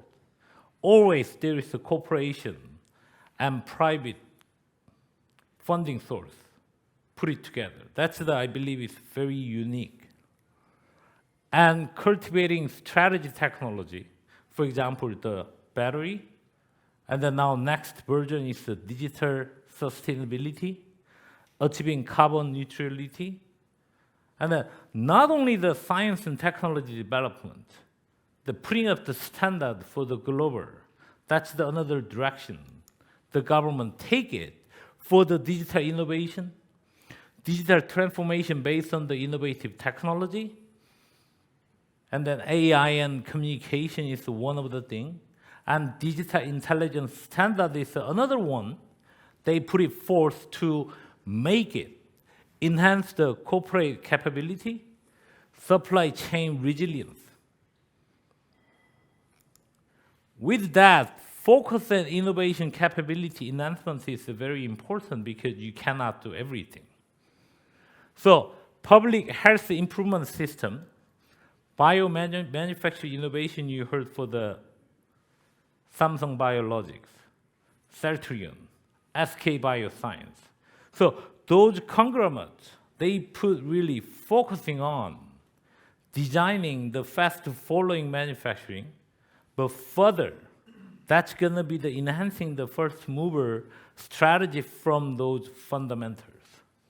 Advanced national defense, cutting edge weapon system, intelligence defense, which is a very strong suit in Korea side, and then as you know, in this unstable global situation, and expanding the scientific and technology foundation for the future readiness.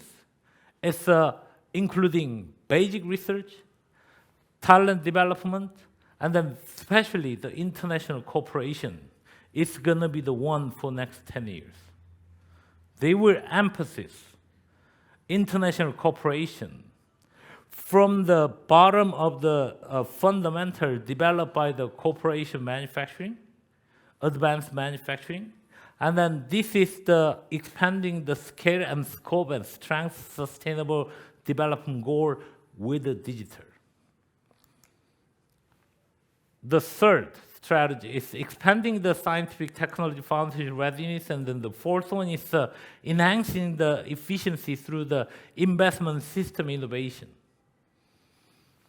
Once again, the investment is the public and private collaboration, not just the government funding, but it's a private supply funding system. That's going to be the huge chunk of the system they input in order to innovating in corporate support method, reflecting the corporate demand, expanding the private-public joint project, operation in National Technology Strategy Center together with. With that, so enhancing the efficiency system, we talk about integrating platform investment, enhancing coordination extra budgetary funding to very specific target research area they are focusing into. And then also the operation management for the research equipment development capability is one of the area for the advanced manufacturing system. They're very into developing this whole ecosystem, eliminating similarity, duplicating for the expanding unique code for the project and task, which is one of the things is restructuring is happening with this new 5-year government. So the trend is the policy and supporting system is a top-down based, domestic oversee and analysis. It's happening, and then future scenario for the keyword is basically future society scenario, keyword analysis, and future scenario research domestically happening, analysis for the scientific activity, and then this is the keyword-driven system, so people put it on the top-down fashion. With that, this is the science and technology talent. There is a Korean word in here, but bottom line is the paradigm shift from the supply of the science and technology talent, which is a lot of students, they go abroad previously. And then now, outbound and inbound, they want to balance out IT technology toward the digital transformation, limitation of the existing system for the supply personnel, various technical fields, and next to 10 years in the demographic fashion, and then they decline the people of the mismatch, so industry demand because of this birth rate, region, and every other potential risk.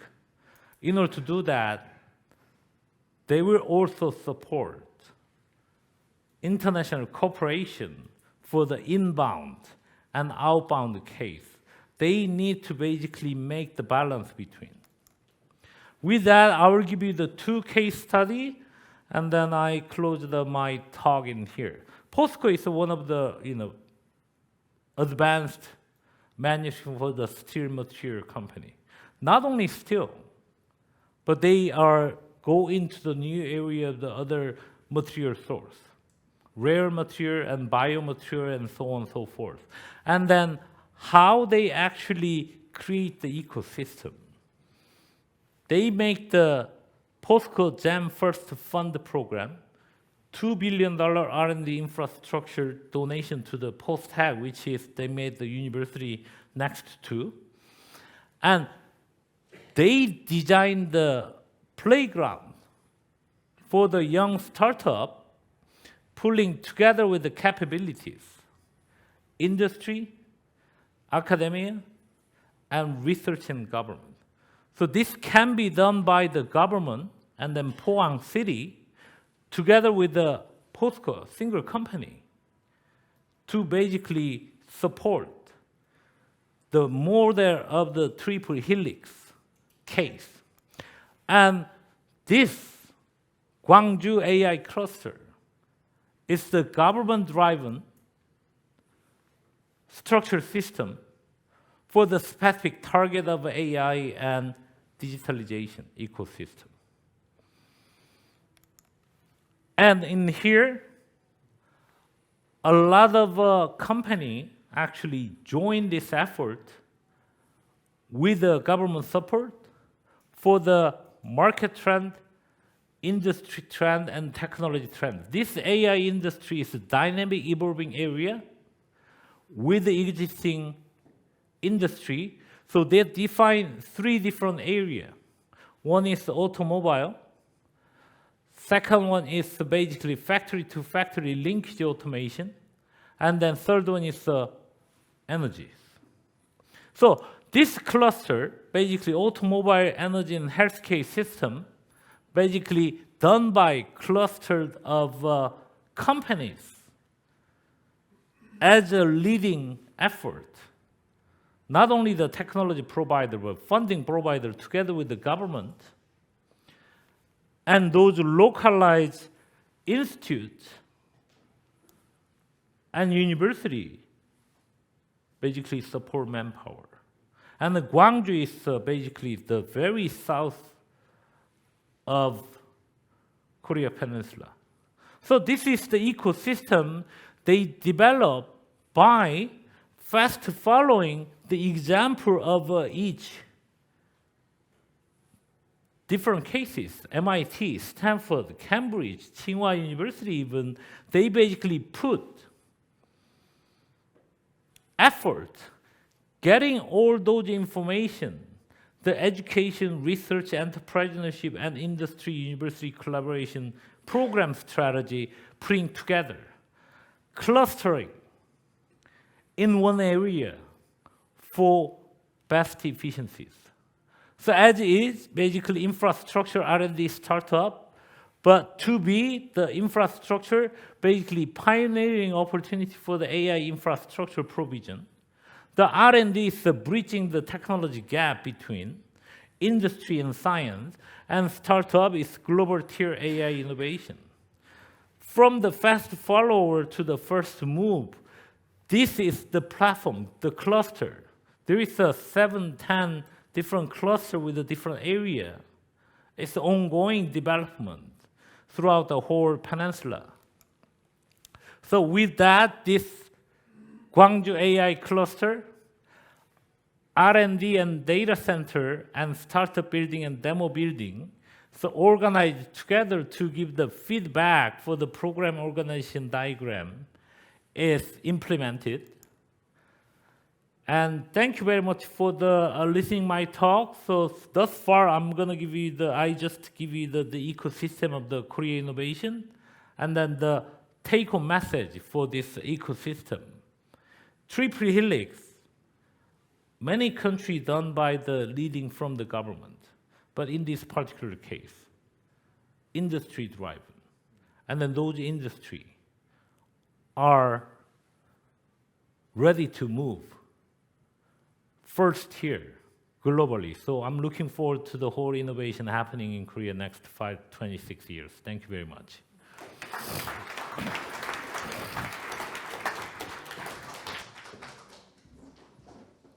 Thank you, Professor Namyoncho.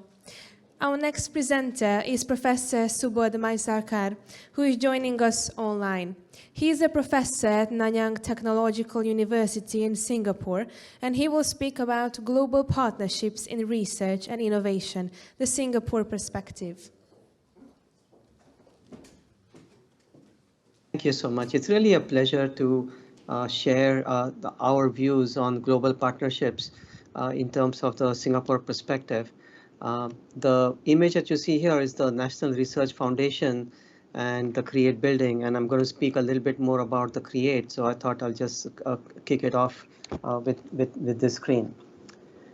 Before I get into the research, innovation, and enterprise focus of Singapore, I thought I should just share a little bit of the context. So Singapore is a relatively new economy. It was established in 1819, and one of the things that I always like to say is one of the first innovations in Singapore, it was the first global free port.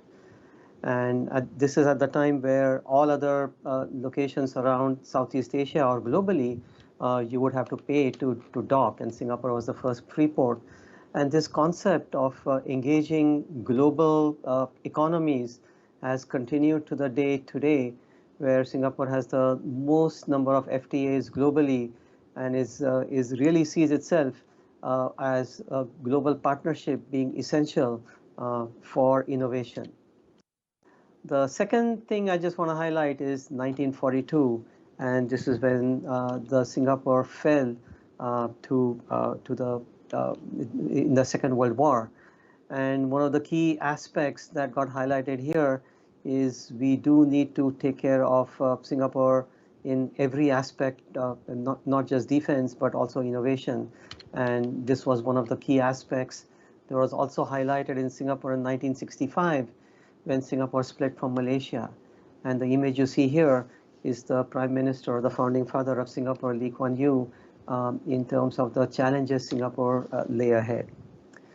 I think over the years, there have been many challenges, but a significant challenge also arose in 1998 in two different contexts.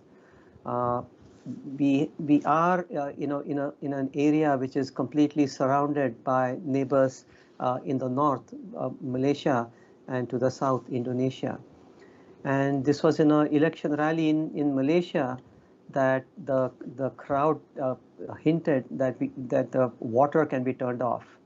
And thus water became a very important burning platform that Singapore had to invest in.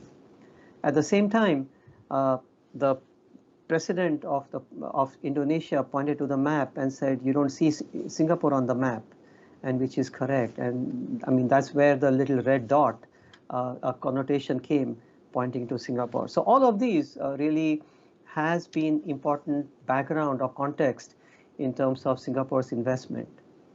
From 65 to the present, Singapore really has transformed itself from a third world to the first. And a colleague of mine always jokes that Singapore is an artificial diamond created by, you guessed it, a diamond created by stress. Stress from every aspect in terms of being self-sufficient to water, to really taking care of how do we take care of global innovation on our own. But I think Singapore has made significant progress since 1965, not just from a literacy perspective, but an economy perspective, but the standard of living, the quality of living, every aspect of it. Singapore has made tremendous progress. And again, I want to stress that one of the key aspects of this progress is a global engagement. And that is going to be really what I'm going to focus on in my presentation.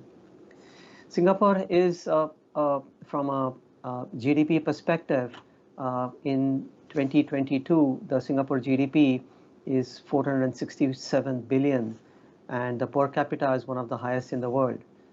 One of the key things we continue to focus on is manufacturing. Manufacturing is 22.3% of our GDP, and electronics and chemicals are probably the two largest sectors in this area. And we continue to look at our strengths now and really look at our long-term needs.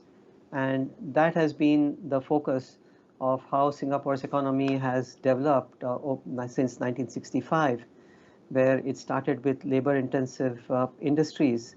Then it moves towards skill-intensive, capital-intensive, technology-intensive. And really the next 50 years, the focus has been how do you move towards knowledge and innovation-based economy. The research investment in Singapore started relatively recently, since 1991, and I'll speak a little bit more about it. But I also, from a context perspective, want to give you some of the challenges that Singapore faces. Like Korea and like Japan, one of the biggest challenges we face is dropping birth rates and extremely rapidly aging population as well as workforce. By 2030, 1 in 4 Singaporeans would be 65 or more, and by 2050, that number is projected to be anywhere between 1/3 and 1/2 of Singaporeans would be aged. We have a shrinking workforce, and that really also drives the R&D strategy. As I mentioned, water is a major challenge, and I think we have looked into recycling, desalination, as well as conservation from the water perspective. From a land perspective, we have exactly 730 square kilometers of land and 730 kilometers of sea space. And we really have to maximize the land availability, and we have no land in terms of putting down solar farms, for example. So land use intensity has been really one of the key focus and a driving factor also from the perspective of research. We have no natural sources of energy, and again, one of the key aspects of energy security has been importing energy, and how do you balance it with climate change and climate action have also been challenging topics. The last question is, will the economic growth continue, and what kind of social challenges would we face going forward are key aspects of things that we keep in view. With all of that context, I want to speak about Singapore's research, innovation, and enterprise ecosystem. And we prefer not to really see it as basic research versus applied research. We really think that this whole thing is a continuum, and all aspects of research, innovation, and enterprise needs continuous investment. The National Research Foundation that I represent also was formed in 2006. And what I do want to highlight is going from really 2001 to 2005 period and 2006, the research investment was doubled. And this had a profound impact on the research ecosystem in Singapore. And this was, if you wish, really a shock therapy or a restart in terms of a research innovation journey. And throughout this journey, Singapore continues to invest 1% of our GDP in research, innovation, and enterprise. And this percentage will continue to grow. As I'll highlight a little bit later, the public sector is investing 1%, the private sector is investing about 1.2% in terms of our GDP. But there's a clear intention to grow the contributions from the private sector. One of the key things that Singapore looks at is what are the overall objectives of the research, innovation, and enterprise investment. And the first objective is really to enhance the economic competitiveness. And going forward, the question is, can innovation be the key driver of economic growth? And like both of my colleagues before this presentation have highlighted, I think startups will play a very significant role in any of the growth strategies of most advanced economies globally. But a second factor from a Singapore perspective is really the research has to address national imperatives. Singapore it's a small economy, it's a small research ecosystem. We really cannot afford to invest in every aspect of research.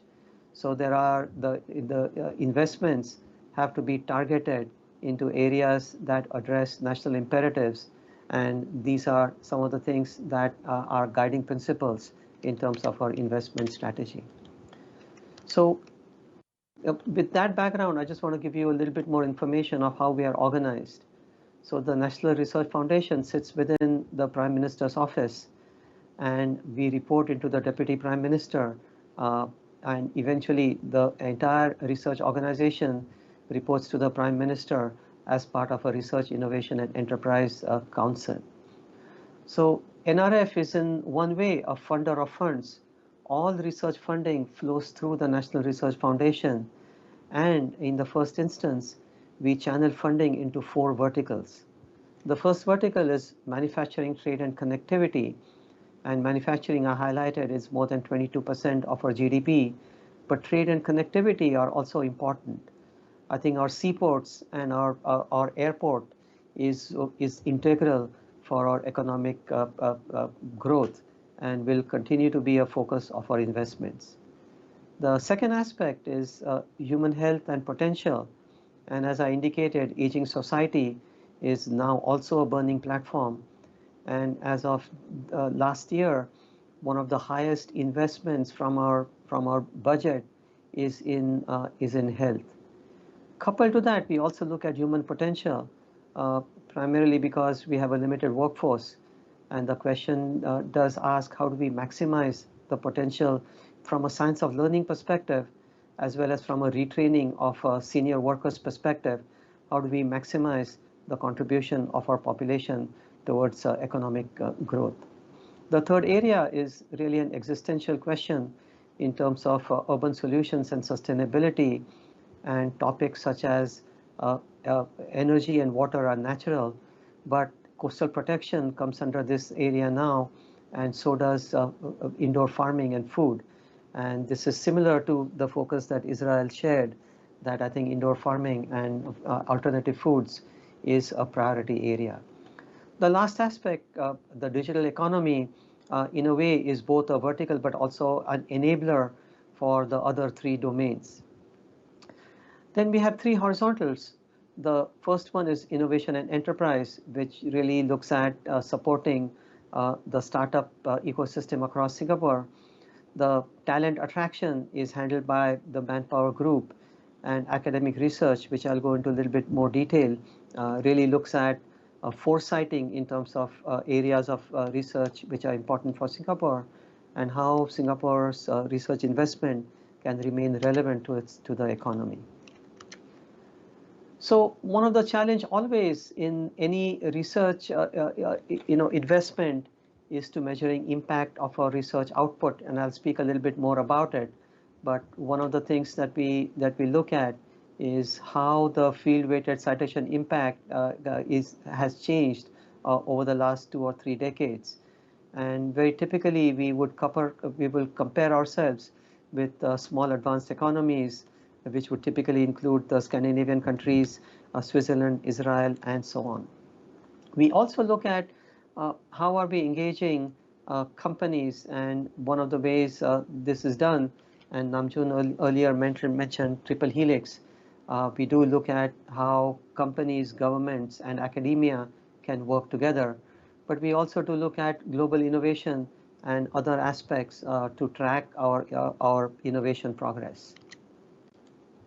So one of the things which is always useful to look at is how do we compare with other nations, both in terms of the R&D investment as % of GDP, but also in terms of researchers per million.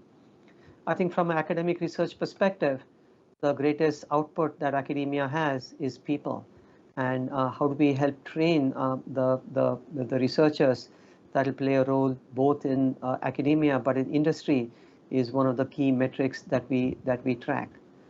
The data on this slide is a little bit old, maybe 2020, but it is indicative of really where the R&D investment is and what is the talent base that will drive the innovation-based economy.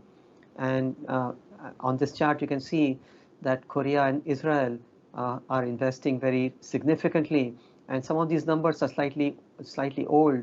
The Israel investments, from what we can gather, is somewhere between 5.6 and 5.9%. The Korean investment is close to 5%, and so on. Hungary, the last number I could find, the investment was 1.6%, and overall, the researchers per million in Hungary that I could pick up, it was about 4.4K. These are just indicators in terms of what is needed to either grow a knowledge-based economy and how do you support it from a talent-based perspective. Another thing we also look at, and this is a similar metrics, and this speaks about the population per million or the RAC density. And really this is one key humbling factor in the US. There are 1.8 million folks who are engaged in research. In Singapore, this number, to our estimate, is in the range of 45,000. So we have to support our ambitions in terms of being an innovation-based economy with only 45,000 people. Another metrics to look at is the number of STEM graduates on an annual basis, but also how many PhDs do you have in your economy. And our estimate is in Singapore, we have about 10,000 PhDs totally supporting our innovation system. In the US, the number is more like 67,000. The number I picked up for Hungary was about 10,000. In Switzerland, it is said that 3.2% of all adults receive a PhD degree, and really and that is an important, perhaps one of the important reasons why Switzerland continues to be one of the top nations worldwide in terms of innovation. One of the things Singapore looks at is are we plugged into the global international partnership? And this graph indicates from different parts of the world what percentage of the articles published are with international partners. And I think it is, if you just take a quick glance, it is very clear how important international partnerships are for top quality research. And this can be also seen from this graph that was published recently by the Times Higher Education in September 2023. And this gives you the average field weighted citation index as a percentage of international collaborations. And such graphs suggest that the more partnerships you have internationally, really that is one way of improving the research quality of the nation. Similar discussion feedback was gathered in terms of what was the most important factor for collaboration. And I think if you look at this chart, the main takeaway message from this is it is not the lack of funding or funding availability that is the motivation factor in terms of international partnerships. So if you see access to funding, that is not the primary factor.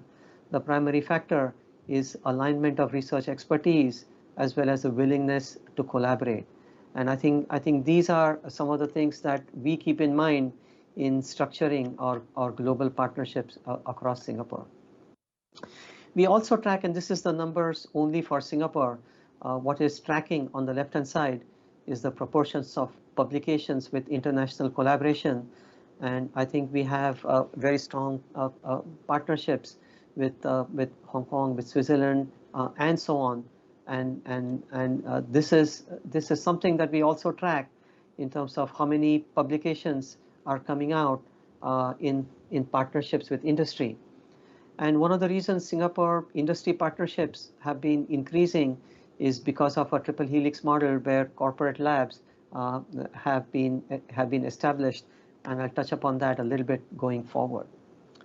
So coming back to academic research, this is something that I oversee.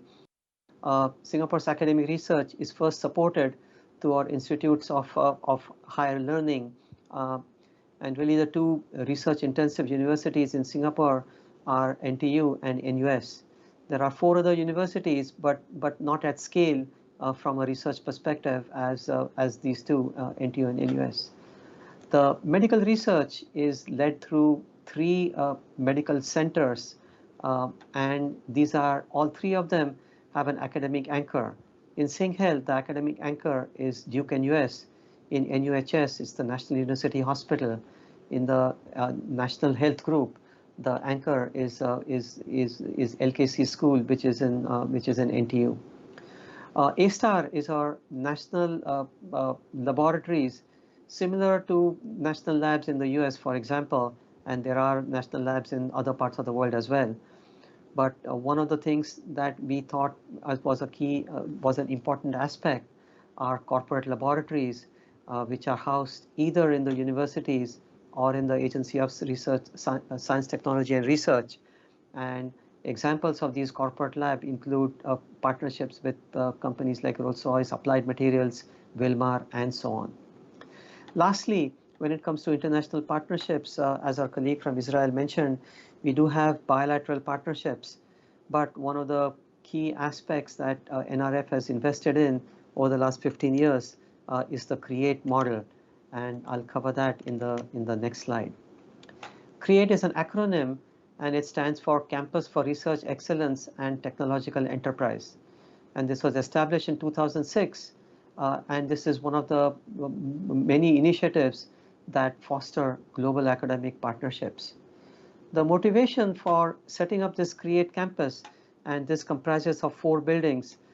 This is the CREATE Tower, and we have 3 other buildings, Research, Innovation, and Enterprise, which totals about 30,000 square meters of office and lab space. But coming back to the motivation, the main motivation for setting up the CREATE partnership was the recognition that the number of academics in Singapore would be limited. And we would really rather engage the global talent pool in addressing hard to solve problems. And I'll give you examples of these problems in the next slides. So we threw open the possibilities of partnerships to the global community, and we now have 10 institutional partnerships. From the US, it's MIT, Berkeley, and Illinois. From the European region, it includes Cambridge as well as Imperial, TU Munich, ETH, CNRS, and from Israel, Hebrew University. From Asia, we have Shanghai Jiao Tong, and we are actually in strong discussions with universities from Japan, Tohoku, for example, from Netherlands, Wageningen, and Max Planck, as well as Fraunhofer, to set up partnerships in Singapore. The partnerships are really for the foreign universities to collaborate with the local research ecosystem, and that's an important aspect. And really by doing so, you foster long-term relationships, and really this is a leverage in terms of science for diplomacy as well, and this allows us to have strong partnerships which stand the test of time. Partners like MIT and Berkeley and so on have been with us almost 15 years, and they continue to be strongly engaged in Singapore. In these 4 buildings with 30,000 square meters engages more than 1,000 people. And at this point, the focus is more research excellence, but we are also building incubators to allow companies and startups to co-locate with the research staff. So some of the key features I just want to highlight from the CREATE perspective, that CREATE starts always with research excellence. It looks at how do we anchor pioneering research in interdisciplinary areas at scale, and how do we deliver impact from these partnerships. As I mentioned earlier, the partnerships are institutional in nature. These are not with individual professors. So we want to make a few good friends, and we want to keep these friends for a long time. And it always has to be a win-win. There has to be something in it for Singapore, but it has to have a value for our CREATE global partners as well. The other aspect of which is important for Singapore is it serves really as a talent and ideas pipeline. As we mentioned, the research ecosystem in Singapore is relatively small, and this gives us a multiplier effect by tapping into global talent. It also provides us agile access to expertise. And what does this mean? This means that if you want to build up a particular department or particular know-how capacity in a university, you will go out and hire professors. But once a professor is in place, the professor is in place for 30 or 40 years. And sometimes science moves, or sometimes you really need a surge in talent in a certain area.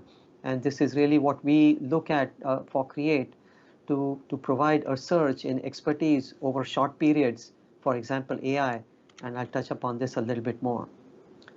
As I mentioned earlier, it's not the funding that attracts global talent to come to Singapore. The first thing it gives access to is challenging problem statements that are difficult to solve. And when we fund a particular area of research, we typically fund it for at least 10 years, and we fund it at scale, as I'll show you in the next couple of slides. So that is one of the key differentiators for us, that we keep a long-term horizon in terms of our partnerships. The other reason why people choose to come and collaborate with us in Singapore is the opportunity to work closely with the government agencies. The partnerships between the government agencies and academia in Singapore, again, because of its small size, is one of the advantages, that we work very closely with the government agencies, and technologies that are developed in the lab have a really good opportunity to be deployed as well as test bedded in different parts of Singapore. So one of the key aspects we look at is through CREATE, we look at providing a vibrant research ecosystem, and we are moving towards more a deliberate curation of projects, and we are moving more and more towards a grand challenge-driven approach, where rather than basically receiving bottom-up ideas, we define a particular grand challenge and seek global solutions for the same. So the first grand challenge we launched is really in the area of decarbonization. And although Singapore's footprint from a emissions perspective is relatively small, we see us being a responsible citizen and developing solutions with global impact in decarbonization. We go through a very rigorous selection process, and I mentioned we usually would look over a 10-year period for funding research. One of the key aspects of partnerships in CREATE is residency. What this means is the PIs who are engaged in research partnerships in Singapore, we expect them to spend almost 20% of their time in Singapore, or their summer months, if you may, 3 months every year over a 5-year period. This is one of the actually challenges for some of our partners in spending time in Singapore. But interestingly enough, just this week, this paper appeared in Nature, really highlighting that when they look at millions of data and papers which were analyzed, the conclusion that they came to is in-person teams make more breakthroughs than remote groups. So we very much in CREATE, we don't have a problem with Zoom or other partnerships, but we believe that in-person partnerships are essential towards success.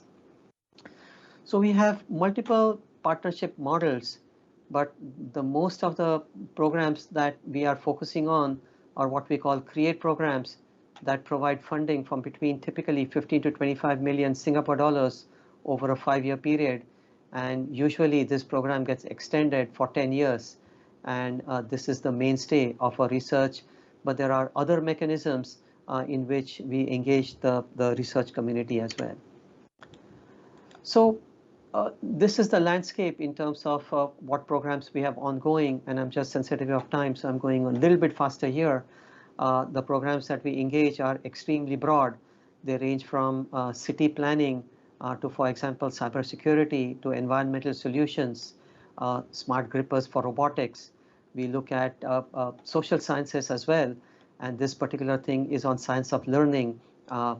We look at advanced microbial resistance, hybrid AI, and also alternative proteins. A lot more new programs in decarbonizations would come on stream in the next 6 months. So there are multiple ways one can look at outcomes or KPIs or impact. And the first thing we look at is demand driven. Does it meet our national priorities?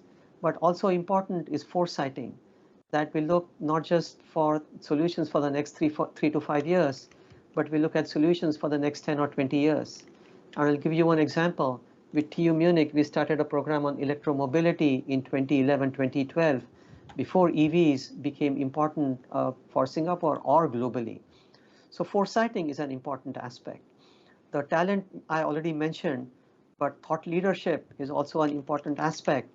And the last aspect is providing policy options as well as research translation.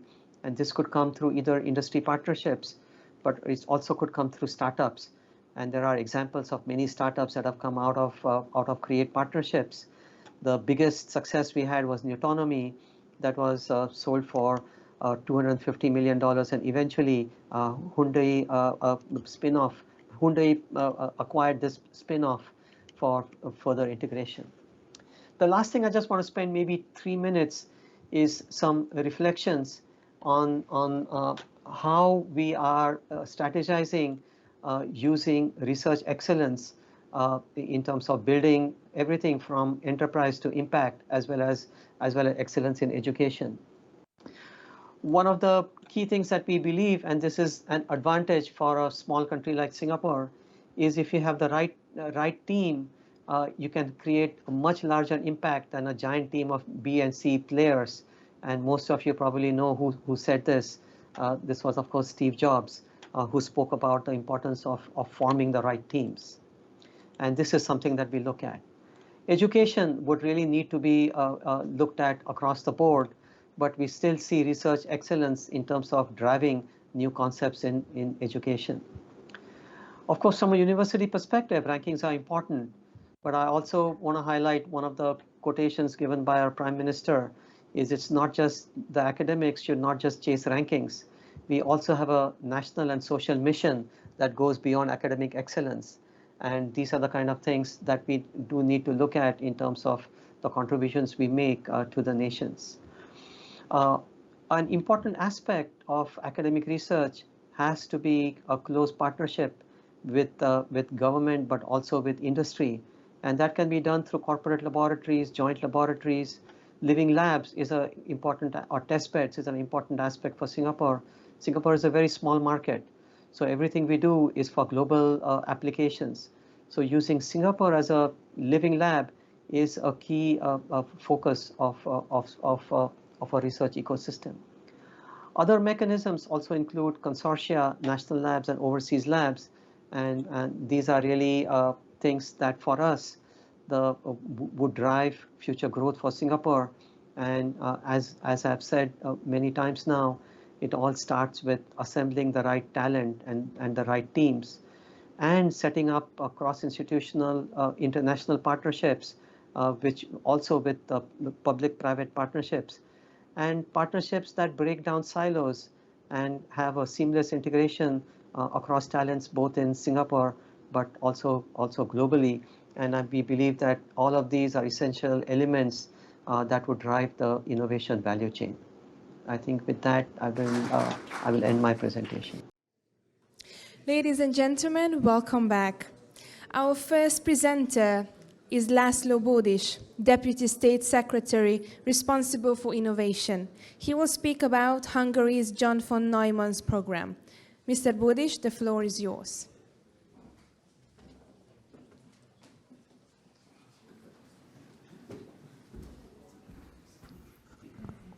Dear ladies and gentlemen, good evening, and thank you, Mr. President, for inviting us for this workshop today.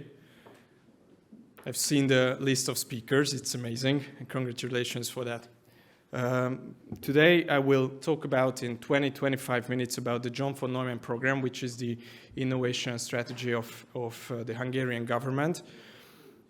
We established it in 2023, the first month. In March, the government accepted it, and in June, the parliament as well accepted the main legal changes within the John von Neumann program. I will talk about three main points today. The first is how do we see the innovation ecosystem landscape in Hungary based on international data. The second topic is the program itself, and the third is how do we see the innovation research grants next year. Yesterday we had the meeting of the National Scientific Advisory Board of the Hungarian government, Nemzeti Tudománypolitikai Tanács, and this board accepted our proposal for the grant schemes for next year. I will talk about that in a couple of words. So, a lot of you might seen these charts, but I think it is important to highlight that Hungary is ranked in the Global Innovation Index, which we monitor year to year, the 33rd place. How can we evaluate this? Is it a good position or a bad position? If we look at our per capita GDP data, Hungary's rank is 49.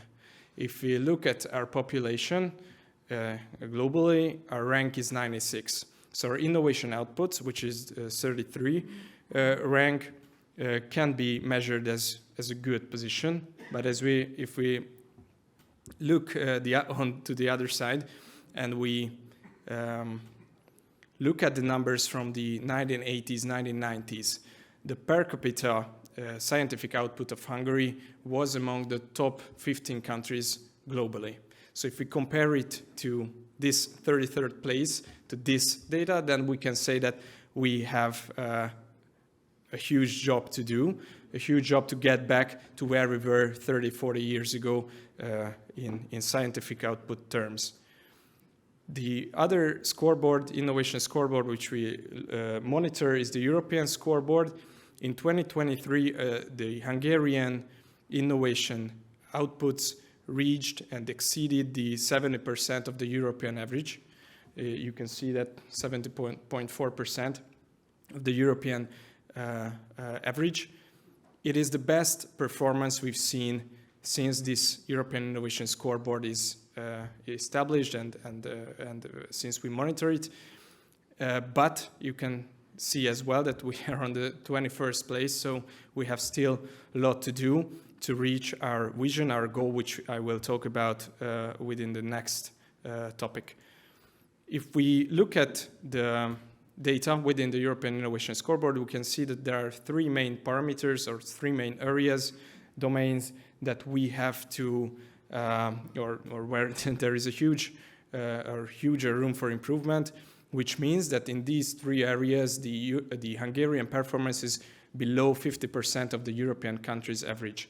The first is human resources, which is basically how many researchers are there in the Hungarian R&D ecosystem, how many researchers are coming out from our universities. The second is the innovation capabilities of the Hungarian small and medium enterprises.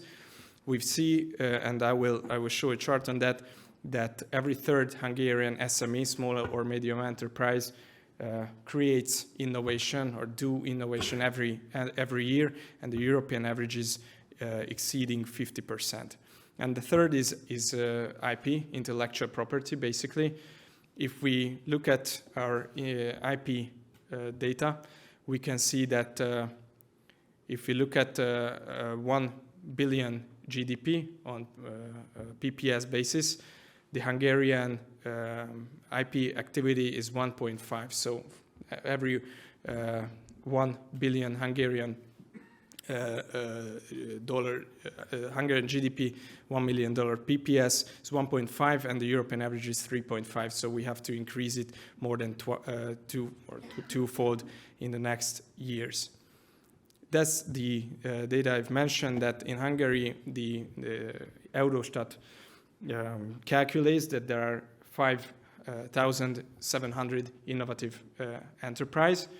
If we look at how many enterprises do we have more than 600,000 enterprises in Hungary, and only less than 6,000 of them is connecting somehow to innovation.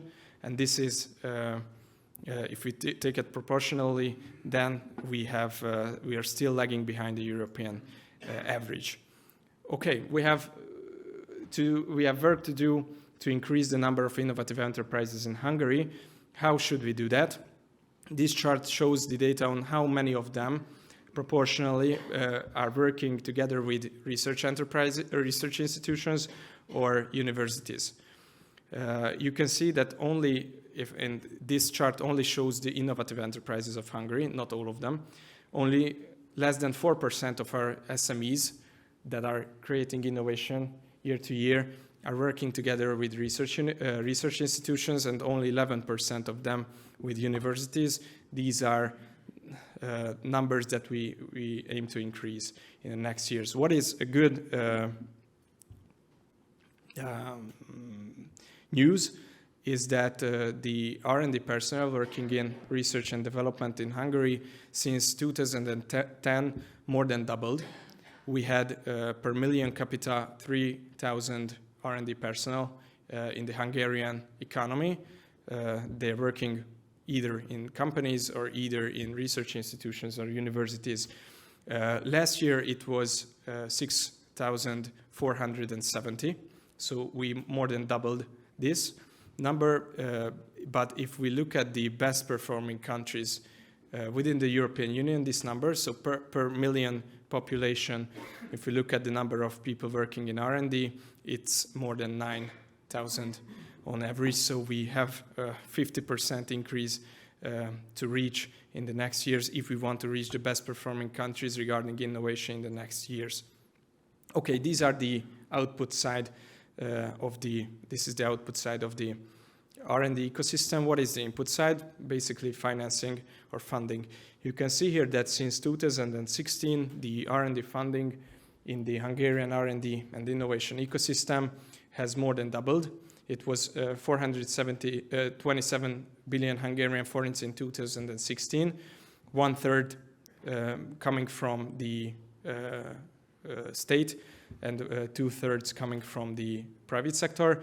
And this has increased up to 920 billion Hungarian forints.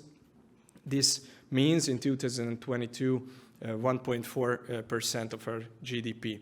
So what does that mean? The Hungarian government made a decision in the last couple of years that we are working on how to increase the input side of the innovation ecosystem. But what we would like to see in the next years is the output side of these inputs.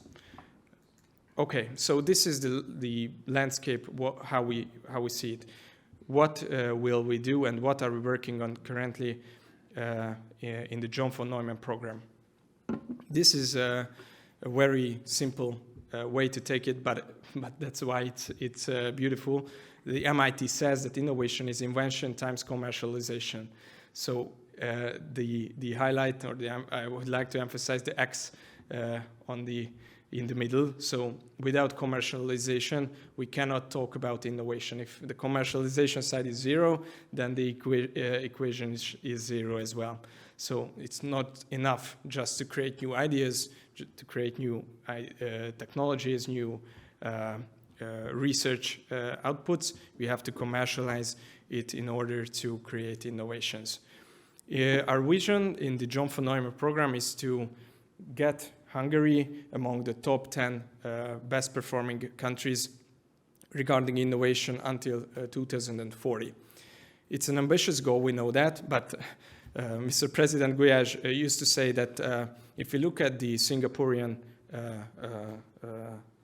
model, then we see that Singapore was established in 1965 as a country. Until 1990s, there was no real innovation or R&D in the country.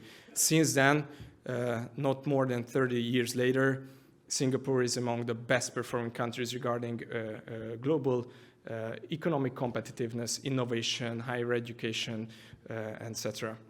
So it's an ambitious goal, but if we work together, and that's why we're here tonight as well, then we think that it is a reachable goal. What are the keywords in this program? We used to do these simplifications in order to be able to create simple messages, and we found three main words to describe the John von Neumann program. The first is collaboration or associations between ideas, new research ideas, the economy, the enterprise sector, and the incentives or financial incentives, capital and loans. The second is that all research and innovation activities financed by the government or either by the enterprises should create impact. Impact in three ways. The first is economic impacts. That's what we call innovation. The most important, or one of the most important economic policy goals of the Hungarian government is to increase the gross value added created by Hungarian enterprises within our economy. As you may know, that 52% of the Hungarian value added, basically GDP, is created by enterprises owned by Hungarian people, Hungarian families or Hungarian corporations, and 48% is coming from the multinational companies working here in Hungary. So we are trying to achieve, and if we look at the V3, the Visegrad countries average, Slovakia, Czechia, or Poland, this number, which is 52% in Hungary, is 65%. And in the Western European economies, it's more than 80%, for example, in Italy, in Germany, or France. So we have to strengthen our SME sector, and how can we do that? Through innovation in our thinking. The second is social impact. Let's work on issues, on challenges that is important for the Hungarian community, important for the European community, and for the global community. If we look at, for example, healthcare issues, we can find those main factors that are causing the main causes of death of the Hungarian population. If we know what are these factors, then let's do research in order to counterattack them. And third way, when we think about impact, is intellectual impact or scientific impact. And the third keyword is evaluation. Let's create an evaluation or metric system that is in line with the international best standards. We have to evaluate our work as the international community evaluates the Hungarian scientific research and the innovation performance. So these are the keywords. This is a slide. I wouldn't get into much detail of the renewed structure of the scientific and innovation ecosystem. As you can see here, of course, there's the Hungarian Research Network, which is a very important pillar. The second very important pillar is our universities, and there is a so-called Bajzoltán Applied Research Network, which is somehow similar to Fraunhofer Institutes in Germany. So they are basically they have the closest relations to the economy currently. And who are the supporters? Starting on January the 1st, the Research Excellence Council will be established and will start its operation. It has 7 members, led by the Nobel laureate Ferenc Krausz, who has just received his Nobel Prize on the weekend. And this council will be, or its main task will be to create the structure of the excellence-based research grants in order to create more internationally recognized excellence in the Hungarian research. We have the National R&D Office of Hungary, which is basically the funding agency, as you all know. And since summer, the Hungarian Innovation Agency has also started its operations, which mission is to help the innovative projects, the innovative ideas to reach the markets, basically. The John von Neumann program has 9 actions or measures. Just in a couple of words, I wouldn't get into that because Mr. Balázs GULYÁS has talked to you about the renewal of the HUN-REN, I think in the last couple of weeks, months, a lot of times. I've mentioned the establishment of the National Innovation Agency of Hungary, which basically validates innovative projects and connects them within the ecosystem with founders, professional sponsors, knowledge brokers, basically universities or research institutions, governmental actors, etc.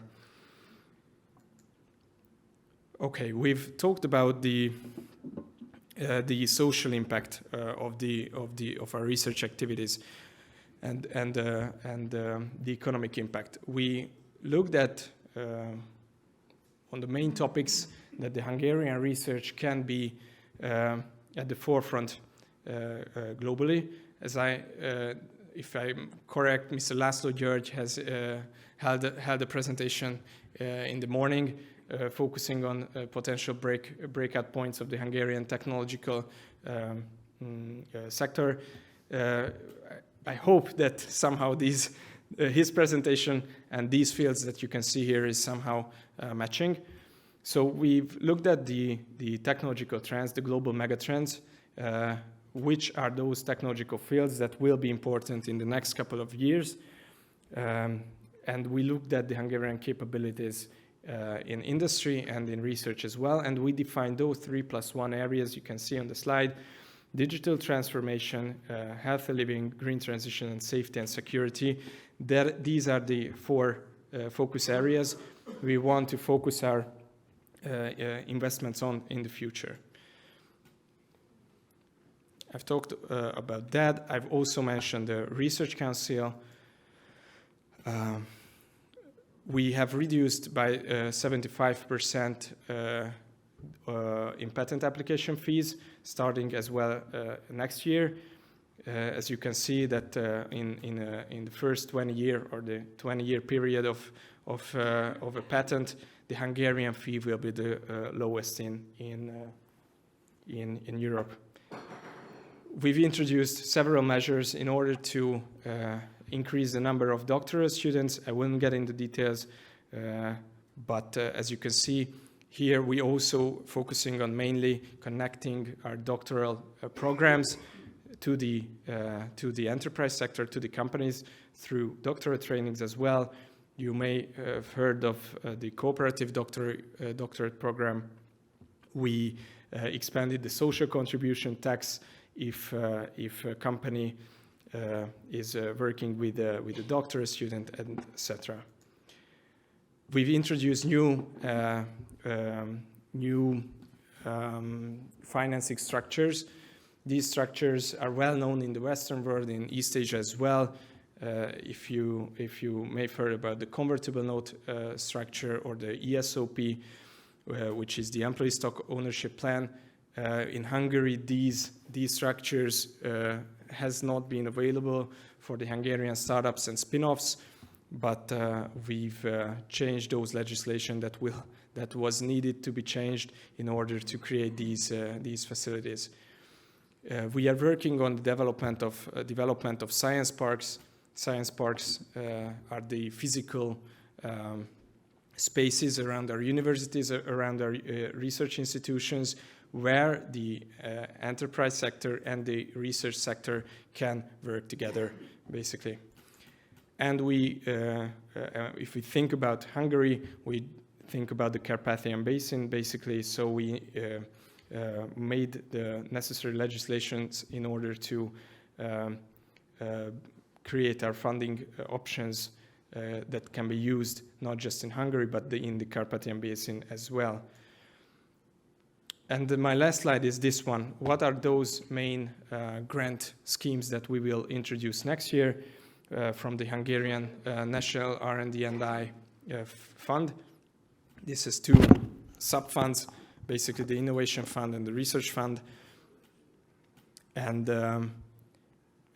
what is new, I will just highlight the new ones. The Innovation Fund has a spin-off grant, which is interesting. This is not a new grant scheme, but we will increase the amount of funding behind this grant.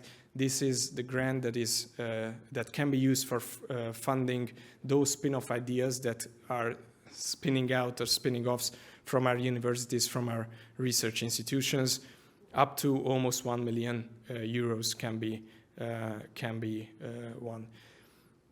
What is a new financing structure is the Corporate Focus Areas Innovation Grant, which means basically that this will be available for corporates, so big enterprises, that can arrange the research capabilities of the universities or research institutions besides them.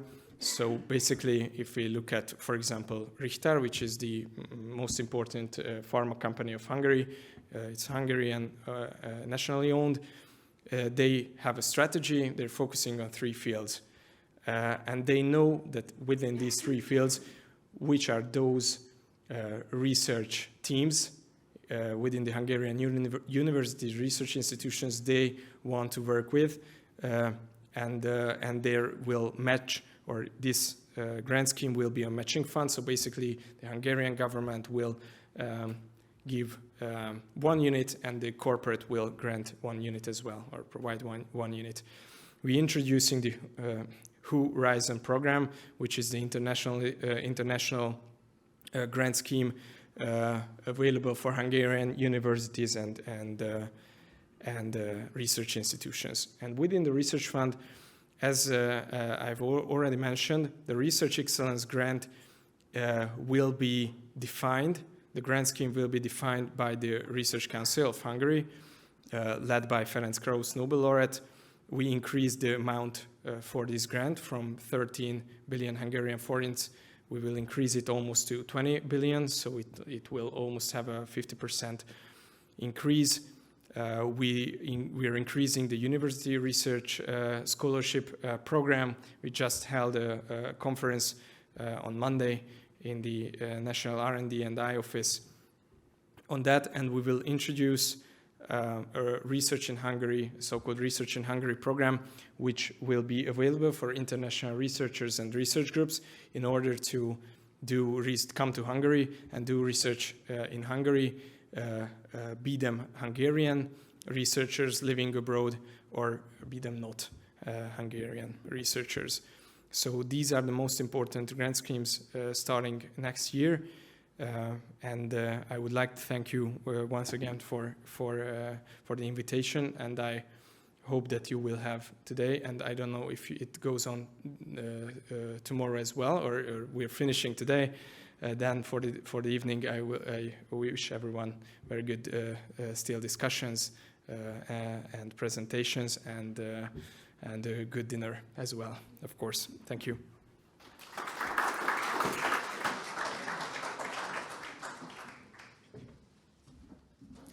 Thank you, Mr. Bódis.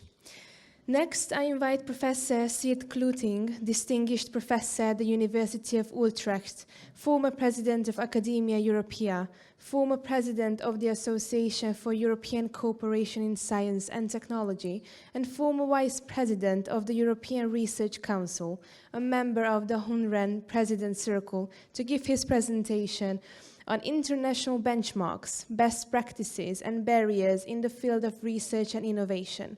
Professor Kloeting, the floor is yours.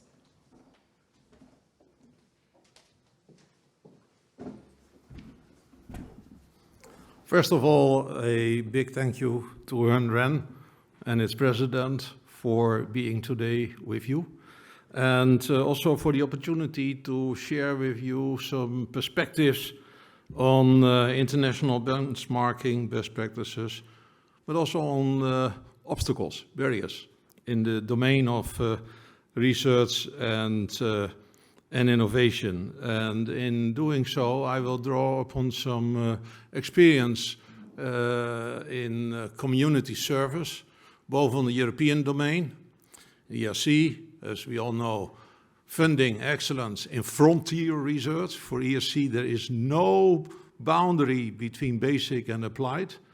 And that applies in particular to my own field, earth sciences.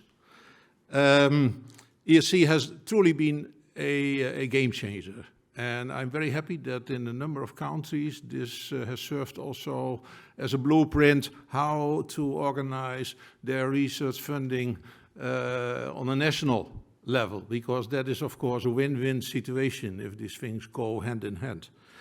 The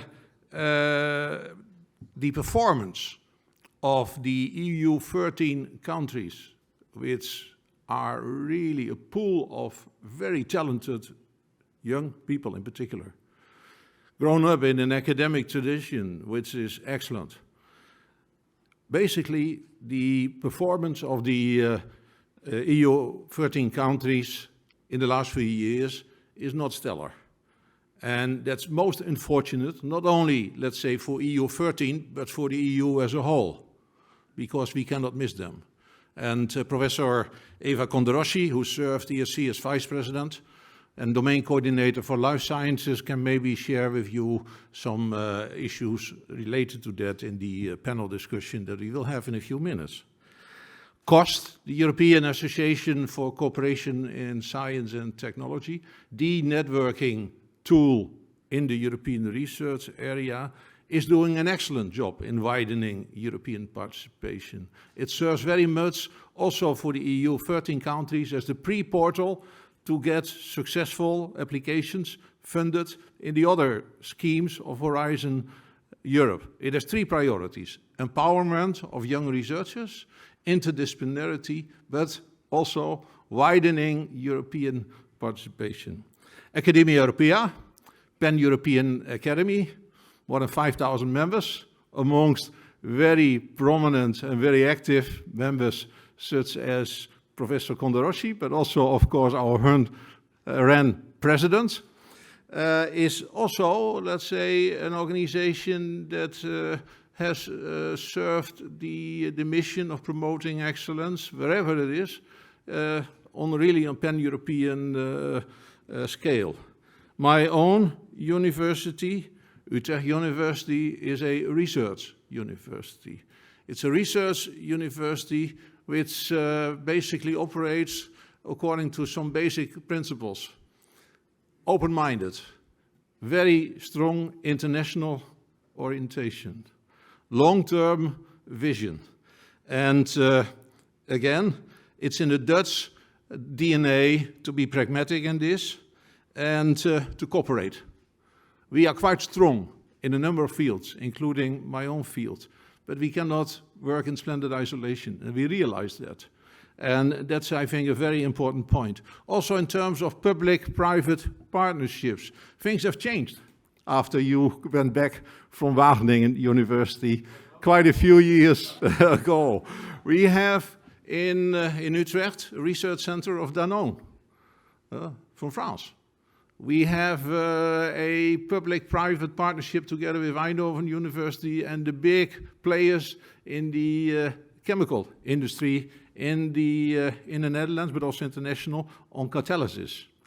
In my own field, we have a very strong cooperation between the Dutch Applied Science Organization and their branch on subsurface resources, and the Earth Simulation Lab of Utrecht University, which makes part of the European Plate Observing System, which is basically also a game changer. So we have some very important game changers. And of course, today we were basically witnesses of some other very important developments and highly successful ways to promote excellence. And I was very impressed by the union in diversity.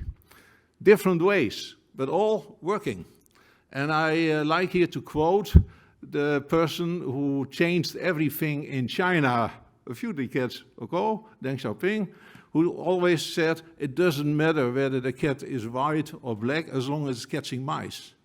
And I would like to see things further developing here that are working here. And of course, to take the best out of these different role models, but also, of course, to be here very, very pragmatic. So what I like to do is, apart from, let's say, repeating the success stories that we just were faced with, I like basically to go to a very short list of some things which summarize, let's say, some no-goes. Things basically to keep in mind and not to make well-meant mistakes on this. And well, first of all, I think academic freedom, but also autonomy of the research organization is the key. That is basically very important, not only in research, but also in research training and education in general. Another point is bottom-up. I like very much, of course, to meet people who demonstrate scientific leadership. That's a key. That is creating the conditions. But there must be a balance with the bottom-up approach here. And again, that's vital in terms of getting things also done. The other point is, of course, the international networking and the international competition. That is very, very essential. And again, ERC is a clear example, but Horizon Europe, one of the largest publicly funded research programs of the globe, is giving us not only, let's say, a lot of funding, but also is doing fantastic benchmarking. And of course, this should not be overlooked. Another point is, of course, long-term. I was very impressed by what I heard from Singapore and also from Korea in terms of going even into 10 years approaches. I think 5 years is the minimum. Long-term is key also for basically creating synergy and giving things some time. Investment of young scientists, extremely important. And here, Hungary basically should count its blessings because you have excellent young scientists. And this is not the case in every country. A lot of countries which are high performers are basically completely dependent on import of scientists. You have the human resources. And I will come back to that in a few minutes. Of course, best practices. Learning from that in innovation is another key point. Well, let's basically go to the point of, let's say, going in a direction where there is no space for academic freedom and autonomy. The inevitable result will be brain drain of scientific talent. That's not what we want. It's also killing scientific creativity. That's very essential. Of course, a lot of things that we benefit from today were not predicted. We want also, let's say, unpredictable success stories.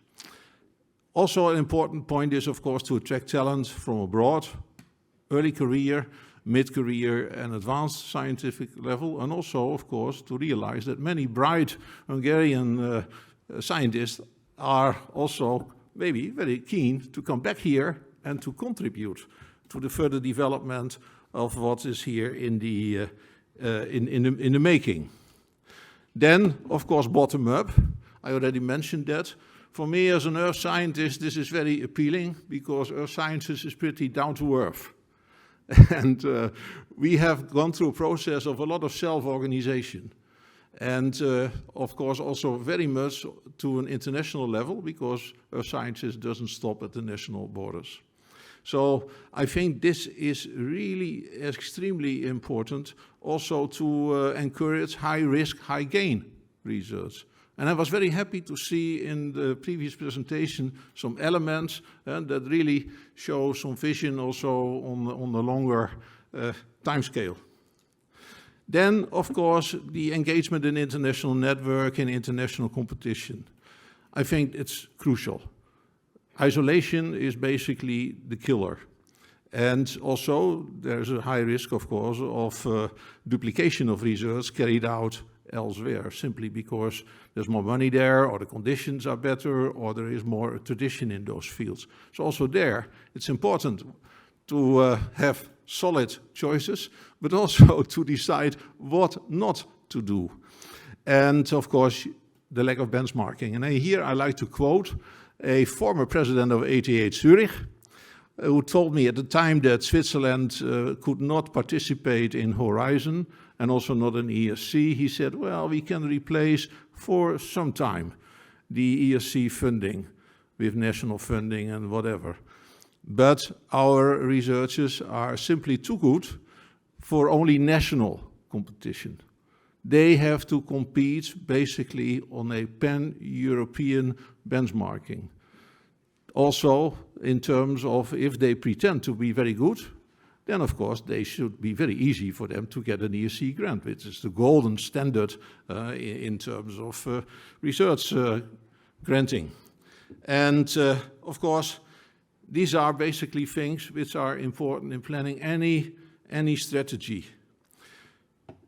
Short term, of course, we need short-term actions as well, but they should be interconnected in a long-term vision, also to avoid instability in the research landscape, but also basically just to deliver, to avoid to deliver just incremental research and routine approaches.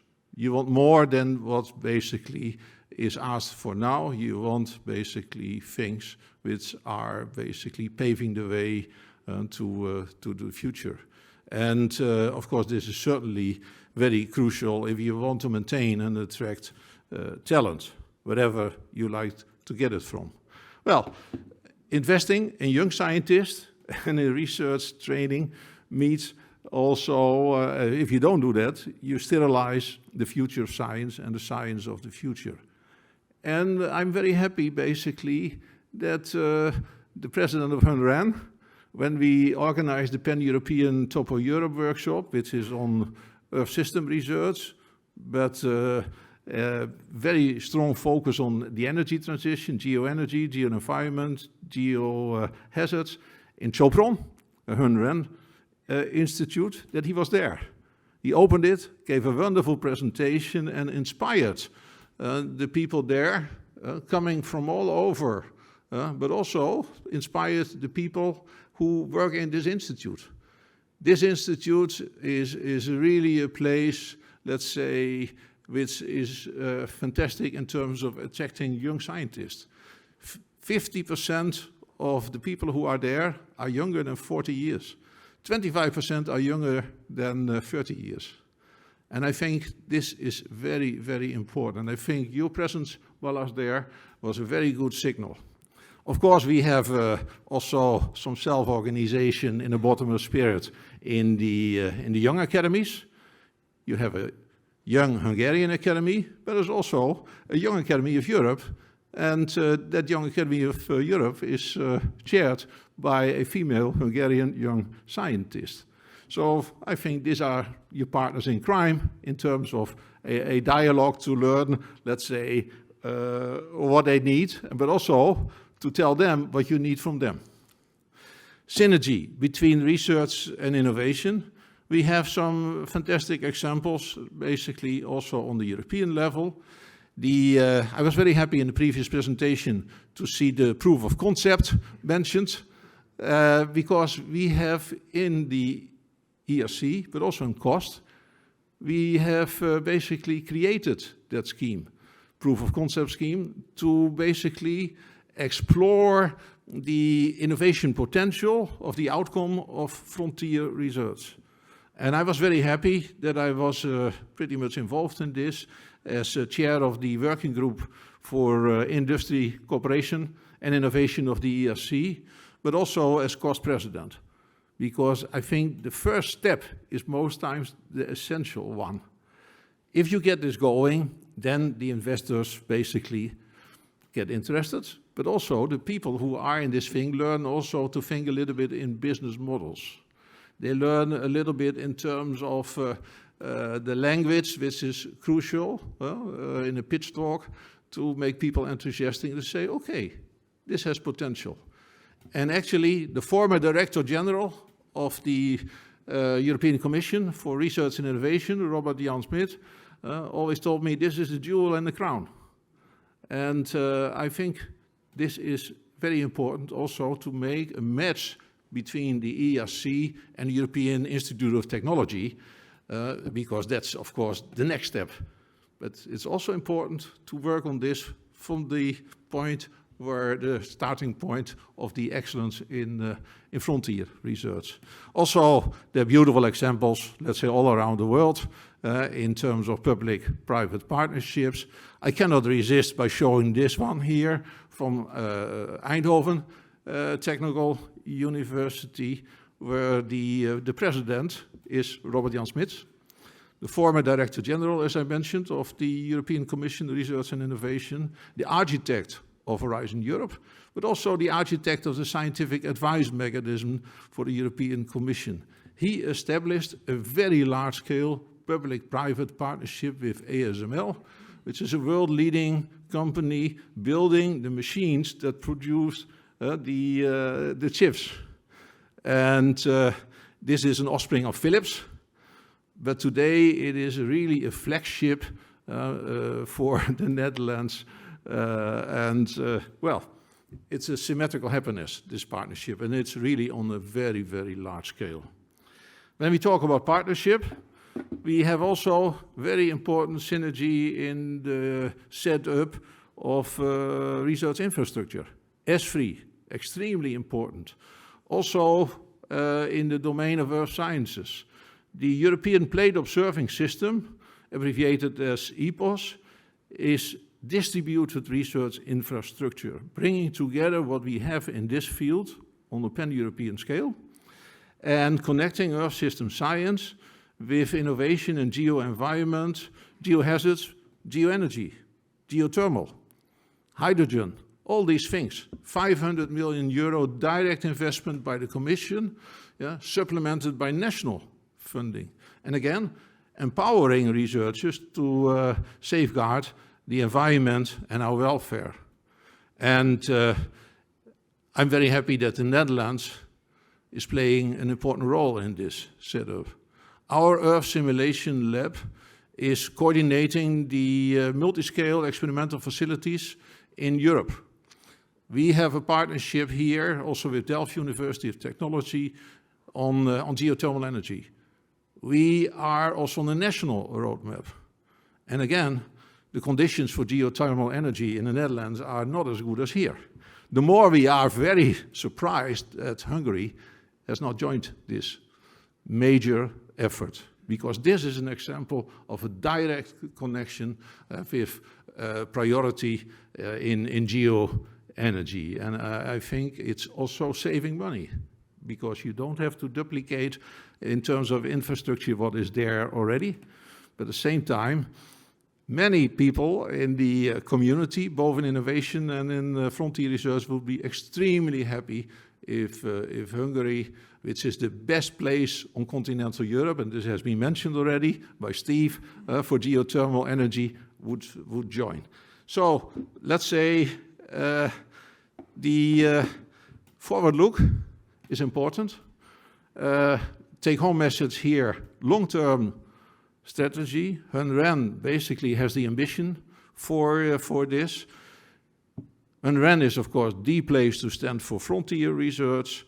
And basically, this meeting here is bringing together a lot of best practice. And I think this is a very good signal.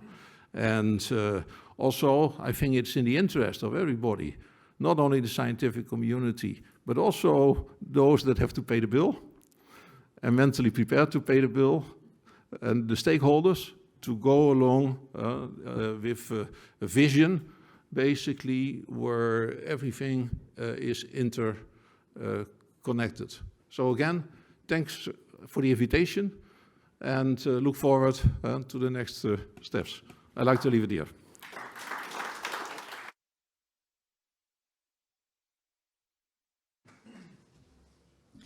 Thank you, Professor Kluting. Now we continue with invited remarks by members of the President's Circle and the Advisory Board. This session is moderated by President GULYÁS.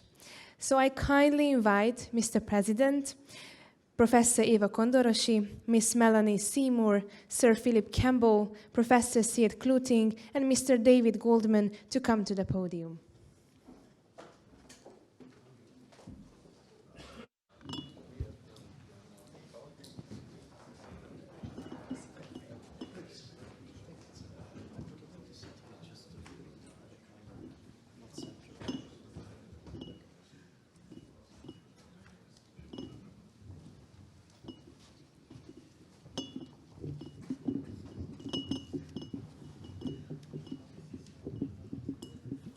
Thank you so much. And the purpose, the objective of this panel discussion is to hear your insights about the meeting, but not only about the meeting, more general insights about the future of large research networks like HUN-REN in a European and world context, based on your former experiences, based on your former insights. So I would like to harvest, or we would like to harvest, your insights, wisdom, opinion, and suggestions regarding what you have learned today from this workshop in the context of the future of the Hungarian Research Network, and what are your recommendations for us regarding a successful, fruitful strategy which we have to develop together with each other. Perhaps I can give the word to the ladies. Melanie is sitting next to me. Melanie, if you can summarize in a few minutes, you have time. Thank you. Your impressions, your insights, and your recommendations. Thank you very much. I'll start with something I've said to a few people this last couple of days, but I've been asked many times since I agreed to do this by my peers in business, why would I get involved in a science network when I know nothing about science? And the main reason I got involved was, no, I'm not a scientist, but I know through experience, and I truly believe, that science can have the biggest impact on the economy and society. And if I can use my business acumen, my business experience, to help you all be successful in driving that change for Hungary, that will be the biggest impact ever. And we talked last night and I told you that everyone thinks I'm a fraud, that how can I possibly sit here with all you smart, amazing people and I know nothing. And Balázs taught me a word which he will tell us what that is. That there's a Hungarian word that stands for a complicator. Lebonyolító vagy bonyolító. And because what I said was, I felt like I was a fraud in September, but the more I've thought about it and the more I've listened and learned, I'm not a complicator, I'm a simplifier.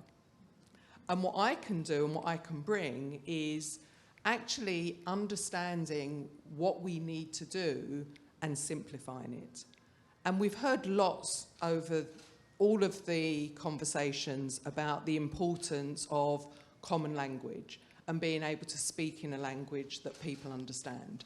And I think that simplification that I can hopefully bring will help us be able to communicate in a better way.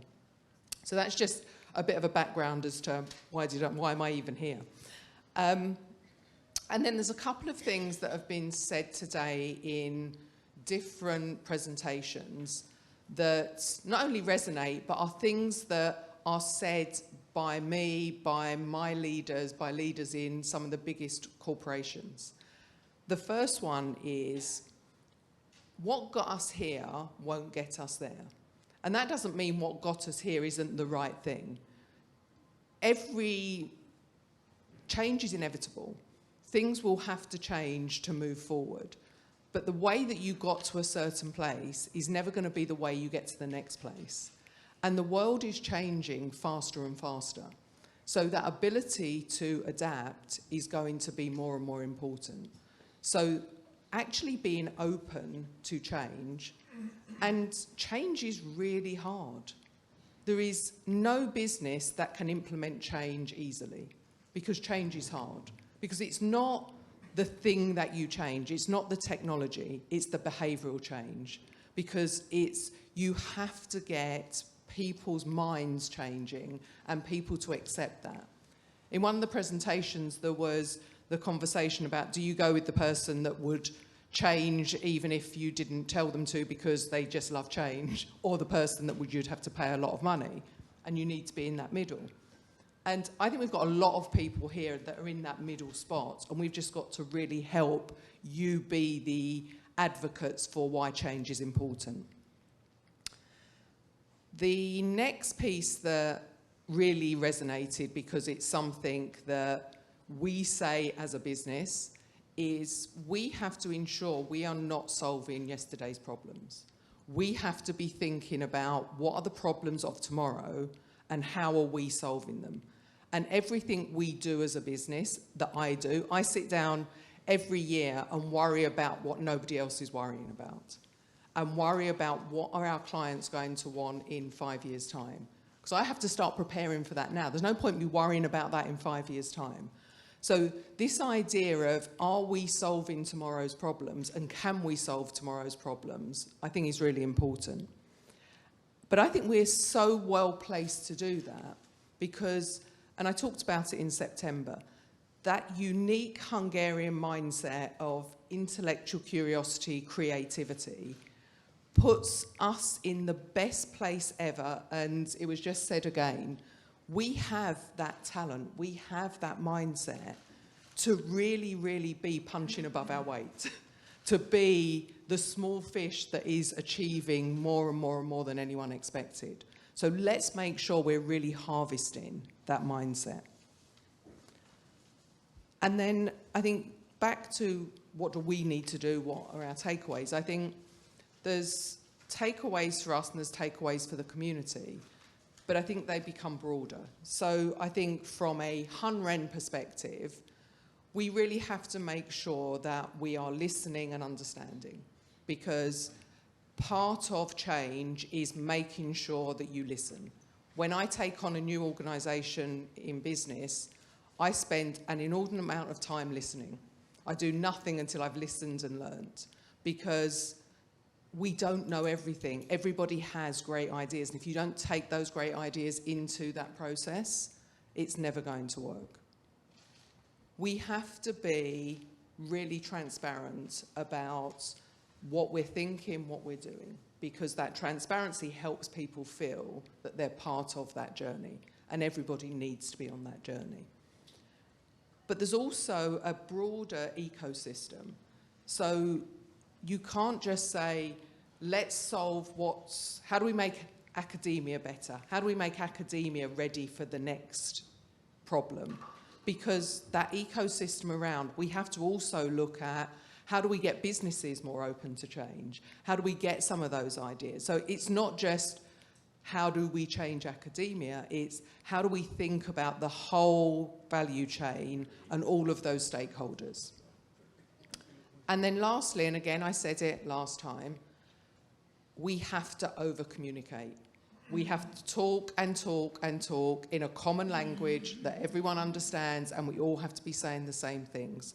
So I think everyone should be fed up with how much they're hearing from you, from the organisation, because that over-communication is key. And then what do we need from the institutions? What do the institutions need to do? I think firstly it is be open to some of the change that won't be easy, but be open to listen to. I think we've talked a lot about long-termism, and this can't be quick. Change won't happen overnight. Balázs is amazing, but in 3 months, 6 months' time, it won't have changed like that. It needs to be that long-termism from everybody and give that opportunity. And then lastly, this is only going to work if all of us work together, and we have to all work alongside each other for that better outcome. So let's make sure we're thinking about this as an us, and it's not a us and them. It is we are a team, and we are going to make that change. Thank you so much, Melanie. Maybe Eva, can you continue? Yes, I think Melanie gave very good advice for the future and how we have to continue and how we can communicate and what we can do together. I think the goal of HUN-REN is really excellent, but now we have to achieve all the goals.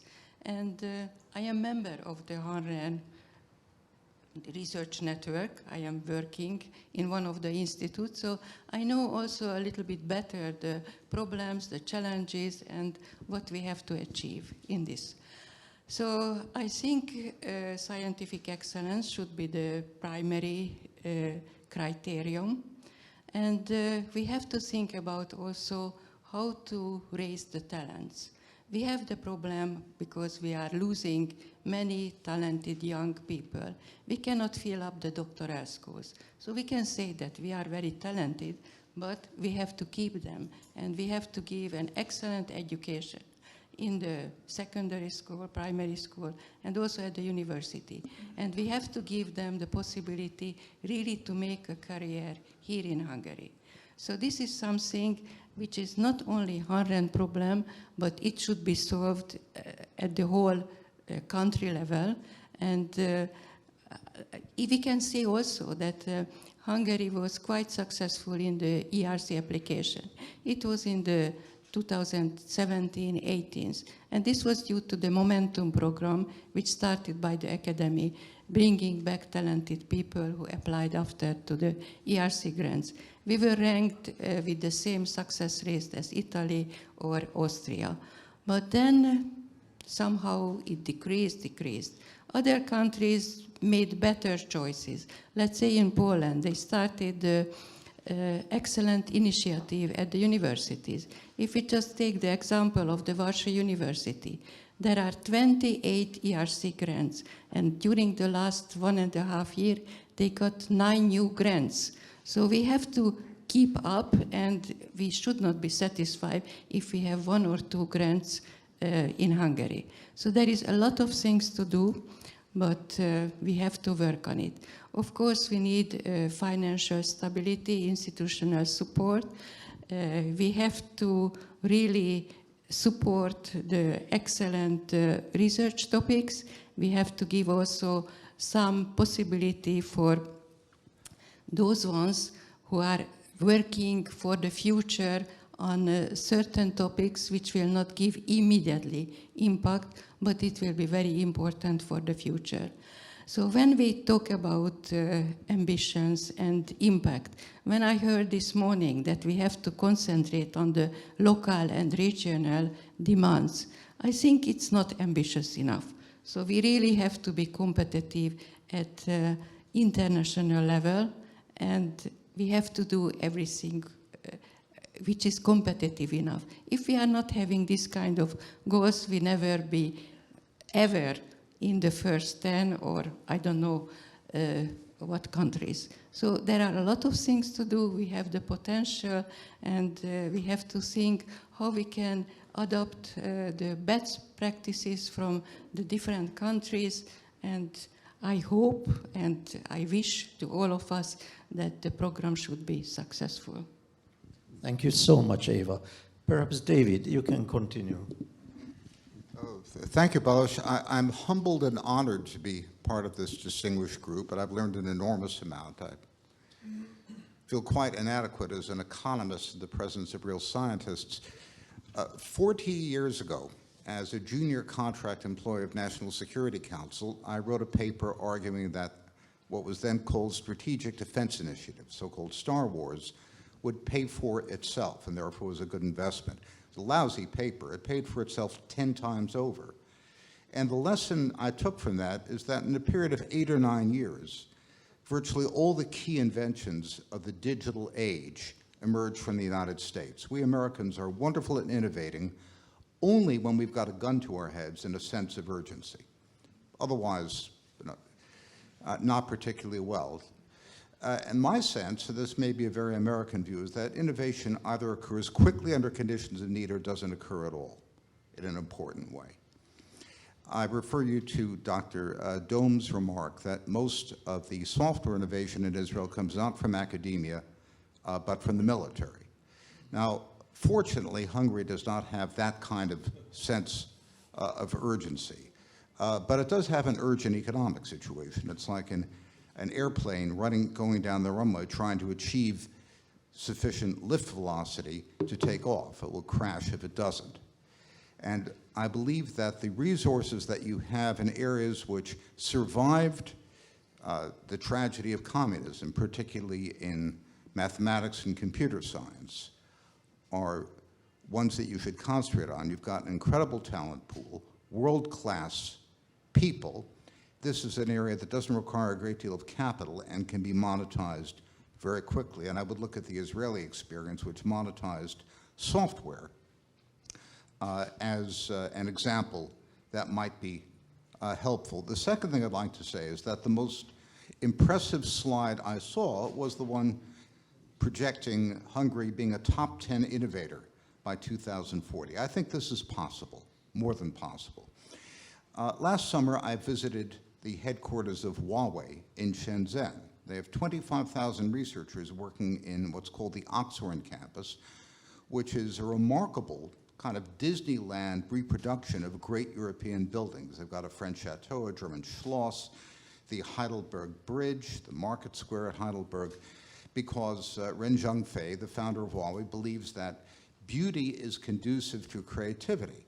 That's a wonderful idea. It's touching, but it's also a bit sad because these are imitations of buildings bought by people who fought wars for freedom of thought, religious ideas, and so forth.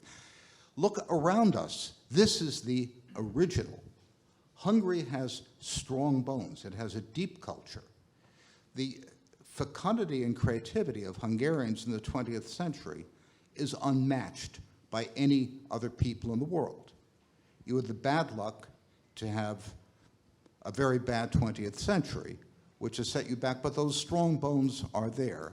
And I would look to your culture and the glories of your cultural past as an inspiration and something you should build on to do the same thing again in the 21st century. And I wish you luck and success. I'm honored to be part of it in a small way. Thank you. Thank you, David. And of course, we definitely need your advice in the future and all the panel members' advice. Let me give the word to Philip. Thank you very much. It's been a fascinating day, for sure. And you know, all the signs are that the right things are being talked about and appreciated, as far as I can tell, in terms of, for example, what it takes to support interdisciplinarity, what it takes to get stakeholders involved. All of that comes with a cost. It comes with a cost in time spent by researchers, by administrators, etc. And it'll be a test of the leadership of HUN-REN, I think, if by the end of next year, for example, you can show how you're expecting that cost to be sustained. And that includes persuading one of your prime customers, the Hungarian government, that it has to be paid, that needs to be a part of your action plan. I think the question of timeliness of some of these, especially now in the context of tomorrow's problems.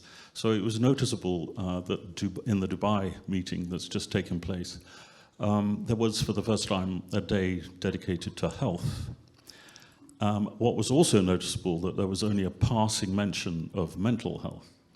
But if you think of all the ways in which climate change, whether through disasters or through anxieties in young people or etc., can undermine the well-being and productivity of people across the economy, that is a huge topic. The research community in psychiatry and in mental health, but also in the healthcare community, are only just beginning to think about that topic. And so now is exactly the right time for those researchers to be engaging with policymakers in individual countries to think about how that happens. So this is way upstream of when a treasury will say, okay, what are the numbers? What's going to be the impact? It's got to be way upstream if you're going to do that properly. On a quite different topic, I can't resist just making a point about lab leadership, or research group leadership, I should say, because we're not all in laboratories. So while I was at Nature, I conducted several workshops with postdocs and graduate students at various universities to just let them discuss, in the absence of their supervisors, what their experience was in being researchers, young researchers. And it was a hugely diverse picture that emerged. It wasn't intended to be finger-pointing, and no one was named. It was just about, here's what different aspects of the experience were about. It probably helped that I was an outsider, asking them the questions. So if you can see yourself as you make progress, having such workshops, and that helping you decide how best to train principal investigators or research group leaders who can be the most wonderful, inspiring people and can be absolute disasters for young people, even though they could be great researchers. I think that is a key part of any institute, not HUN-REN, any institute.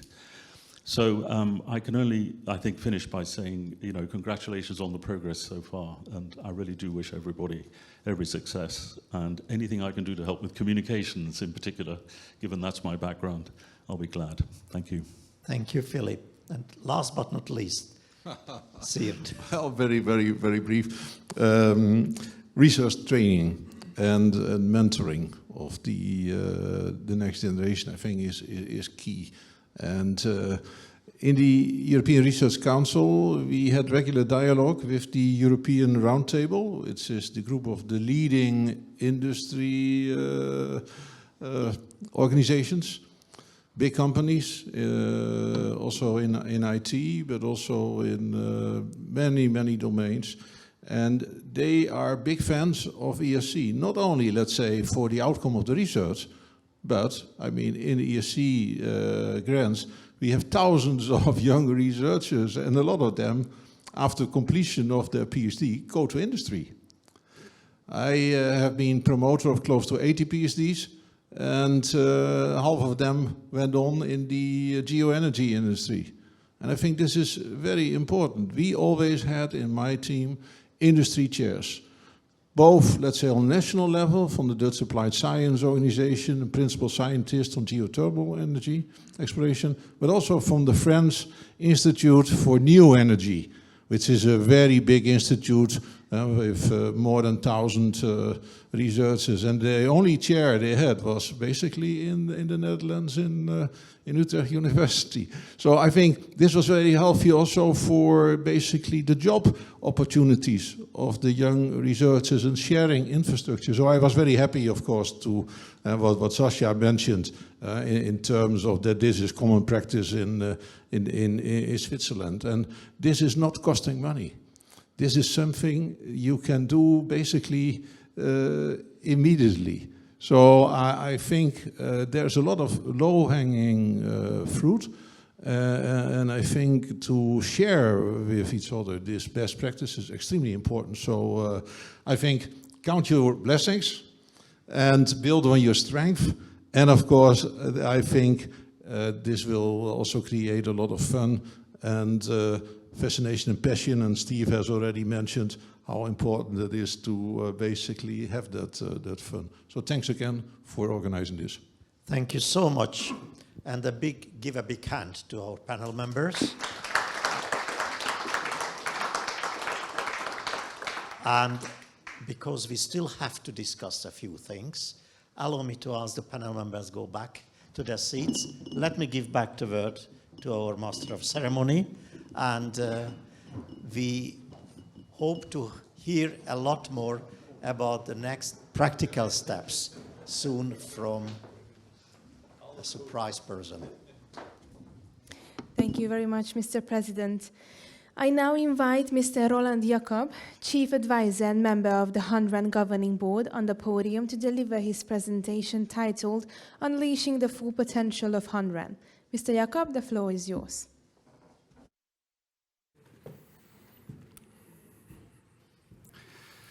Thank you very much. Thank you for the invitation, for being here. Mr. President Balázs GULYÁS invited me a few months ago to join to this new initiative that he just started.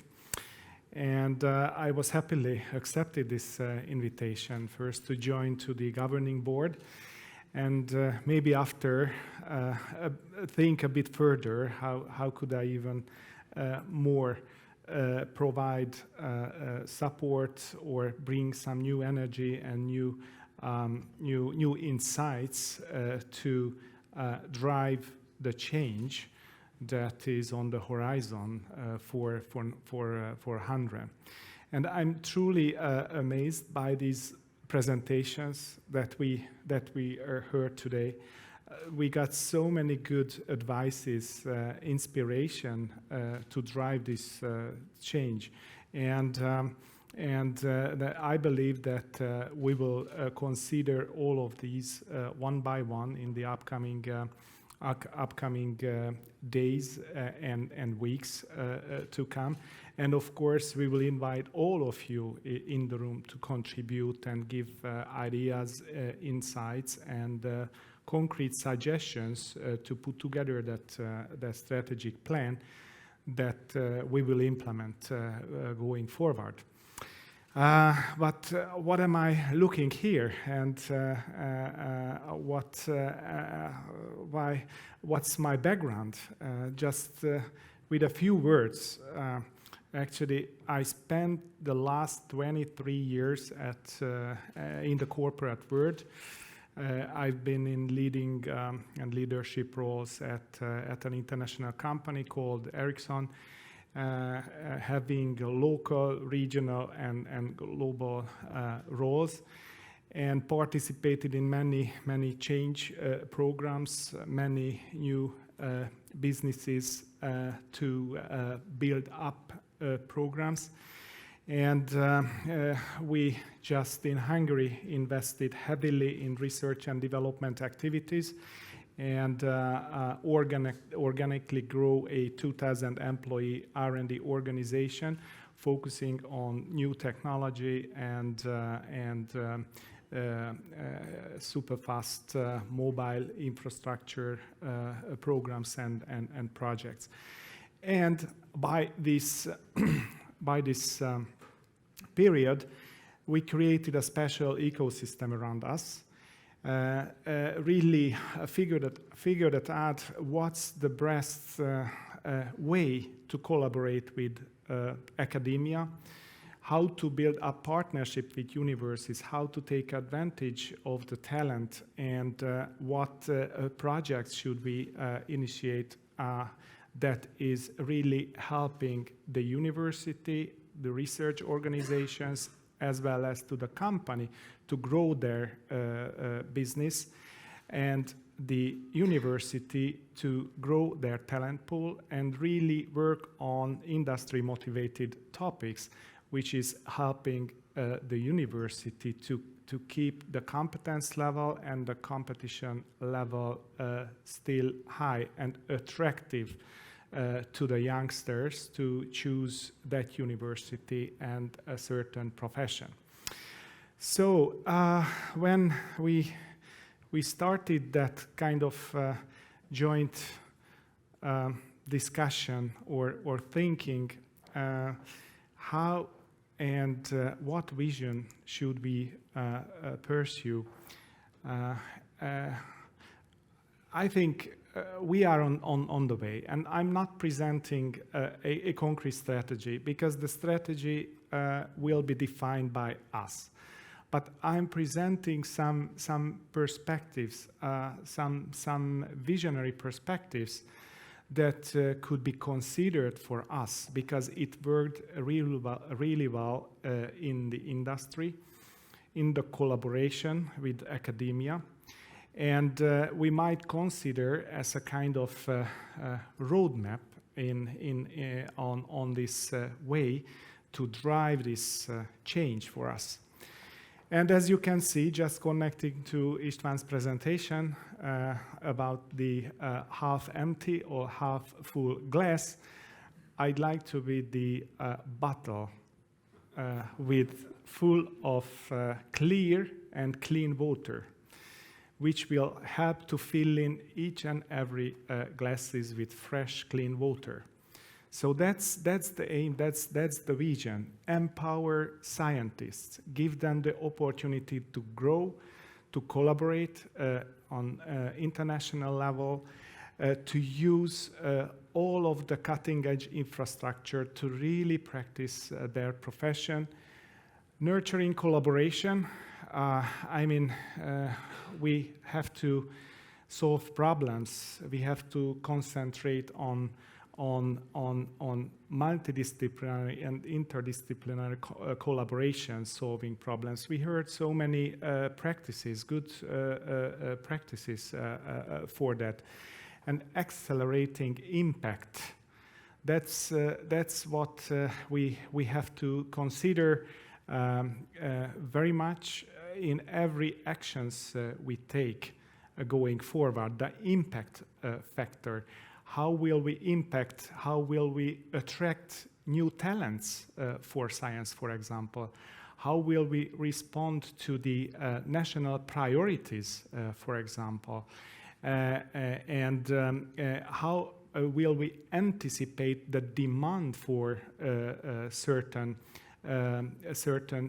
big issues on national and global level, like food, energy, shortages, and so on. So the impact of our work should be accelerated and create the right platform and programs for that. That's very much needed. And the fostering world-class research and innovation. We have to create that mindset, embracing innovation and clearly think in each and every action what we take and each and every programs that we will implement, whether we are answering and we are connecting to the implementation of this vision. So what should we do then? As I said, I'm not talking about our strategy. I'm talking about some basic principles that we have to keep in mind going forward. And the role of Hungarian Research Network Center, or HQ. As you can see, we have to be very transparent with resource allocation, transparent distribution, the finances to our research institutes. We have to provide the grant and funding to maintain and upgrade the existing research infrastructure.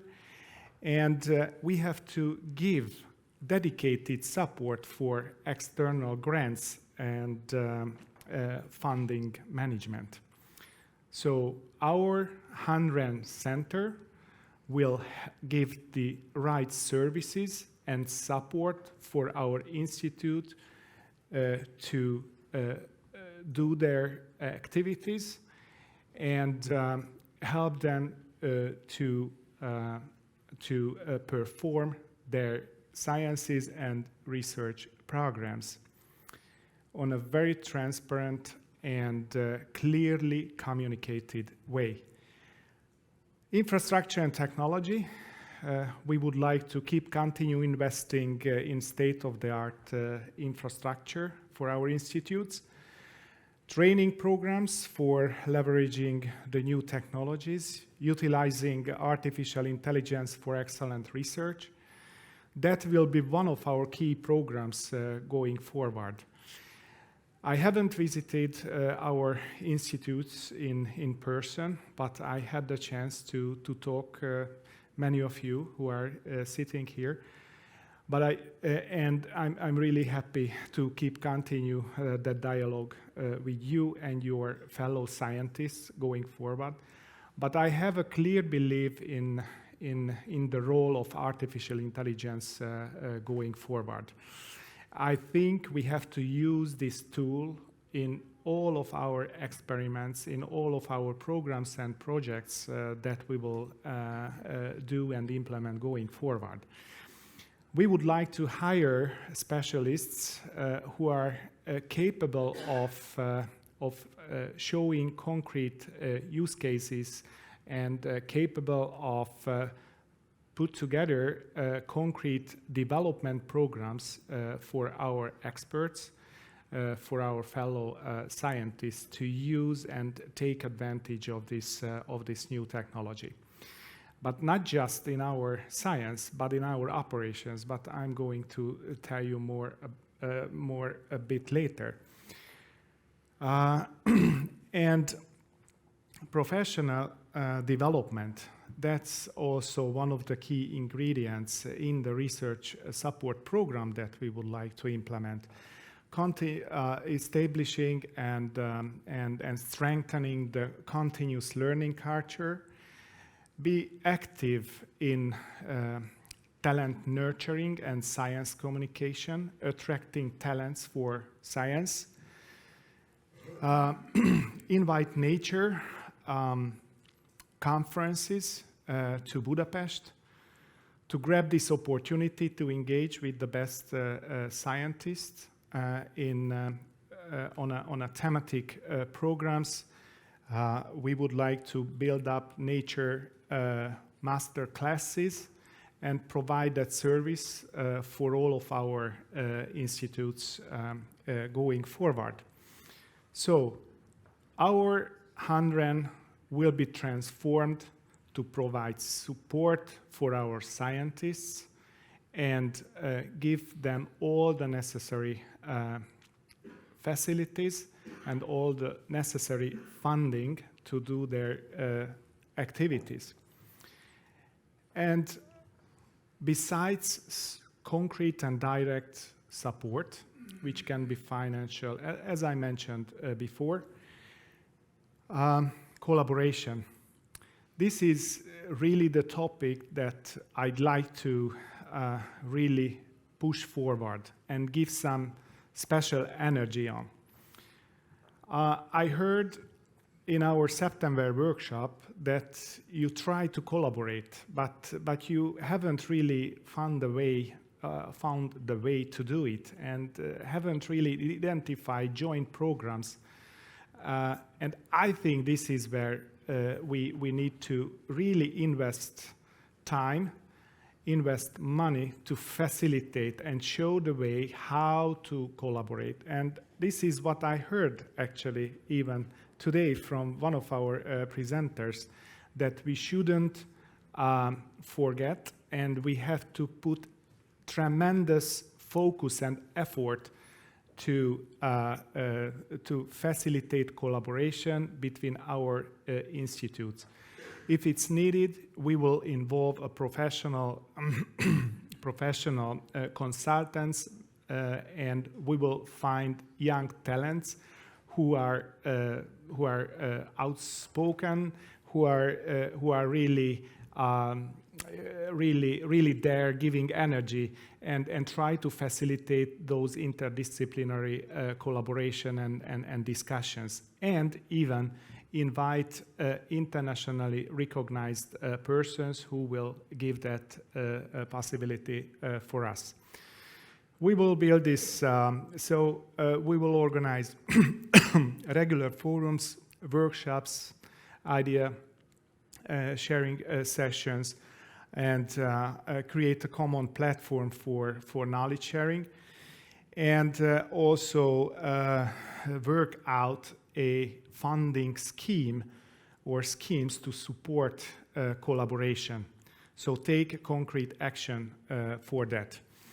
We would also like to facilitate the industry and university partnerships, the nurturing partnerships for practical applicability, and also joint research initiatives and funding opportunities with universities and industry representatives, and PhD student supervisory role support that we would also like to scale up.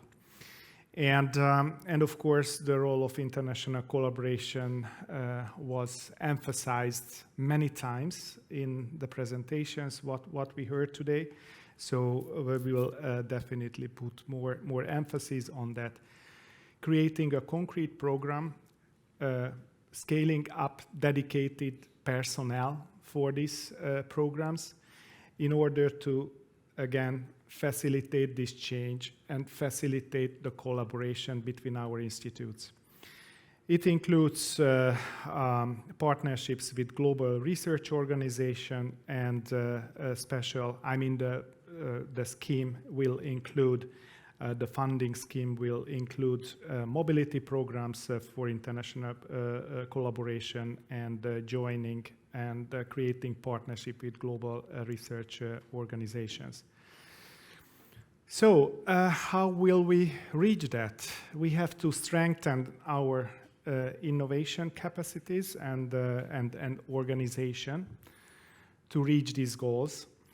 And we discussed a few times, and we also heard in the presentations that it's a must, or it's a need to establish of an innovation and investment arm in order to facilitate and identify the ideas which can be nurtured towards an MVP or even a proof of concept. So we try to scale up and build up that innovation and investment arm for our research network. And also what's very much needed in order to make that impact, to really map the HUN-REN activities on the Neumann plan, what we just heard from the Deputy State Secretary László GYÖRGY a few moments ago.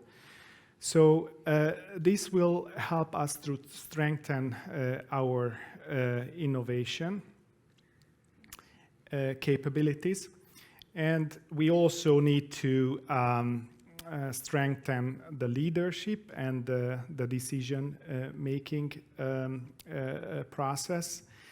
So in order to reach our goals and deliver the strategy what we will prepare together, we have to, as we heard today, constantly communicate the reasoning behind the goals, and how will we reach those goals. And I'm inviting all of you to help us in that path, in that program of communicating these goals. And I'm sure that you will also embrace that program, because we are creating that together. And you will also be motivated to help to really roll that out throughout our whole network. And we have to constantly be on top and reviewing the research trends and also do that assessment regularly. I think we are doing a good program now, which was presented today. This assessment and this peer review process will provide us a good picture or a good status where we are, on what we can strengthen further, or on what we can build upon our new strategy. And last but not least, we would like to strengthen our operations dramatically.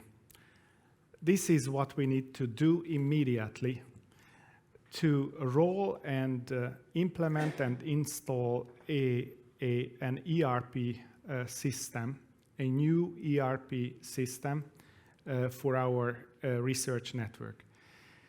We are not able to really compare apple to apple today. We are asking so many reports and data from you, and if we are asking those data on Monday, we are receiving a bunch of data on Monday. If we are receiving or asking for almost the same or similar data set, in 2 weeks' time, we are receiving different data and different tables for certain projects and reasons. At least this is what I heard from my esteemed colleagues.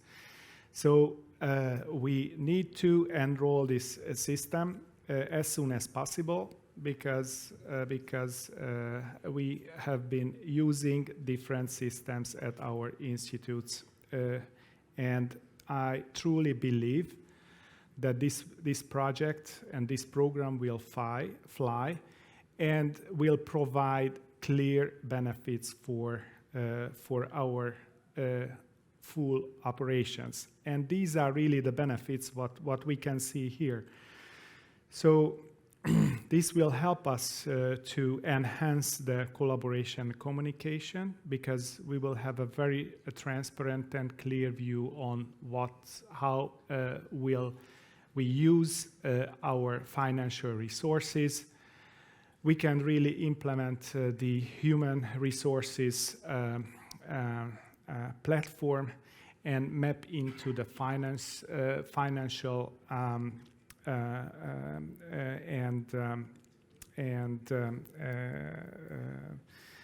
financial operations and models in our operations.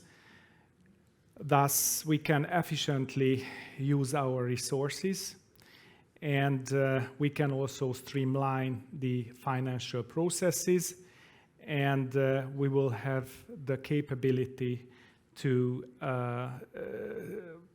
implement new capabilities in the system and scale up certain parts of our operations, which will help us to implement a completely data-driven decision making scheme.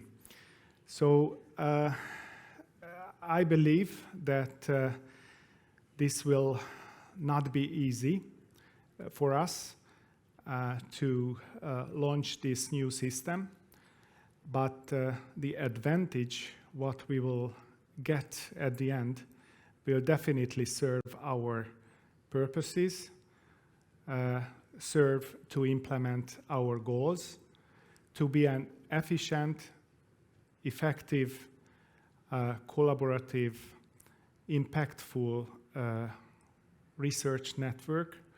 And I'm asking you to join this journey.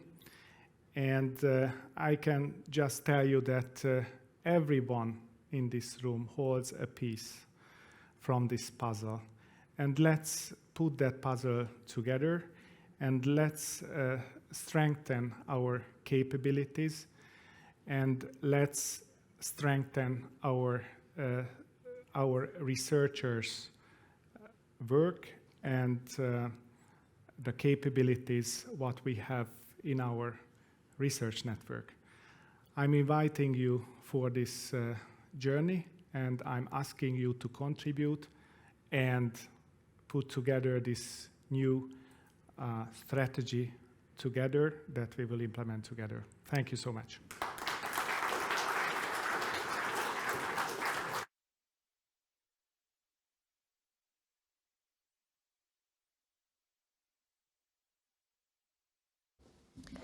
Thank you very much, Mr. Jakab.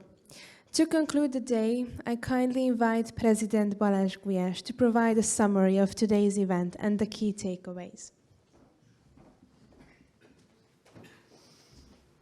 Thank you so much, and dear friends, dear colleagues. I would like to share with you a few thoughts. First of all, some conceptual, then some practical, and finally, last but not least, I would say an exhortation, which is usually, according to the Greek, Latin rhetoric, studies should be in the beginning, but let me give it at the very end. So I would like to ask the next slide, please. When I became the president of the Hungarian Research Network, this is my task, I immediately asked myself, where do we come from? What are we? And where are we going? So the classical question, which has been asked by practically every one of us, time to time or regularly, who am I? What are we?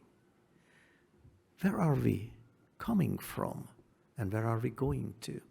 And this is something which I think every new leader in an organization should ask automatically, and every one of us should ask practically every day, what is the purpose, what is the meaning of life? But in this particular case, what is the meaning of our existence as Hungarian Research Network? Where are we going to? So we set out and we decided to have a roadmap together with you. And since my arrival, the 1st of May, we had a first meeting with the directors. And since then, I have met every one of you. I visited the institutes, and we designed a series of strategic workshops. And we held our first strategic workshop in September with the directors, members of the governing board, and the advisory board, the external and internal advisory boards, actually. And we set out a roadmap, and I clearly indicated this is not a lonely journey. This is a journey of a community in which everyone who belongs to this community participates equally with equal rights, with advice, with insights, with suggestions, which we have to ruminate about, consider, and boil down to a conclusion. So the journey is not a short journey. It's probably a 1 year long journey in the first instance, in the first chapter of our future history, which, and I explained it in September, which would consist of a series set points, including strategic workshops.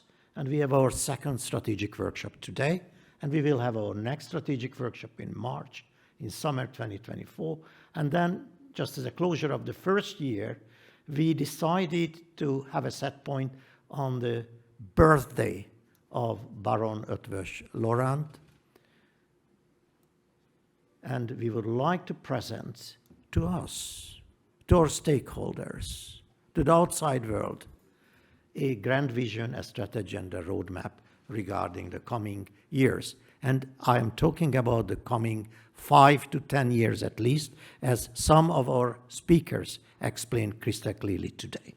But there are other set points in this roadmap which are not indicated on this map, including a scientific and including an organizational autopsy, if I may say so, remembering the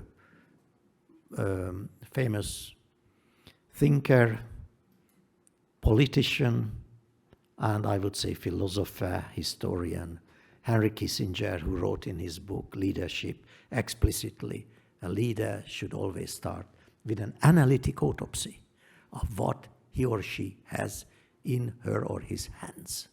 So we set out to have an analytic autopsy, and both Roland and István, and of course Sasha, explained this morning or this afternoon how the scientific review, the scientific assessment process will go on. We have already designed it, we shared information with you, and we will start this process, the physical process, in January. But parallel with that, there is also an analytic autopsy regarding our organization.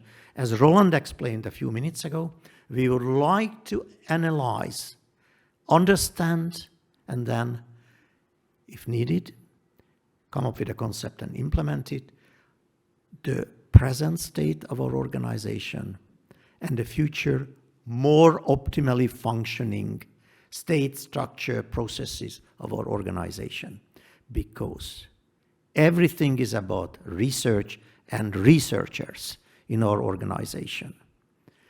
We would like to optimize the structures, the processes, the rules and regulations, or the lack of rules or regulations, to give place to creativity and initiatives in order to optimize scientific outcomes, in order to give optimal conditions to our researchers and produce the best possible results.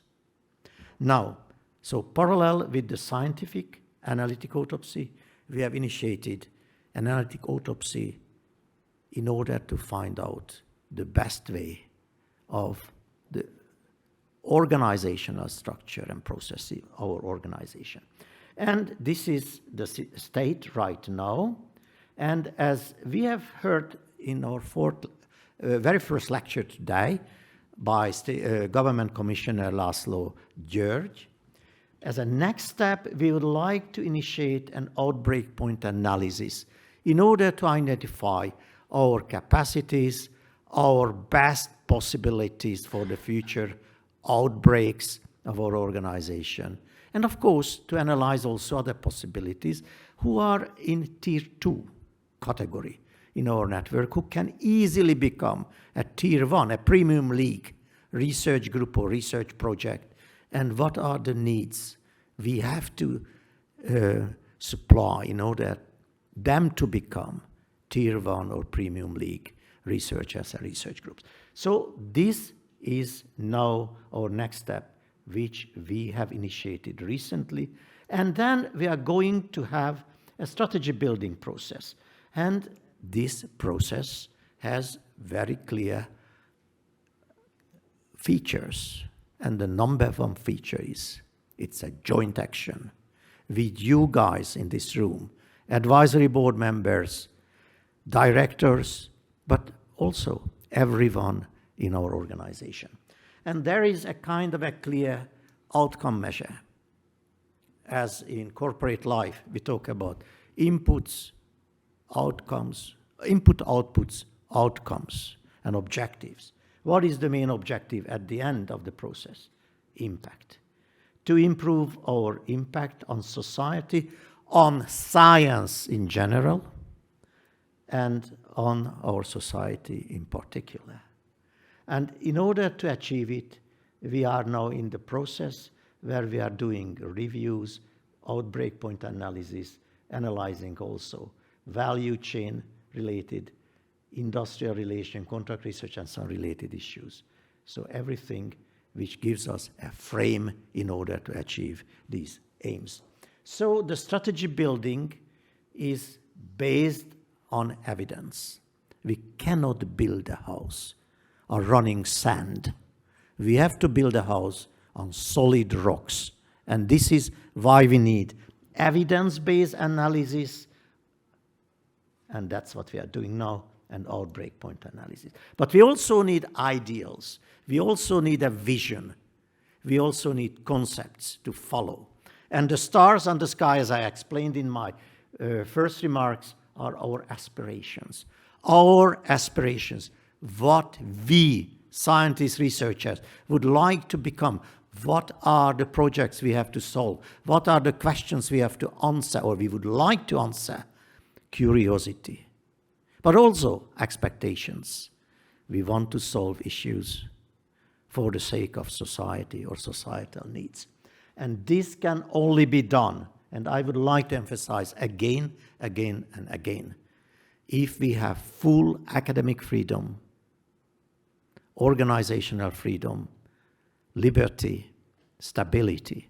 These are non-negotiable principles for me.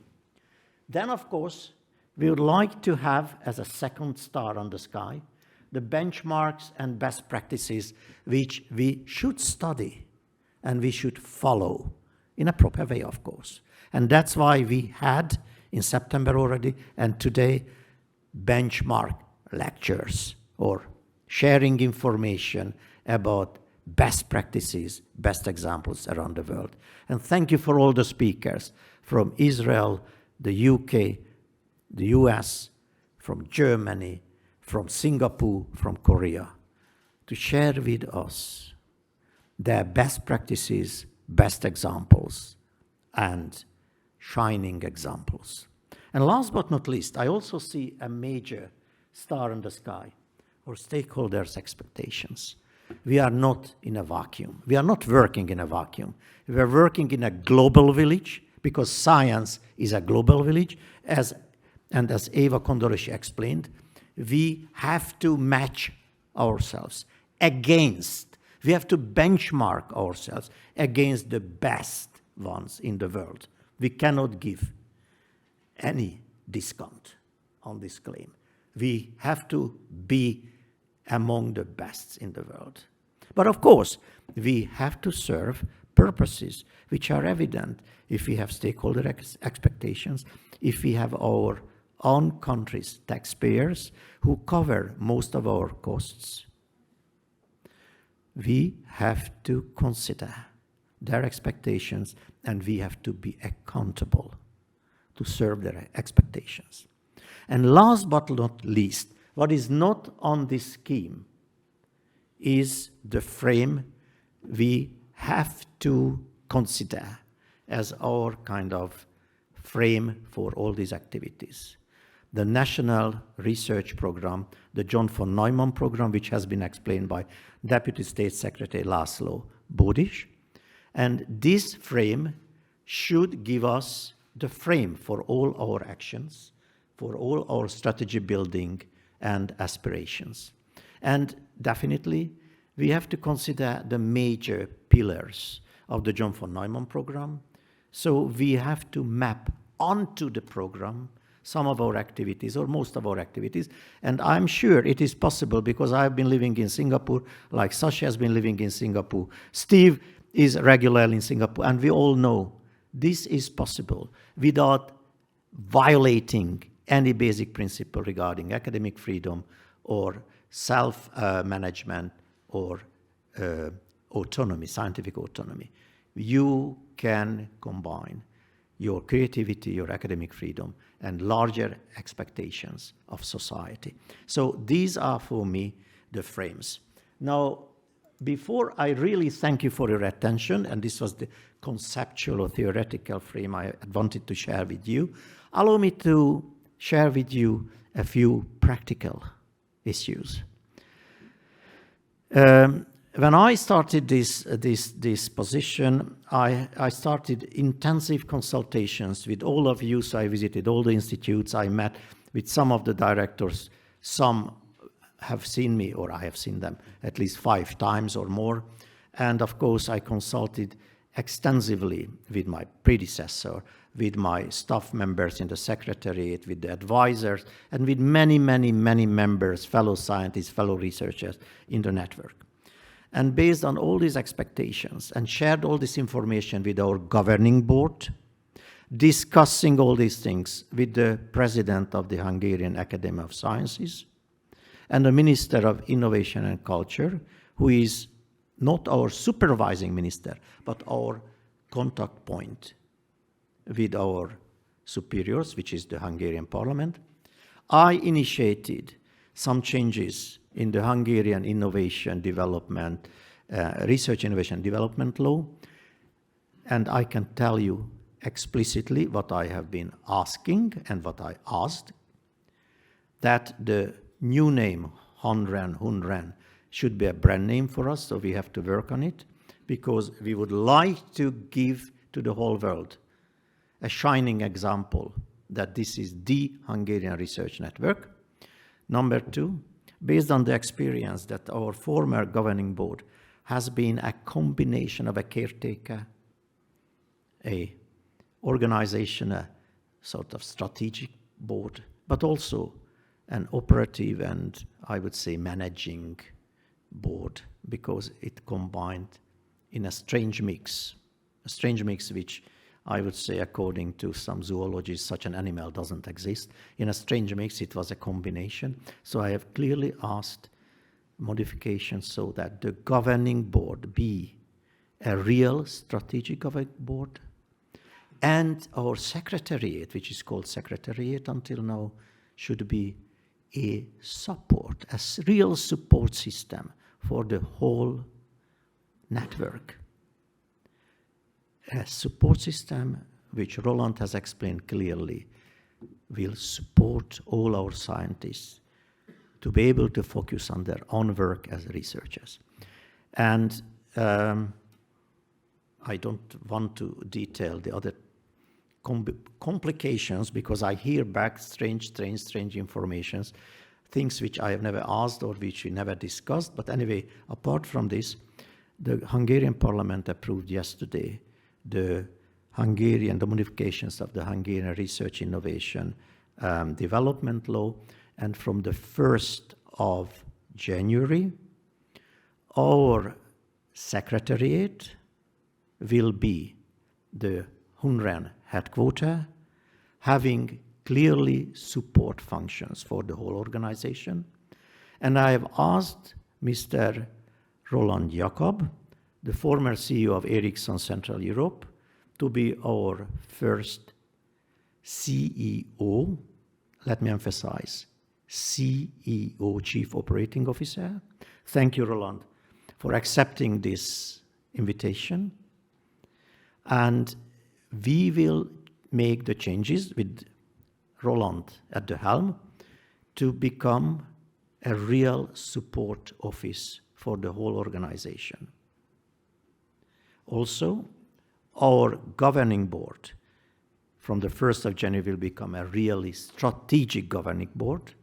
All major decisions regarding the future of the organization will be discussed and decided in the governing board, including the establishment of new institutes, reorganization, and so on, and so on, and so on.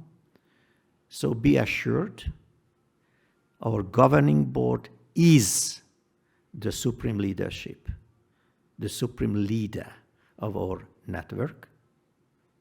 And we would like to serve the network with clear decisions, with one crystal clear concept.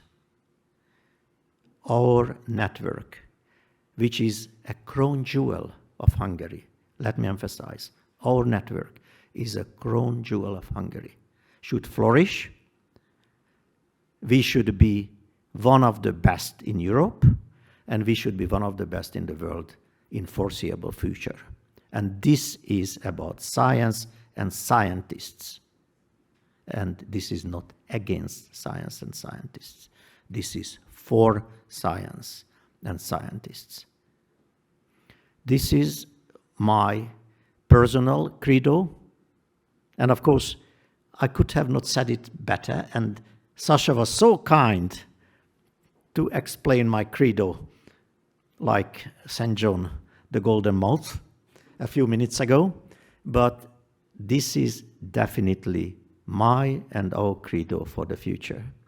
And I very much hope that on this road, in this journey, we will be partners. I will, and my colleagues with Roland at the helm are definitely determined to do so. We would like to consult with all of you, with all institute directors, with all members of our community, researchers and support staff. And the processes we have initiated are serving the benefit of the whole network. We would like to make it better and better and better. We would like to enrich our culture. We would like to enrich the Hungarian research, innovation, and development ecosystem. And we would like to become the flagship of the Hungarian research, innovation, and development ecosystem in the future. So I ask your support, I ask your partnership, and in return, I am also offering our full partnership and full support to you in the present and in the future. Thank you so much for participating in today's meeting. The meeting is not yet over, so we will have, well, our MC will tell a bit more about it, and we will have one more speech. Well, it will be a speech combined with a fine dinner by the minister, who is visiting us soon. And I would like to express also our sincere thanks to those guests who are now our partners, who had to travel from various parts of the world, including Singapore, including Holland and the US and the UK. Thank you for your participation. It was not the first and last visit for you to Budapest, but it is just a part of a long story which we would like to make a complete and full story in the coming years. Thank you so much, and let me give the word back to Kincső. Thank you.